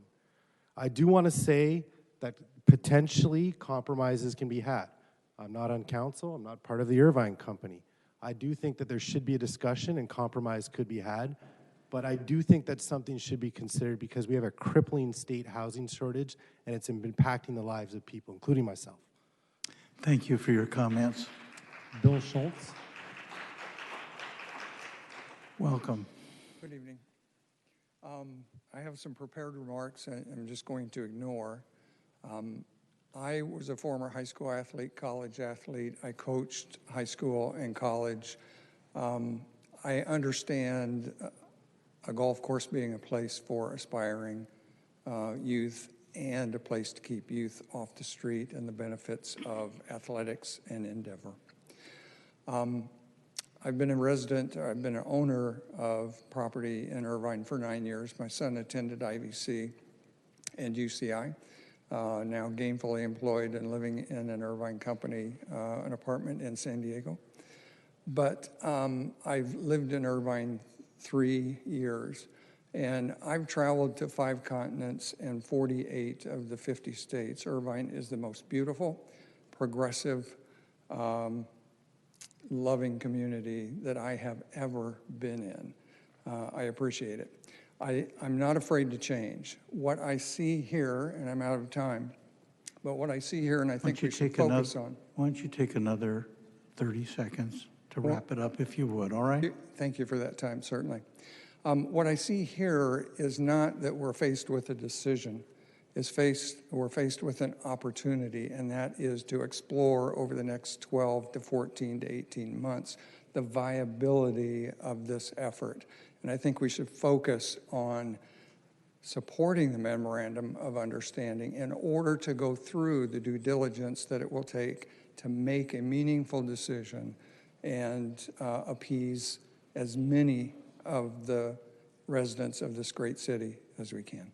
Thank you for your comments. Ruben Franco. Welcome. Thank you. Thank you, Honorable Mayor. Thank you, City Council members, for the opportunity to speak today. I'm Ruben Franco. I'm the President and CEO of the Orange County Hispanic Chamber. We're proudly located on the campus of UCI at the Beal Innovation Center.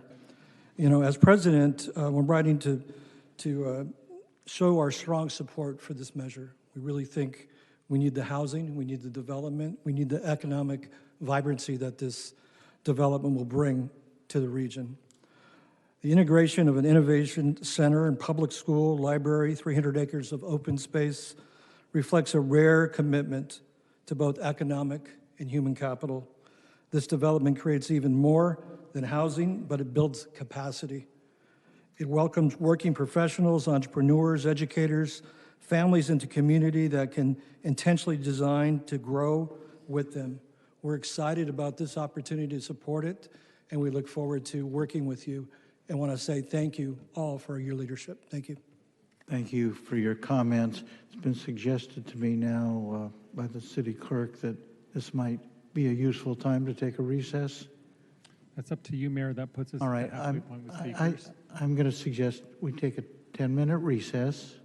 I would ask everybody to observe just 10 minutes of recess, and then we'll take the balance of, by the way, how many are left? That was about the halfway point. We were at speaker number 42, and we're at 83.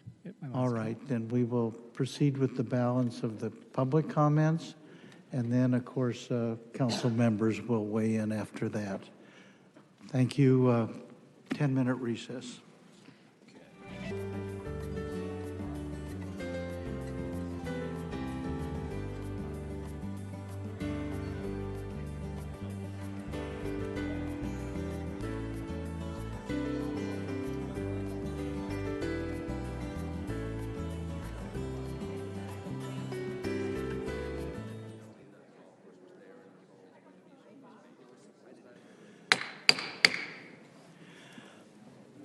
right, having been in recess, the time is now 10:48, and we will continue taking public comment on this item.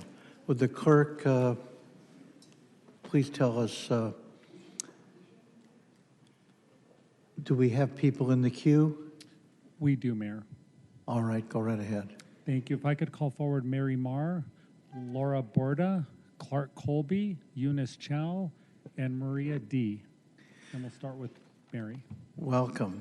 Hello, everyone. Welcome. Thank you. My name is Mary Marr. I have lived in Oak Creek for 25 years and serve on the board of my HOA. I am speaking on behalf of my niece, Deanna Wu, who has resided for over 20 years in the Orange Tree Patio Homes, across from the current Oak Creek Golf Course. She asked me to speak as she had an accident over the weekend and cannot appear, but I thought it was still important that you hear from her voice. She asked me to share her strong support for this project as a homeowner who sees the value of the thoughtful development this will bring to our community. She is very excited about the opportunities ahead. This new village will bring long overdue energy and investment into the area. It will lift up the neighborhoods around it with the improved infrastructure, walkable design, beautiful public spaces, and upgraded amenities. It will also enhance the quality of life for those of us that live nearby. Thank you. Listen, your time has elapsed. Do you want to wrap it up in another 10 seconds or so? Yes.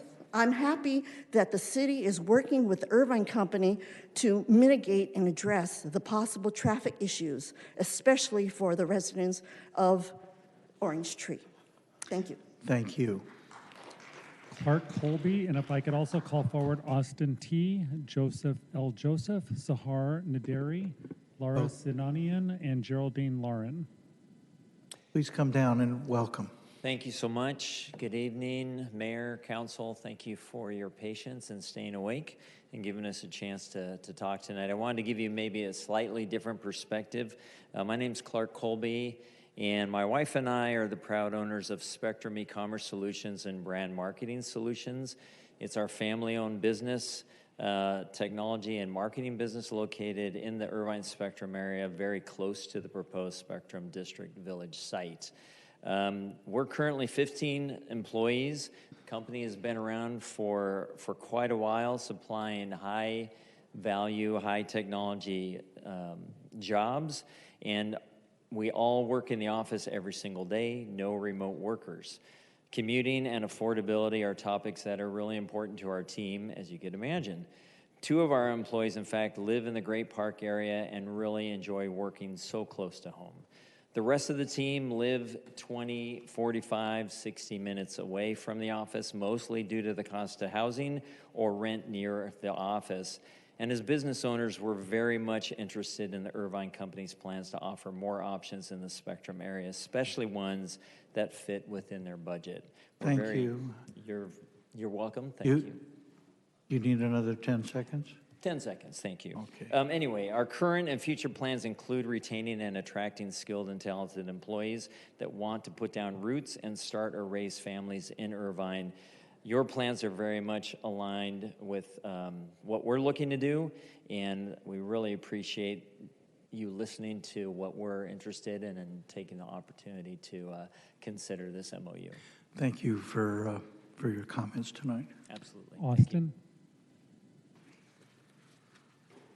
Welcome. Thank you. My name is Austin Taravolis. I'm a lifelong resident of Irvine and a product of Irvine Unified School District. I currently give back to my community as a special education teacher at Irvine High School, as well as have been coaching football and baseball there for over 9 years.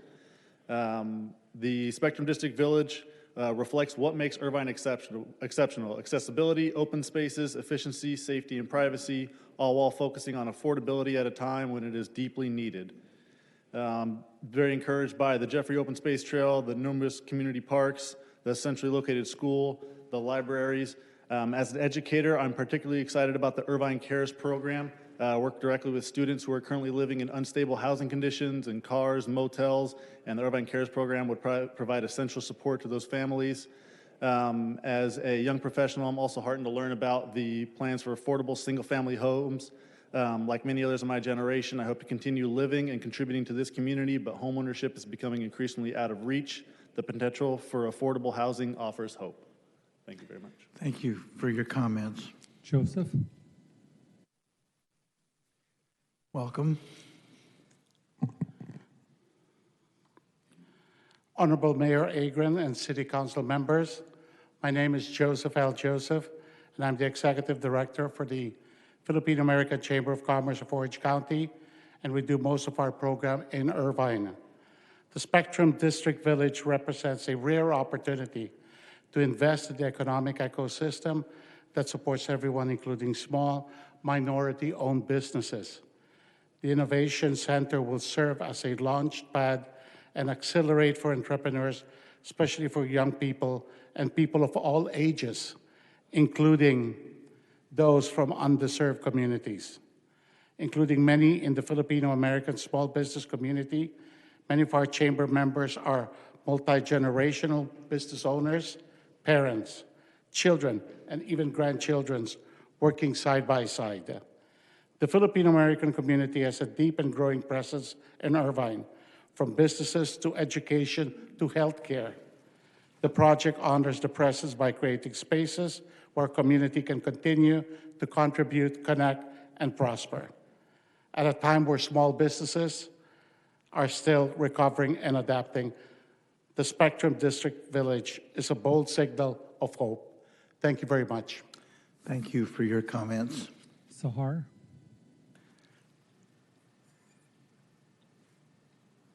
Who? Sahar Geraldine? There we are. Welcome. Good evening, Mayor Agron, council members, and congratulations, Council Member Martinez-Franco. So my name is Geraldine Larson. I'm the president of the Filipino-American Chamber of Orange County, and I'm also a business owner, and I have an local insurance agency. I work very closely with small business owners and nonprofit leaders, as well as chambers across the Orange County. And I can tell you with certainty that there's a need for the Spectrum District Village. This project isn't just about housing or buildings. It's about creating an ecosystem for small businesses, families, and neighborhoods where we can all grow together. The Innovation Centers I'm particularly excited about because I see that as a hub that will allow small business owners to get together, work together, and collaborate on different projects and really increase what we do for the city of Irvine and the community at large and for each other. So I am excited about that. And Thank you. Your time has elapsed. okay, thank you. Thank you very much. Laura Sinanian? Welcome.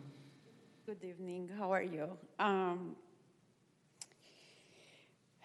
Good evening, Mayor Agron and all the council member. Thank you for this opportunity for me to share. And I support this project because I see it as an economic growth, which is very much needed. People will have more jobs. Now there's a lot of companies closing. This will open them opportunity, and with people having jobs, it's actually gonna help them grow and have the family enjoy the community and become together. Wherever there is a development, there's always an economic growth. It helps the city, it helps the people, it goes back around. It's like a cycle. When there's businesses and people have jobs, then the businesses is contributing to the city, the people will have the jobs, and there's a very good harmony. This is very important to have, especially they're building with a lot of recreational places as well. So I feel like this is a great opportunity. Thank you for your time. Thank you for your comments. If I could call forward Claire Na, Marianne Wendt, Neil Estrada, Jerry Chang, and Ryan Dunkel. And we'll start with Claire.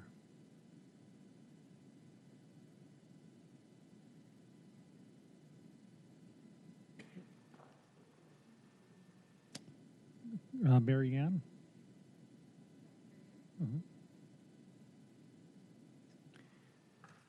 Good evening. My name is Mary Ann. I live in Woodbury.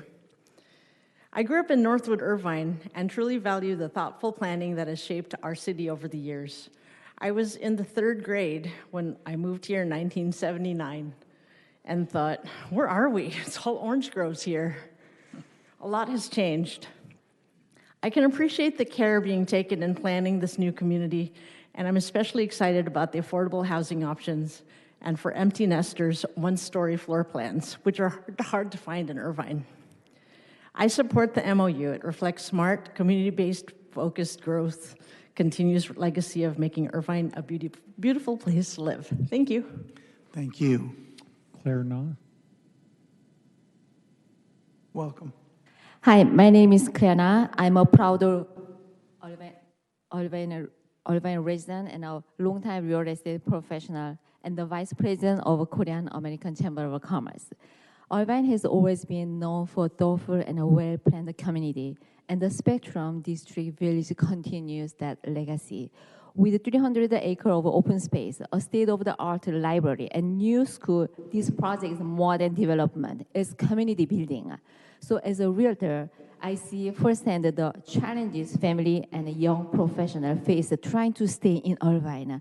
This project helps address our housing shortage in a responsible, balanced way, providing a range of options while preserving open space and walkability. So as a vice president of Korean American Chamber, I'm especially excited about the Innovation Center. It has the potential to nurture local entrepreneurs, small businesses, and talent, including those from Irvine, Vibrant Korean, and AAPI communities. So it's the kind of a legacy we want to leave for our children, a vibrant and balanced and inclusive Irvine. Thank you. Thank you for your comments. Ryan Dunkel, and if I could call forward Edwin B., Maurice Pasley, Ryan Bates, Nita Merchant, and Putin Shim. Welcome. Hi, thanks. I'm a financial advisor, planner locally here, not originally from California, but I moved down here about 4 or 5 years ago. I work with a lot of young people in general, trying to help them save towards homeownership.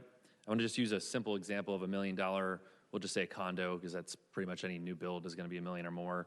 And I'm really in favor of affordable housing, because if we look at $1 million condo with current rates of about 6.92% for 30 years, using just 5% down, I mean, we're looking at a mortgage payment of $6,500 or more dollars, not including taxes, HOA fees, insurances. So we need more affordable housing. The average 35-year-old is making about $78,000 according to Google. In order to afford that $6,500 without the taxes, HOA, et cetera, you need to make over $280,000 a year. So my question to everyone that's against the affordable housing aspect and against this bill is, obviously Irvine Company is a profitable company, and if you're willing to give up some of your equity, I don't think you would do that, obviously, but I mean, Irvine, they're making profit, but so are you. So if this wasn't such a desirable area to live, then people wouldn't obviously want to live here. So keep that in mind. But I'm for this bill, obviously. Thank you for your comments. Edwin. Welcome. Good evening, Irvine City Council, Mayor Agron, Councilman William Go. My name is Edwin Balloy. I'm a real estate agent with Real Brokerage. I have a high-density niche, and I wanted to give a little perspective to this long evening, if I could. This is my 4th hearing that I've attended. I've attended hearings in Anaheim, Yorba Linda, some other cities. Yeah, I have a weird hobby. But there's always 2 themes that always come out of these. Number 1, everyone wants affordable housing. Number 2, almost none of them want it in their own backyard. So I checked on ChatGPT, and it looked like the American government created 60 million housing units at the end of World War II. There's talk that it will take something like that to get us just back to the regular supply. So what it's going to take, it's not going to solve it overnight in any one city, but what it's going to take is every city doing their part. Thank you for your comments. Ryan Bates, and if I can call forward Sandra Crouch, Tom Bukowski, Jim Wendt, Lynn Kenny, and Nina Hosseini. Welcome. Mayor I want to begin by saying I'm not asking for 5 minutes, but I am speaking on behalf of several people who have had to leave for the evening, as you can imagine, my Oak Creek neighbors and friends.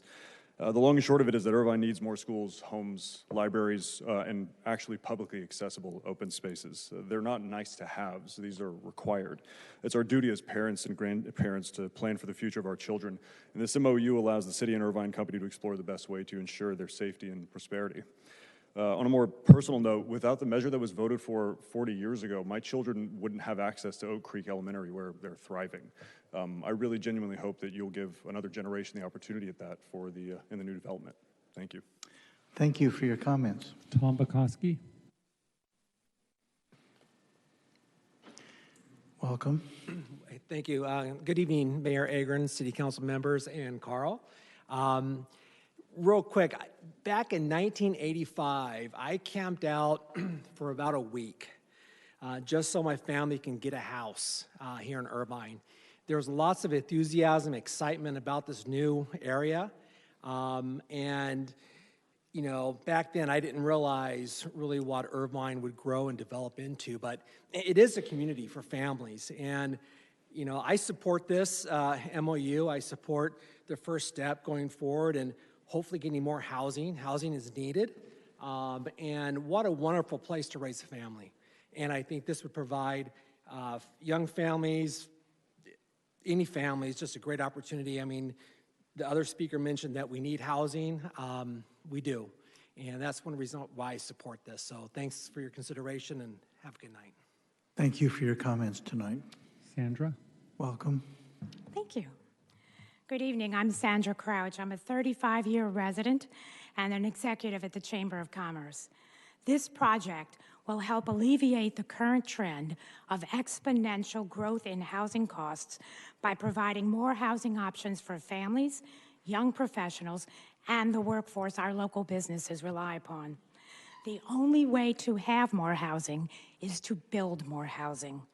The plan thoughtfully mitigates the issues of development by including additional dedicated green space and a long list of enhanced community benefits.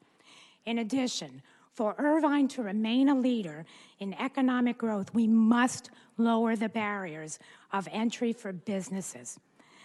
The Innovation Center will reduce these obstacles by offering mentorship and access to resources which will empower people to innovate, create viable businesses, and support their families. Lowering these obstructions to housing and business isn't just about helping individuals. It's about ensuring that Irvine continues to attract and house the next generation of job creators and workers. Thank you. It's a strategic step toward a more inclusive, dynamic, and prosperous city in the future. Thank you. Thank you for your comments. Jim Wendt. Welcome. Hi, everyone. I'm Jim Wendt, no relation to George. I'll be quick. I do support this MOU. I am actually in the process of creating and launching a new business. I've been a resident of Irvine for over 20 years. I'm very interested in the Innovation Hub, a business incubator program. I think not only for myself, but for other entrepreneurs trying to launch a new business in Irvine. I think that'd be really exciting. Thank you all. Thank you. If I could call forward Lynn Kenny, Nina H., Nita Merchant, Lisa Thomas, and Gerald Balgos. And we'll start with Lynn. Lynn Kenny. Nina.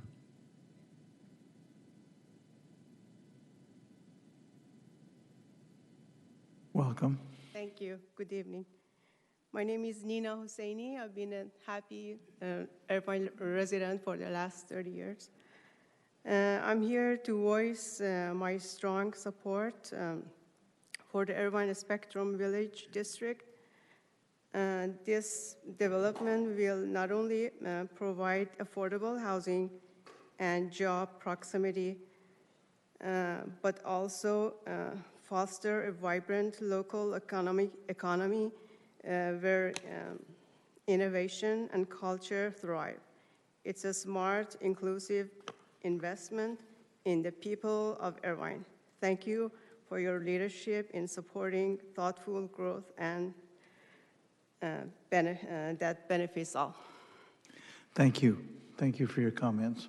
Lisa Thomas, and if I could call Gerald Balgos, Mike Nystrom, Jamie Morgan, Ray, and Roger Phillips. Welcome. Thank you. Good evening, Mayor Agron and members of the City Council. My name is Lisa Thomas, and I have the honor of serving as the chair of the Irvine Chamber of Commerce. Our members represent a diverse community of business leaders and owners who really value the quality of life in Irvine. It's a model city where people want to live and raise their family and work. But one theme I hear as I travel and I speak to our members is the desperate need for more housing. The state has mandated it, and business owners are begging for it. But one thing we all agree on is the need to develop wisely and with careful planning and to preserve the quality of life here in Irvine. We believe the MOU before you does just that. It is a plan for smart growth, combining housing, open space, walking trails, libraries, and innovation for business. We ask that you thoughtfully and carefully consider this. Thank you very much. Thank you for your comments. Mike Nystrom. Welcome. Hello, Mr. Mayor and Council. Thank you for hearing us tonight. As an original owner, I bought into the community. I wanted my home to be the last one built. No one wants change. No one wants development. I loved speeding down Culver on my way to Northwood Point. But what makes the city so dynamic and livable is the smart, thoughtful development of the city. Our villages are unique. The thought that goes into this plan, whether it's connecting the trails, school space, I work with the schools, and it addresses a need in a really smart way, and including funding for Irvine Connect and expansion of that. I fully support the MOU and hope that you guys do as well. Thank you for your consideration. Thank you for your comments. Ray. Welcome.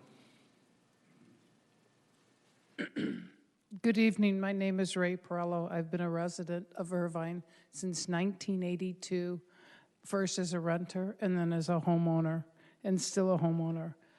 I was a junior girl golfer. I taught 30 years. I also coach junior girls golf in high school. I think this plan is great for the MOU, but can we compromise? Can we keep the course? Affordable housing, I'm all for it. Maybe some existing apartments we have currently. Maybe manage the food and beverage better because I know there's loss of money there. The course is wonderful. It's hard to get tea times there. I just think that there's a better solution than taking a perfectly maintained course in recreation for an open space of Irvine that we love here and to continue to keep it and still have affordable housing. Find a solution, make it work for everybody. Thank you. Thank you for your comments. Roger Phillips. Welcome. Yeah, good evening, Council and Mayor. Roger Phillips. I'm Vice President of the Orange Tree Patio Homes Homeowner Association. So Orange Tree, we're the most impacted by this. Orange Tree is right across the street from this golf course. And, we woke up a couple of days ago to find out that there was going to be over 3,000 new dwellings right across the street from us. And it's a shock. Now, yeah, you guys have figured out a lot of ways to benefit the city, but it's going to be at our expense. It's like, you're mugging Orange Tree and the local neighborhoods right around us.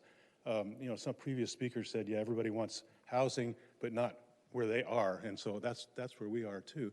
You already heard tonight about areas in the city that can be developed into housing. You have 3 or 4 of them in the Great Park. You have a bunch of them up north. Don't trash the golf course. I mean, it is an amenity. It raises our property values. We love it there. We like to walk over and have a coffee there. It's not the right decision, and it betrays the voters of 88. Thank you for your comments. Mayor, we have 6 more speakers via Zoom.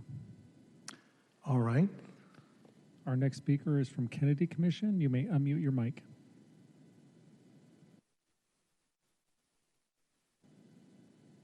Hello, can you hear us?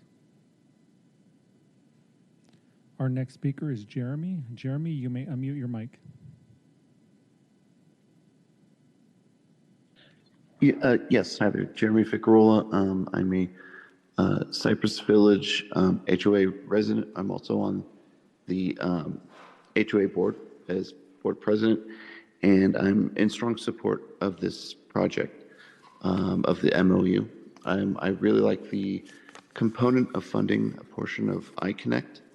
I really want to see that follow through. And there's a housing crisis, and I understand that we'd be losing a golf course, but I think there's greater needs for the city, and I'm in strong support. Thank you. Thank you for your comments. Next. Our next speaker is Ken. Ken, you may unmute your mic. Hello, all. Thank you so much for the opportunity to speak. Real quick, there are a number of things that MOU still needs to address. Specifically, we're talking about the affordable housing. That's just a washer. We're talking about environmental impact. It's not assessed. So my point to the council is, do not sign an MOU. Do further due diligence. We can do independent traffic studies. We can engage the community. We can have legal reviews, urban planning experts. And bottom line, there is time. There's no rush. Let's take our time and really assess what's right for the city. Thank you so much for your consideration. Thank you for your comments. Next. Our next speaker is Sylvia Walker. Ms. Walker, you may unmute your mic. Hi, this is Sylvia Walker, Irvine resident. I support this, and I know many of the people who spoke against this. They are probably very nice people in many ways, but basically what some of them were saying is, I have mine now just close the door. Or this project would be okay, but not here, someplace else. That's a common refrain, and there just aren't that many someplace else to put something like this. And quality of life, what about the quality of life of people who work in Irvine but cannot afford to live here? Let's also think about their quality of life. As far as open space, there are a few environmentalists that would call most golf course valid open space because of the water use, the pesticide use, the lack of diversity. So hopefully this new project will actually have some open space that is actually really is valid open space. And let's put emphasis on getting more transit, such as expanding the iConnect so we can solve the transit problem. Thank you for your... And I will leave it at that. Thank you. Thank you for your comments. Our next speaker is Eric Nishanian. Mr. Nishanian, you may unmute your mic. Thank you, council members, Mayor Agron. You get the housing you can afford. You'll never have affordable housing without rent control ordinances. Perhaps that you should address that before you address affordable housing. Google News, Irvine billionaire, you'll see that the Irvine company controls 75% of the rental units in Irvine. They also created the master plan. And what they're telling you is you can't have the master plan and affordable housing. It's one or the other. And Irvine, the city of Irvine should hold up the master plan and protect the quality of life in Irvine. Because what's going to happen is that housing is going to be built, most of it's going to be bought by investors, and they're not going to care about affordable housing. And you're going to be stuck in the same situation, and you're only going to go down the slippery slope.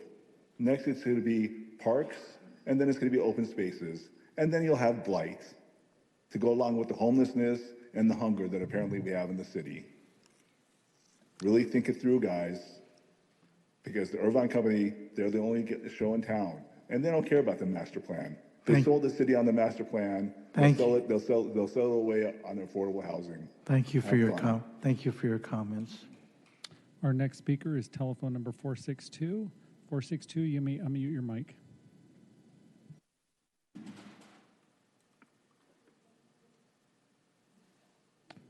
Hello? We can hear you. This is John Peterson. I've been a resident of Woodbridge my whole life since 1977. I just want to say thanks to the City Council for hearing me. Golf, I just want to say it's been a growing sport, has been for the last 5 years or so. Oak Creek is a great golf course. It's always busy. If you look at their tee sheet, it's booked pretty much solid every day of the week, so it gets plenty of use. My comments are just kind of, Irvine keeps seeming to take away a lot of public kind of amenities and stuff. Took away Irvine Meadows, Wild Rivers. Luckily, Wild Rivers came back. Irvine Meadows kind of came back for a little bit, but now it's gone again. It just seems to be a city that's focused on building housing instead of amenities and recreation that draws people here. We're becoming a city, I think, of residents and high density residency where everyone's going to drive to Anaheim or LA or San Diego to go get sports and entertainment instead of stuff that draws people to the city. And I know Irvine Company is offering a lot of stuff that seems to entice the city to like this proposal. A lot of money for Thank you. Their transit and all that kind of stuff, but they have other developments they can build and still offer all that money for the city. Thank you for your comments. 60 seconds. Thank you. Next. How many do we have left? We have 3 more. We have 2 on Zoom, and we do have 1 individual in person. This is it, okay? Nobody standing up. The queue's not open for business anymore. Okay, Thank go you, right Mayor. ahead. If I could try Kennedy Commission again, you may unmute your mic. Good evening. My name is Cesar Covarrubias, Executive Director of the Kennedy Commission. We want to ensure that this development addresses the critical need of affordable housing. The proposed method of addressing affordable housing is not producing new housing options that will be available long-term. We think that the City Council should reconsider this approach and maybe look at alternatives to address affordable housing long-term through the 15% requirement that is required at this point, or an appropriate in lieu fee. The proper calculation for the value of the affordable housing should be calculated at the cost of building the 425 units of affordable housing, which is what the city will not receive if they move forward with this proposal and not having affordable housing for 55 years, but only temporary affordable housing that will serve a proper purpose, but it doesn't help the city long term. So we would ask the city to not approve this MOU with this affordable housing provision. Thank you for your comments. Our next speaker is telephone number 347. 347, you may unmute your mic. Yes, this is Dee Fox. I live in Woodbridge, and I'm totally against this. The traffic, it would just be chaos. And like Christina Shea said, there was an agreement that land would always be a golf course and couldn't be changed.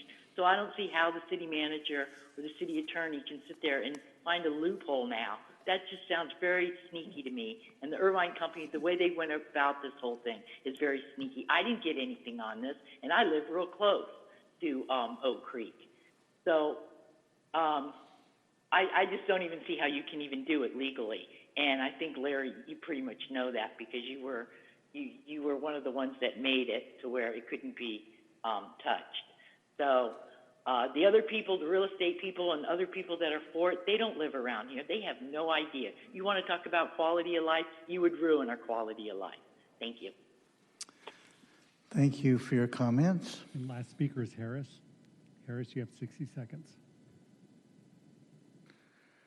Welcome. Thank you. I'm not here to talk about the golfing or the nesting waterfowl at Oak Creek Golf Course or the amount of congestion that it will add, but I do want to speak for the fishermen in Irvine. We've lost almost all of our water due to the Irvine Company.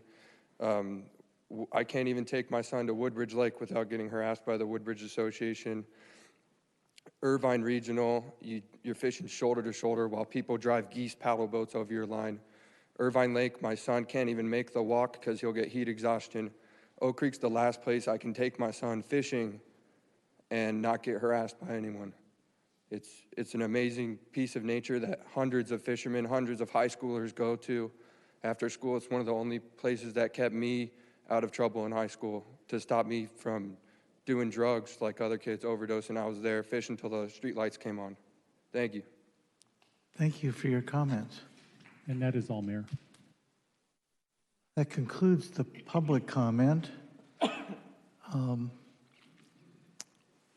Are there any questions that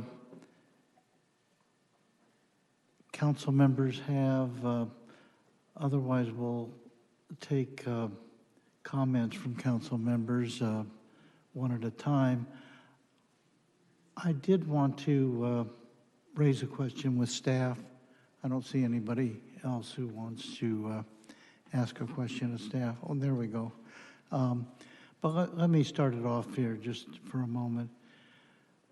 I want you to describe, maybe with the assistance of the city attorney, kind of where we are in this process.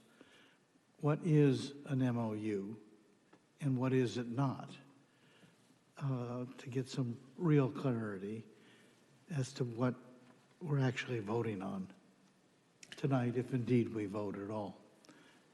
Certainly. Thank you, Mr. Mayor, for the question. The MOU really is the starting point of a conversation to discuss whether or not the project makes sense moving forward. Internally, we've characterized the MOU as an agreement to agree. It doesn't bind the city council. An agreement to agree or an agreement to try to reach an agreement? An agreement to agree to try to reach an agreement. Okay. Ultimately, what the MOU lays out is a process that will outline how we assess the proposed project over the course of the next year. At this point, I think it's important to emphasize there is no development proposal that's been submitted. We have a development concept that's been discussed with the city that the Irvine companies proposed. And in terms of thinking through how you would assess that project, the MOU outlines the guidelines and the process we would engage, the planning principles that would be used, and the benefits that would inure to the city if a project were to be approved in the future. I don't know, right. Jeff, if there's anything you might want to add to that. No, I think you pretty much nailed it, Oliver. It is a roadmap. It helps all of the parties that are about to engage in the entitlement process see how that entitlement process ideally would lay out while preserving for the city council the ability to decide whether to ultimately approve the project after all of the environmental analysis is done, the planning analysis is done, and the matter is separately considered by the Planning Commission, all of your subordinate bodies, and the City Council. So the developer, in this case the Irvine company, it doesn't confer entitlement. It's not an approval of the project. It is kind of a next step toward that. Let me ask, presuming that company representatives were here and elsewhere taking notes, hearing the resident objections and so forth, presumably they will try to address those concerns by making what are in effect changes in the MOU or changes that they might have in mind for the proposed project. So just to be clear, an agreement to try to reach an ultimate agreement on entitlement and a project and so forth. It is not something that guarantees project approval down the road, correct? That is correct. If anything, the MOU is intended. I thought we had a terrific display of community engagement tonight in the chambers, heard a variety of opinions, a variety of issues were raised, folks that had concerns, folks that had that supported the effort.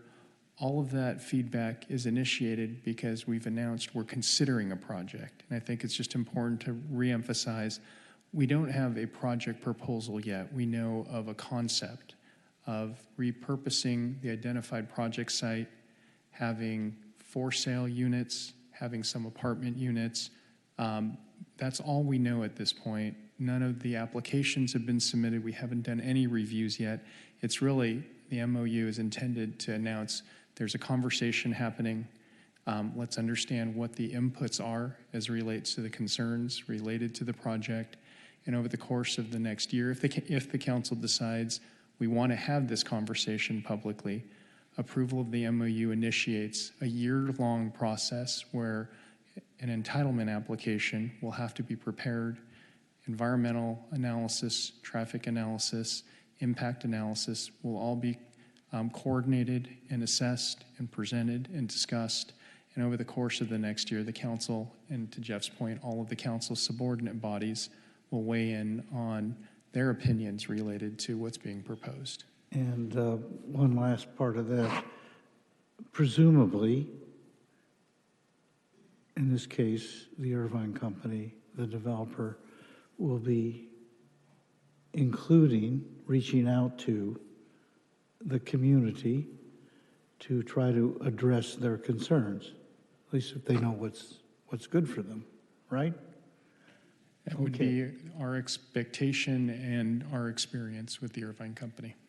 Okay. Let me just clarify one thing on the affordable housing matter. To those who might have a concern that, oh my goodness, does this mean there's going to be a tremendous concentration of affordable housing in conjunction with this project? The answer to that is no, not at all. Quite the contrary. I think in your description, you talked about this new instant affordability system that would be taking advantage of apartment units available all around town. At 17 locations. 17 locations all around town, not concentrated in the Oak Creek area. Correct? That is correct. Okay. Mayor, if I could. That's it. Yes. Sorry, go right ahead. I just want to build on that point just a little bit. It's actually just the opposite. It's Right. not just that it would be 17 available units around town, but the agreement contemplates a later agreement, a voucher agreement that would get put together in the next 60 days. And in the discussions with the Irvine company, the idea is to actually cap the total number of placements that could be at any one of those 17 units to force dispersal, while at the same time balancing the need to try and keep families close to schools where children go to school or they're otherwise anchored to the community. Right. All right. Thank you. Let me turn to my colleagues. Council Member Martinez Franco. Yes. Help me understand one thing. I'm just curious about the open preserve issue. When I hear open preserve, I hear free to the public, but this is not the case with the golf course. That's right? That's correct. And one of the points that Jeff made earlier, the 88 Open Space Initiative, it contemplated wide swaths of contiguous, high-quality open space that would be publicly accessible. But pursuant to that agreement, one portion of open space that was identified, the golf course property, is actually the only piece of property that in the open space agreement that hasn't been transferred to public ownership. It's still owned privately. It's a golf course that has an easement on it, but it's not publicly owned. It's privately operated currently. Thank you. Thank you, Councilmember Martinez Franco. And next we'll turn to Councilmember Liu. Well, I think, Mayor had already asked the question that I was going to ask about what we're actually voting for today. I think that's very important so residents actually know what we voted for. But but I would like to also touch up on the community benefit of it, that in aggregate, it looks like we are going to have a benefit of over 70 million in value rather than the in lieu fee. I think it will be beneficial for city manager to explain the difference between having a value versus having in lieu fee paid for community benefit. So there's a couple of different community benefit components to the MOU. One is related to a community benefit payment amount that would be discretionary for the council to allocate towards a grouping of projects. That money totals $70 million that can be utilized for a variety of council priorities. The biggest ticket items that we've contemplated include accelerating our build-out of the Irvine Public Library system that we're taking over, and we'll be opening actually our city-run branches this August. The other is expanding Irvine Connect. Our Public Works and Transportation team is working right now to build out what an accelerated expansion of Irvine Connect could look like. Additional resources could be allocated through this agreement. And to Councilmember Treseder's point earlier, we can certainly, I think, look to make adjustments to the agreement to specifically specify Irvine Connect as the reference when we say transit in the MOU. In addition to that, there's $26.2 million contemplated for community facility park improvements. That's another segment of the community benefit payment. $10 million of that amount would be allocated to partner with the Irvine Company on making improvements to the Jost and Walnut Trail. The remaining $16.2 million would be discretionary for council's use on other community project priorities. There's additional elements that the council would get access to through the agreement that's contemplated, including additional open space, including the clubhouse, including a 6-acre piece of land for a future community facility. All of that's incorporated in contemplation of there will be impacts from a development. How do we try to offset some of those impacts moving ahead? So without over belaboring the same point, can you give us a general idea of what the value, the aggregate value of that will be, and what, say, instead of having these community benefits offer, what would the Irvine Company be obligated to pay in lieu fee instead? You know, sure, Jeff. So, Councilmember Liu, the Irvine Company, the city of Irvine currently charges $16,993 per market rate unit as an in lieu fee in circumstance where affordable housing is not built on site. So in exchange for not building the affordable housing on site, the charge is $16,993 per market rate unit. At 3,100 units, which is the scoped out size of this project, that calculation is $52.6 million. The value of just the voucher program is set at about $72 million. So the delta there between 52 and 72 is just short of $20 million. In more value in the voucher program than would be assigned through the in lieu fee program. And with the voucher program that we're talking about, well, I don't want to keep repeating the same thing, but 17 locations all throughout the city, and these are units already built that are readily available for families in need.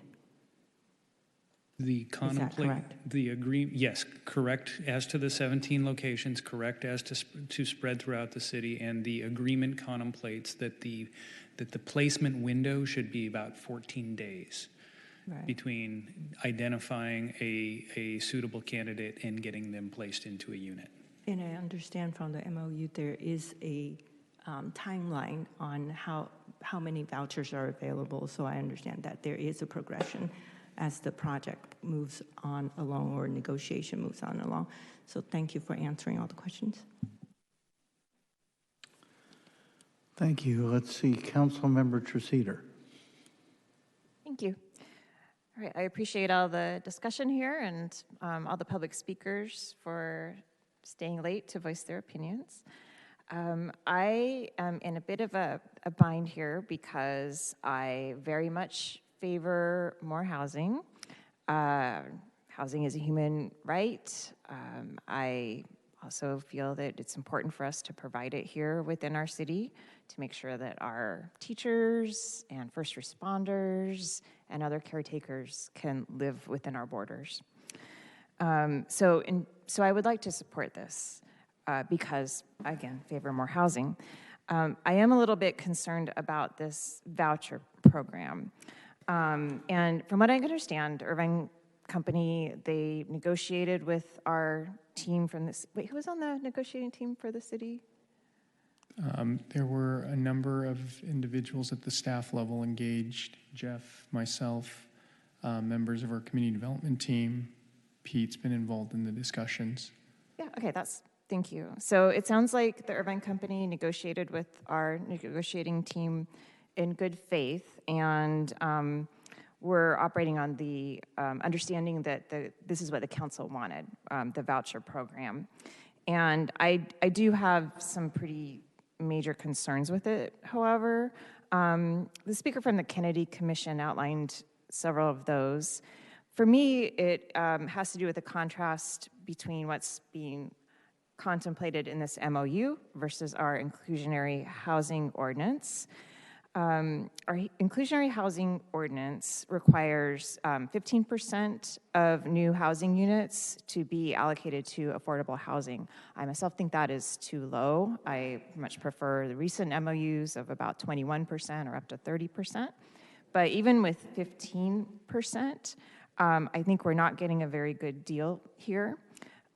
So the ordinance requires 5% of the units to be extremely low or very low, 5% being low, and 5% moderate. So just to compare what the ordinance would require versus this MOU, for the very low category, the ordinance would require 155 units. The MOU would require 200, so I don't have a problem with that. The ordinance requires 155, the MOU requires none. For moderate, the ordinance requires 155, the MOU requires none. For a total of, the ordinance would require 465 units, the MOU would require 200. Now, I know that there has been messaging to the effect that this is 1,000 instant affordable units, but in reality, if you read the MOU, it says very clearly there will only be 200 vouchers, 200 units allocated to this program at any given time. And in fact, each of the vouchers expires after 2 years, so this means that the program will end in 10 years or less. After that, there will be no affordable housing units as a result of this MOU. In addition, the recipients who get a voucher, I'm so glad they would get a discount down to 35% of market rates. However, after those 2 years are up, the recipients would then effectively be seeing their rents almost triple between one day to the next. And I think that there are very few people in Irvine who could afford having their rents triple one day to the next. So I am concerned about this, and I would like to ask Mr. Davis, thanks so much for being here, if he has anything that he could say to maybe assuage my concerns. I can certainly try, Councilmember Treceder. First of all, I think this is new territory, and I think in a good way. For many, many years, the affordable housing paradigm was 15% affordable, and we waited till it was built, and it was 5% very low, 5% low, very low, low, and then moderate, and it was not programmatically addressed. Here's an opportunity where, as another opportunity in that big bag of tricks, if you will. We have the affordable units that Oliver talked about that we're currently delivering from our last MOU, about 2,000 units in the marketplace that would do just that, have the low, the very low, and the moderate income categories covered. The notion for this program is to have a specialized look at dealing with a very specific need immediately. And I think what the code does allow for is this in lieu fee payment. And I think what we were trying to, as we were going through this, if we were going to meet our full 15% requirement with an in lieu fee, we would write a check for $50 million. That's what the current code reads. That would be in compliance with our total 15% requirement. The program is valued, and the way we get to the value is the amount of money that we're subsidizing over a period of time. So instead of writing that check for $50 million, it's dispersed over time. The 200 unit or the 200 voucher category is one of logistics. We're probably 97% occupied in the city of Irvine right now, and the 3% that are vacant are being refurbished to be back onto the market. The idea for the city staff and for our teams to be able to manage those programs is why we capped it at a 200 voucher program. Over time, it will certainly expire, and you're correct, at the end of the program it would expire, as would our in lieu fees if we were paying with that program. So I think altogether the idea of this is another element to deal with a very specific need, which, by the way, we've committed to start immediately, even prior to entitlement, even though what we're talking about here tonight is an MOU that starts to set forth this program that's going to be a year away from now. We have basically, because we think it's a good program, have decided to go ahead and go as quickly as we can. So within 60 days, this program would be available for, according to the city staff, as well as having conversations with IUSD, we know that there is a need that's available. So that's the context overall with that. It is a new program, and I think between now and that year, when we're back with our entitlement applications, should we be allowed to proceed, we're going to have a lot of conversations with the staff as we're going to be able to know what's worked well, what didn't work so well, and how we were able to accommodate things, maybe even make adjustments over time. And certainly we'd be amenable to that, but the idea behind the program is to really meet this one specific need, just like we're providing our affordable housing programs per our MOU. The Housing Trust is providing affordable housing in its program. Other builders are doing affordable housing, and this program, again, is just one more element. So hopefully that's the context of where we got to, and the idea of the negotiation on the deal was literally to deal with that program. We could have very well come back and said, let's do the same thing we did for MOU 1, I like to call it. But that wouldn't have addressed the need for this immediate population that's Irvine-based and has a challenge and an opportunity for them to hopefully be able to get out of that. The idea of expiring the program in 2 years, the notion was it was a transitional program. What the MOU contemplates is we would take someone who is in the position to be able to utilize those today, and basically they could be 100% subsidized. The city's program is going to also include what our contribution is, as well as the city program. Then get them on a waiting list for a below market rate unit to be able to then back into that program, but then be able to adjust into a market rate. So it's a progressive program.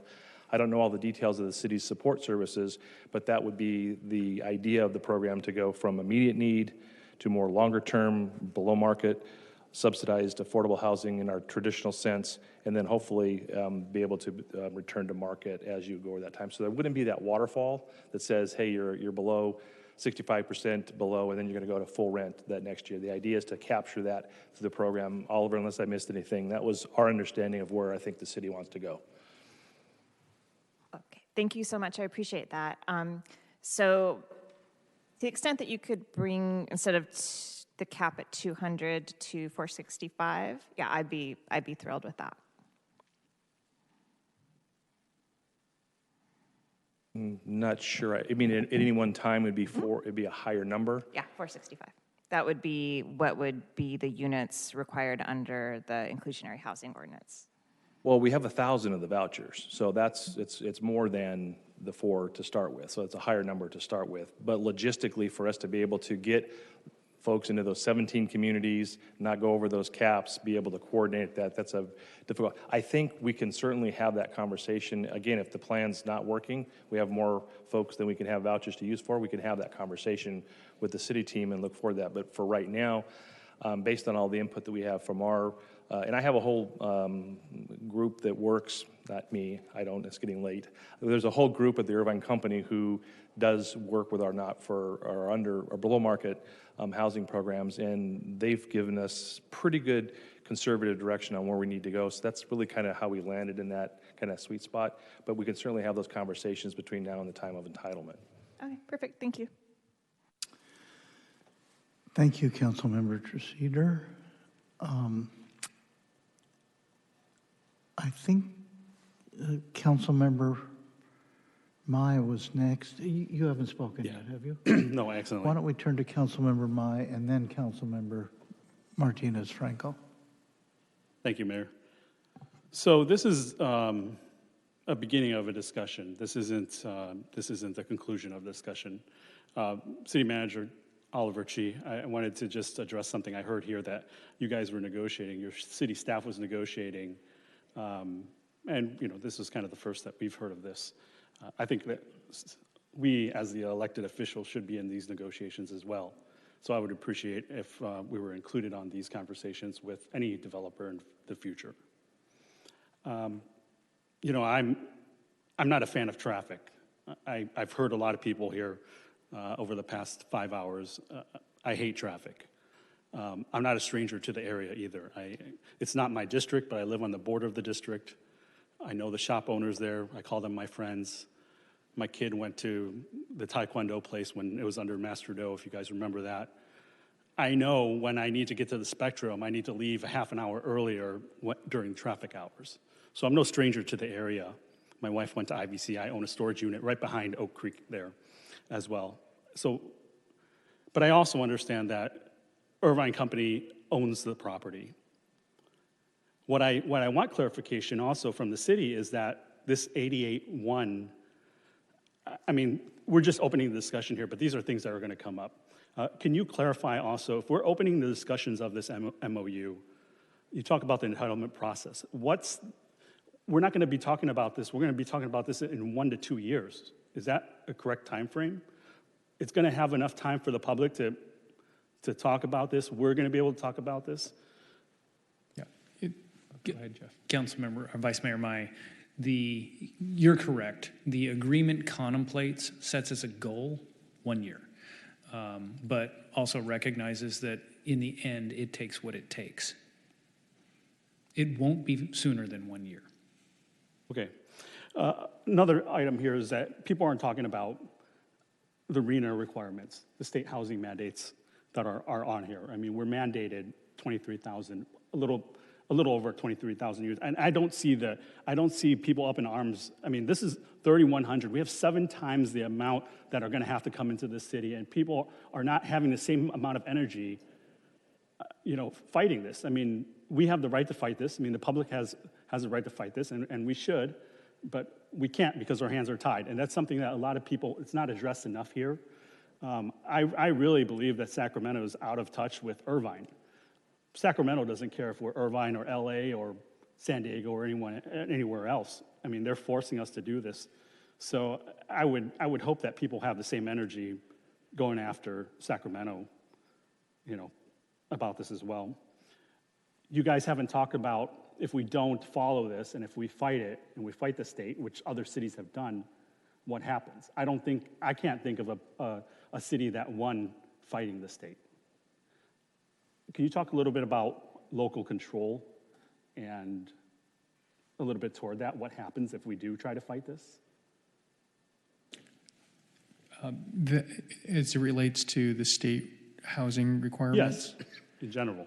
So locally in Orange County, the one city that has attempted to assert their right as a charter city to not have to comport with state-related housing requirements is the city of Huntington Beach. The legal argument there at 30,000 feet has been that because they are a charter city, the state doesn't have the regulatory authority to mandate local development protocols. The state's argument has been that housing is a matter of statewide concern, that whether you're a charter city, a general law city, you're a subdivision of the state, and if the state determines an issue to be a matter of statewide concern, then cities have to comport with those requirements. To this point, Huntington Beach has never won in court. Utilizing that argument, the state continues to have that if they determine an issue to be of statewide concern, and the state has identified that housing is, there's a legal requirement for cities to comply with that regulation. Jeff can probably add more detail to that. Yeah, I just wanted to try it a slightly different way. The state is taking away local authority over the decision whether and where to grant housing. That's a reality.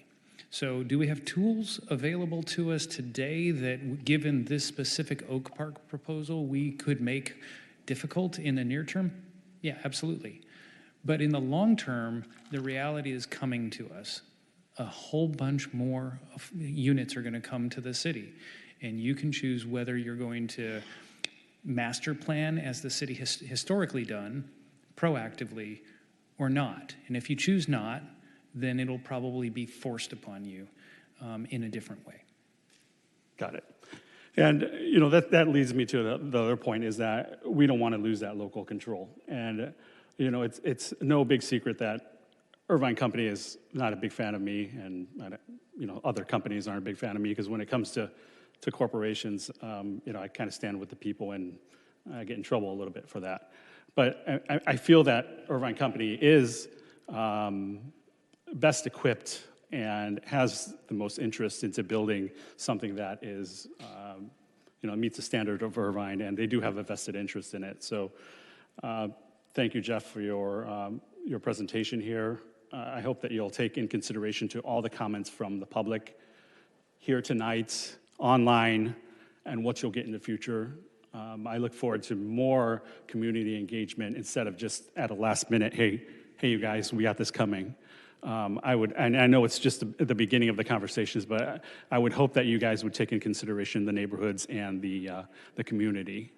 If I might, Councilmember Mai, we've exchanged cards with some of the folks that were here earlier this evening, and that's part of this program. We fully anticipated and expect that dialogue is going to happen, and we actually welcome it. That's why we wanted to make sure that there was notification out there to the communities, the folks we have been talking with, and certainly the idea of, and it's always made projects better as we have conversations with our neighbors and we find areas of common ground, hopefully, and we're able to move ahead, and we're going to have about a year to do all that.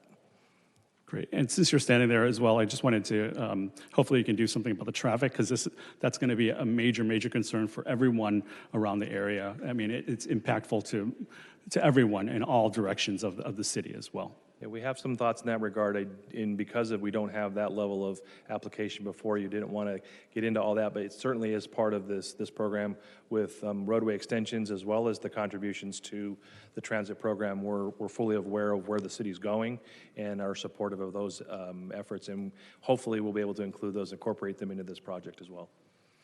Great, thank you. Thank you, Councilmember Vice Mayor Mai. Next, Councilmember Martinez Franco, then Councilmember Treseder, then Councilmember Liu, and maybe I'll have a few words to say, and we'll actually be in a position to perhaps take a vote. Councilmember Treseder brought up a very good point about the vouchers expiring, and I wasn't thinking about that before. So are these vouchers in perpetuity? Meaning like when these people graduate from the program, it will be given to another family forever, or they're just going to expire, just these vouchers, and that's it? The vouchers will expire. The component that doesn't, though, is each individual that gets put into the voucher program, once they're stabilized, they go to the front of the list for a permanent affordable unit. That doesn't expire. So it's an entry point and tool for us to use to address a local at-risk population. That's how we've thought it all through. Folks that need immediate housing stabilization and then permanent housing. How do we address that issue? We absolutely need more permanent affordable housing, but what we've been talking about and thinking about with the council the last year and a half, 2 years, is how do we support a local at-risk population to help that population initially stabilize into housing and then move into a permanent unit. And that's what this program has been designed to do, that the individuals would get a voucher initially. The vouchers would be good for an initial 2-year period. If they need additional time, you can use an additional voucher to stay longer. Once income levels are to a point where they can afford a very low, moderate unit, they would transition to the front of the line for the next available unit. That's part of the reason why also there's the development of 200 units at a time. That was in response to the program and the wraparound support that each family will need. It's hard work to work through those issues. The case management needed to help somebody stabilize doesn't happen overnight. And so we want to make sure each family, each life, whether it's a family or a senior, that we do help that individual stabilize, get to self-sustaining lifestyle into a permanent affordable unit. So that's the pathway the MOU lays out. No, and that's fantastic, and I fully support that. My worry is that that is not going to be enough, because once that program finishes, there's going to be need for more, and then we're not going to have any leverage to ask for more low-income housing in the city. So what are we going to do then? So we need to plan for the future, not just for the next 2 years. Mm-hmm. Agreed. Thank you. Thank you. Councilmember Treseder, then Councilmember Liu. Thank you. The Councilmember Martinez-Franco's question got me curious. And how many extremely low or very low housing units do we currently have in the city? Do you know off the top of your head? I don't know off the top of my head. It's in several hundred. I don't know exactly how many, but we'll find out and let the council know. Okay, so on the order of hundreds. And we're not building anymore with this MOU, and we'll need to transition 200 people to them after 2 years, and then 2 years later, another 200 people, and yet we're not building more. And so I'm a little bit worried about how the math is going to work out there. So that being said, I do want to consider this. It is a new type of policy.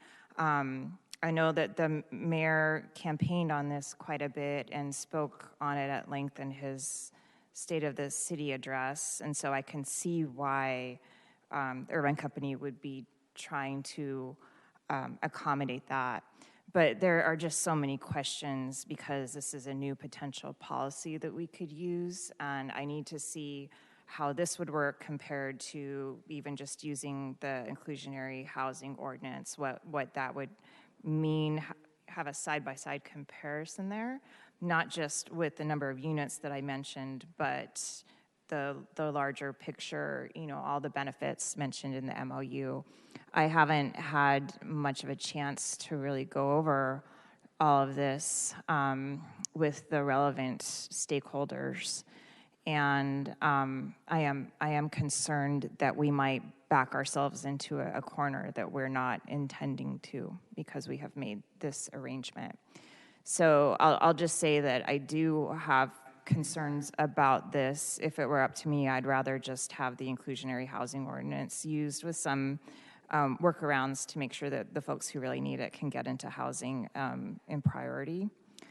But for now, I'll just say I'm hoping that we can go over this some more, maybe with more of a chance for me to talk with the Irvine Company and see what they're thinking of, and make sure that they're aware. It's not the whole council that is necessarily asking for this. It's the requests are varied among the council members. So thank you.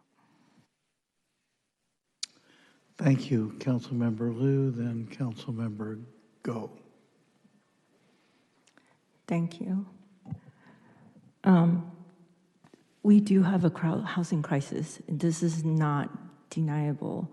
All throughout California, especially in Orange County, and it's very painfully obvious that the only way out of this is to build more housing and let the market take care of it, or we can use some policy changes to keep some of those units affordable. And we're not going to be able to solve all of it tonight. I understand that this is a transitional housing, affordable housing voucher program, not for permanent housing. In fact, in Irvine, we do, like city manager had already mentioned, we built the most out of any Orange County cities for affordable units, and we do have other options. Jamboree Housing, for one, that has managing affordable units for people who are low income, extreme low income, and that's been done for decades. And also, we also have other charitable profits that are looking for housing for other families. And that is not the only thing that is taking care of people facing homelessness. We are talking about a 20-year policy from the federal government down that we do housing first to take the temperature down, and then we rehabilitate and help these folks get back on their feet. I am trying to say that today we're voting on an MOU to have this immediate needs met, that we have 88 families identified by IUSD that are homeless. They need a place to go. And with something like this that is readily available for them, which getting me to a point that the first initial voucher issuance was at 75 vouchers, which was a little baffling when we have 88 families, but if we could maybe get to... There's 75 with this program, but we have another 50 with another program that we've already started to work on. So we'll have a total of 125 within 60 days to cover that. So there's a little bit of a cushion as part of that program. So I understand that this is just transitional. So for people who are a little upset about, what's going to happen at the end, I mean, we're trying to find them the permanent, as we still keep on building, hopefully. And I understand that we are it's getting late, and I understand that we are getting a lot of the community benefits instead of having you just cut a check today, which will probably be easier for you rather than to have to offer all this other benefits to the community. And I just don't know how, I would like to see more housing. I would like to maintain my quality of life, and I just don't see how we can not manage it and pretend it's not happening. Our RENA number is 23,610, which we will need to build by 2045 to meet the housing needs. And there are only gonna be more people. And where are we gonna put them? My kids' high school teachers who grew up and graduated from Northwood High School live in Riverside, drive an hour to come back to their hometown to teach the high school they graduated from. That is not right. The city staff who work here, a lot of them can't afford to live in Irvine or Orange County. My own office, we have members who are not living in Irvine, and that is not right. So I feel like we need to, instead of talking about how this is an open space, no, this open space is exclusive, expensive golf club. It is not accessible to the rest of us. I understand you have to go a little farther for open space now, but that golf club, the only argument that I can hear that is to preserve that is so the kids high school kids who don't have another place to practice will have a place to practice. But honestly, in the aggregate of things, I would rather have more housing so the businesses can have employees who can live nearby. The teachers, the first responders, the city staff who make the city great can actually afford to reap the benefit of their labor and live in the city they help make so great. So with all that said, I would like to actually point out what we're getting from this MOU. We are getting the open space reserve that is accessible to everybody. We are getting more trails, and that's connecting the rest of the trails, the open space. We are getting a joint training facility that fulfills the 6-year delay for IPD and OCFA to finally have that joint training facility. We're going to have a new library space in Woodbridge Village Center. We're going to have a significant cash contribution and a permanent open space in exchange for that private club. We are going to have more housing opportunities, which hopefully will bring down the cost and help people afford to live here. We're going to have more housing for IVC students. We're going to have this voucher program to help transition housing for Irvine residents with an Irvine focus. And so, and we're not having a plan today. We're not voting on what's gonna happen. There's gonna be traffic study, there's gonna be CEQA. I'm guessing there's gonna be community input, period. To me, this is not gonna be too hard to decide. We are voting to decide on whether we are going to have a plan. Nothing's carved in stone, and I say I will support this, and let's just put it to a vote if nobody else has any. Well, thank you for your comments. Councilmember Go wants to be heard, and then I'm just going to offer a few words as well, and if my colleagues are talked out. Go ahead. I'll be quick. It's past midnight, and I just want to be able to say that I spoke past midnight. That's part of it. No, you know, I used to live in this area, actually. I actually was a renter at Oakland Apartments. It's a great site.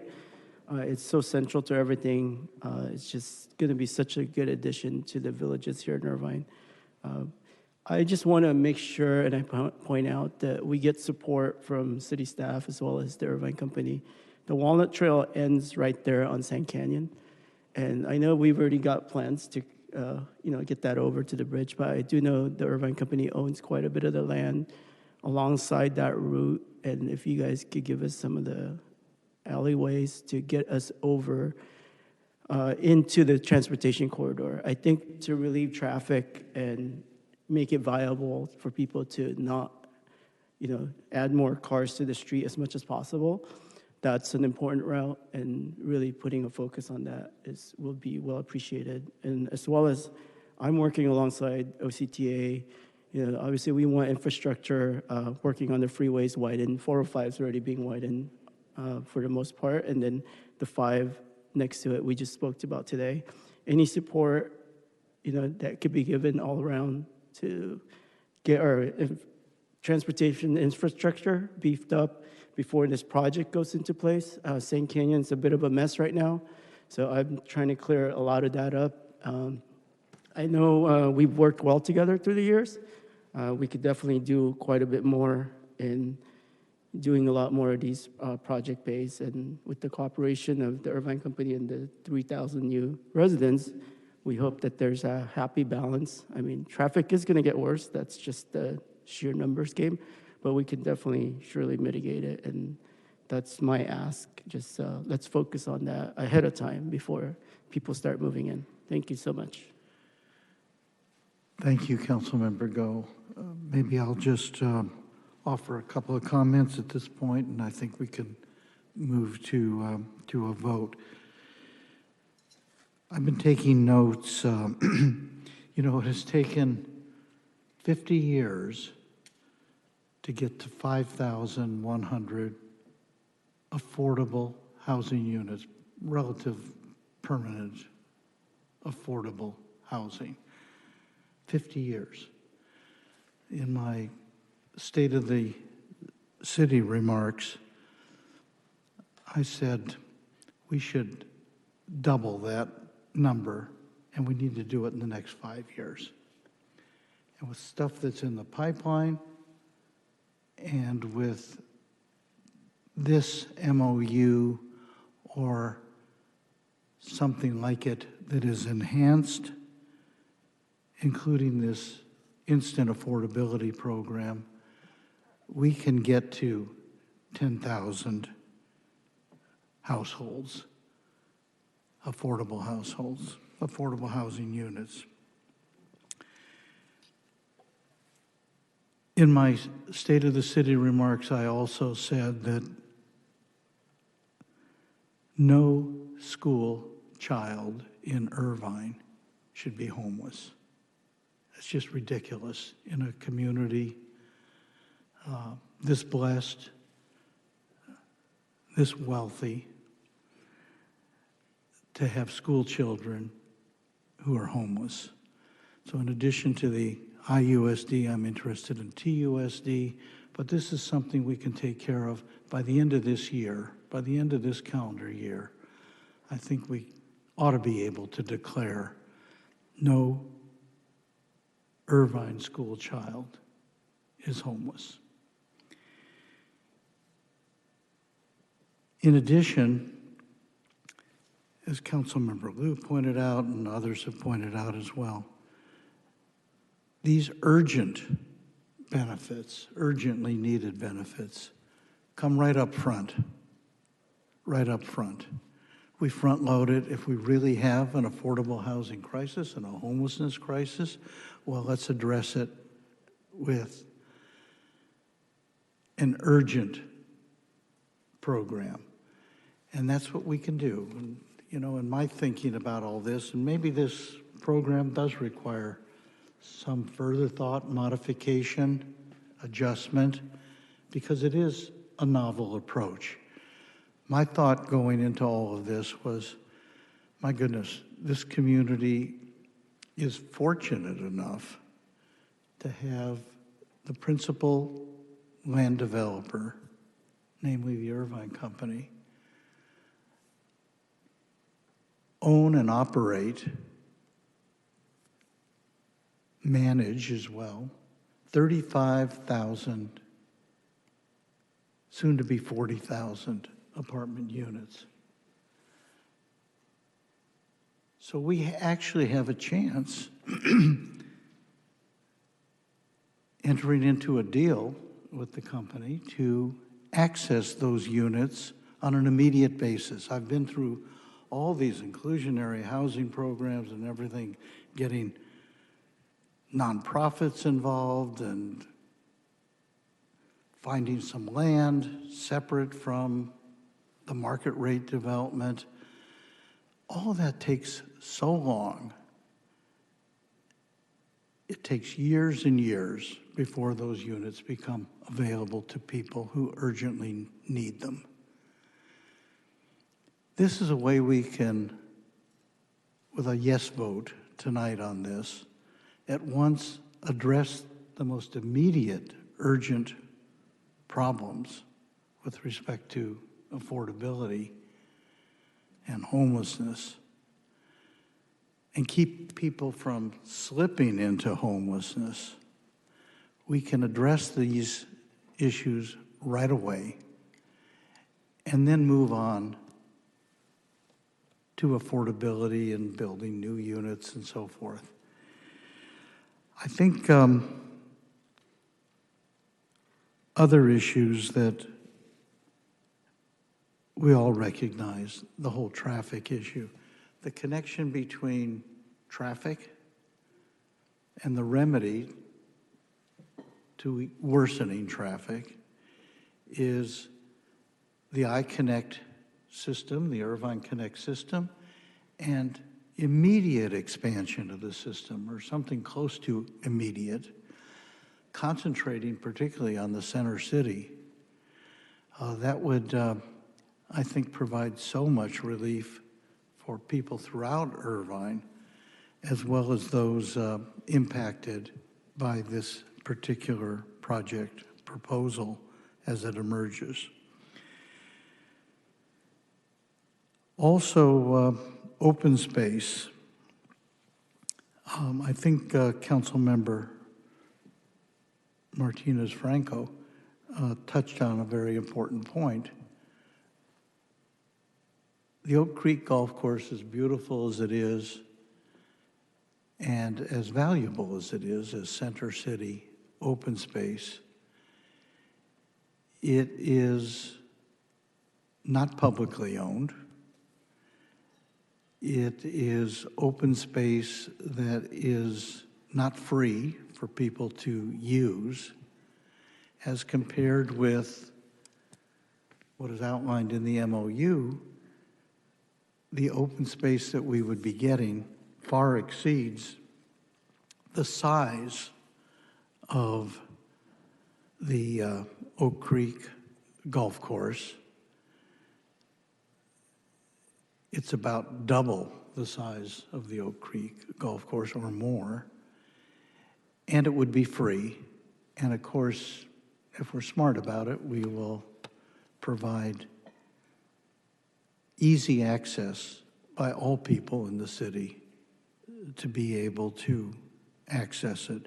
And as to those people who are desperate for open space, as we all are, in the center of the city, the MOU, for example, provided enhancement, and I think it's up front, enhancement of the Walnut Trail, which is, if memory serves me correctly, about 3 miles of east-west trail in what we used to call the Edison easement. And I think if we could move quickly on that, we could make what is an unattractive area now into just a highly desirable center city east-west trail system that will benefit people in the ranch and Green Tree and people down toward the Great Park as well.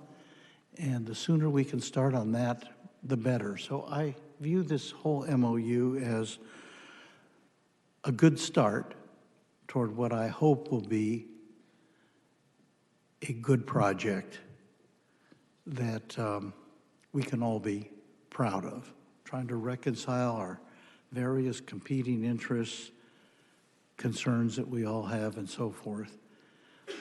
I'm glad we have a full council with an opportunity for all of us to be in kind of on the ground floor on seeing where this project goes if indeed the MOU is approved tonight. So with that, unless there are others who want to be heard, I will move staff recommendation, which would be to authorize the city manager or his designee or designees to execute the memorandum of understanding regarding consideration of establishment of a new Oak Park planning area, including affordable housing and other public benefit matters between the city of Irvine and the Irvine Company. Is there a second? I'll second. Was that Councilmember Mai? Yes. Councilmember Mai seconds the motion. Any further discussion? There being none, would the clerk please call the roll? Councilmember Carroll. Yes. Councilmember Martinez Franco. Yes. Councilmember Go. Yes. Councilmember Liu. Yes. Councilmember Treceder. Yes. Vice Mayor Mai. Yes. Mayor Agron. Yes. Carries 7-0. Thank you. That concludes our agenda. All the other items will be put off. I want to thank my colleagues, thank everybody who participated in what was a very long evening, but I think we got some good work done. With that, the meeting is adjourned. Oh, I guess we technically need a motion. Is that correct? By I'll consensus. move that we adjourn. Is there a second? I'll second that. Seconded by Councilmember Carroll. All those in favor say aye. Aye. All those opposed, meeting adjourned.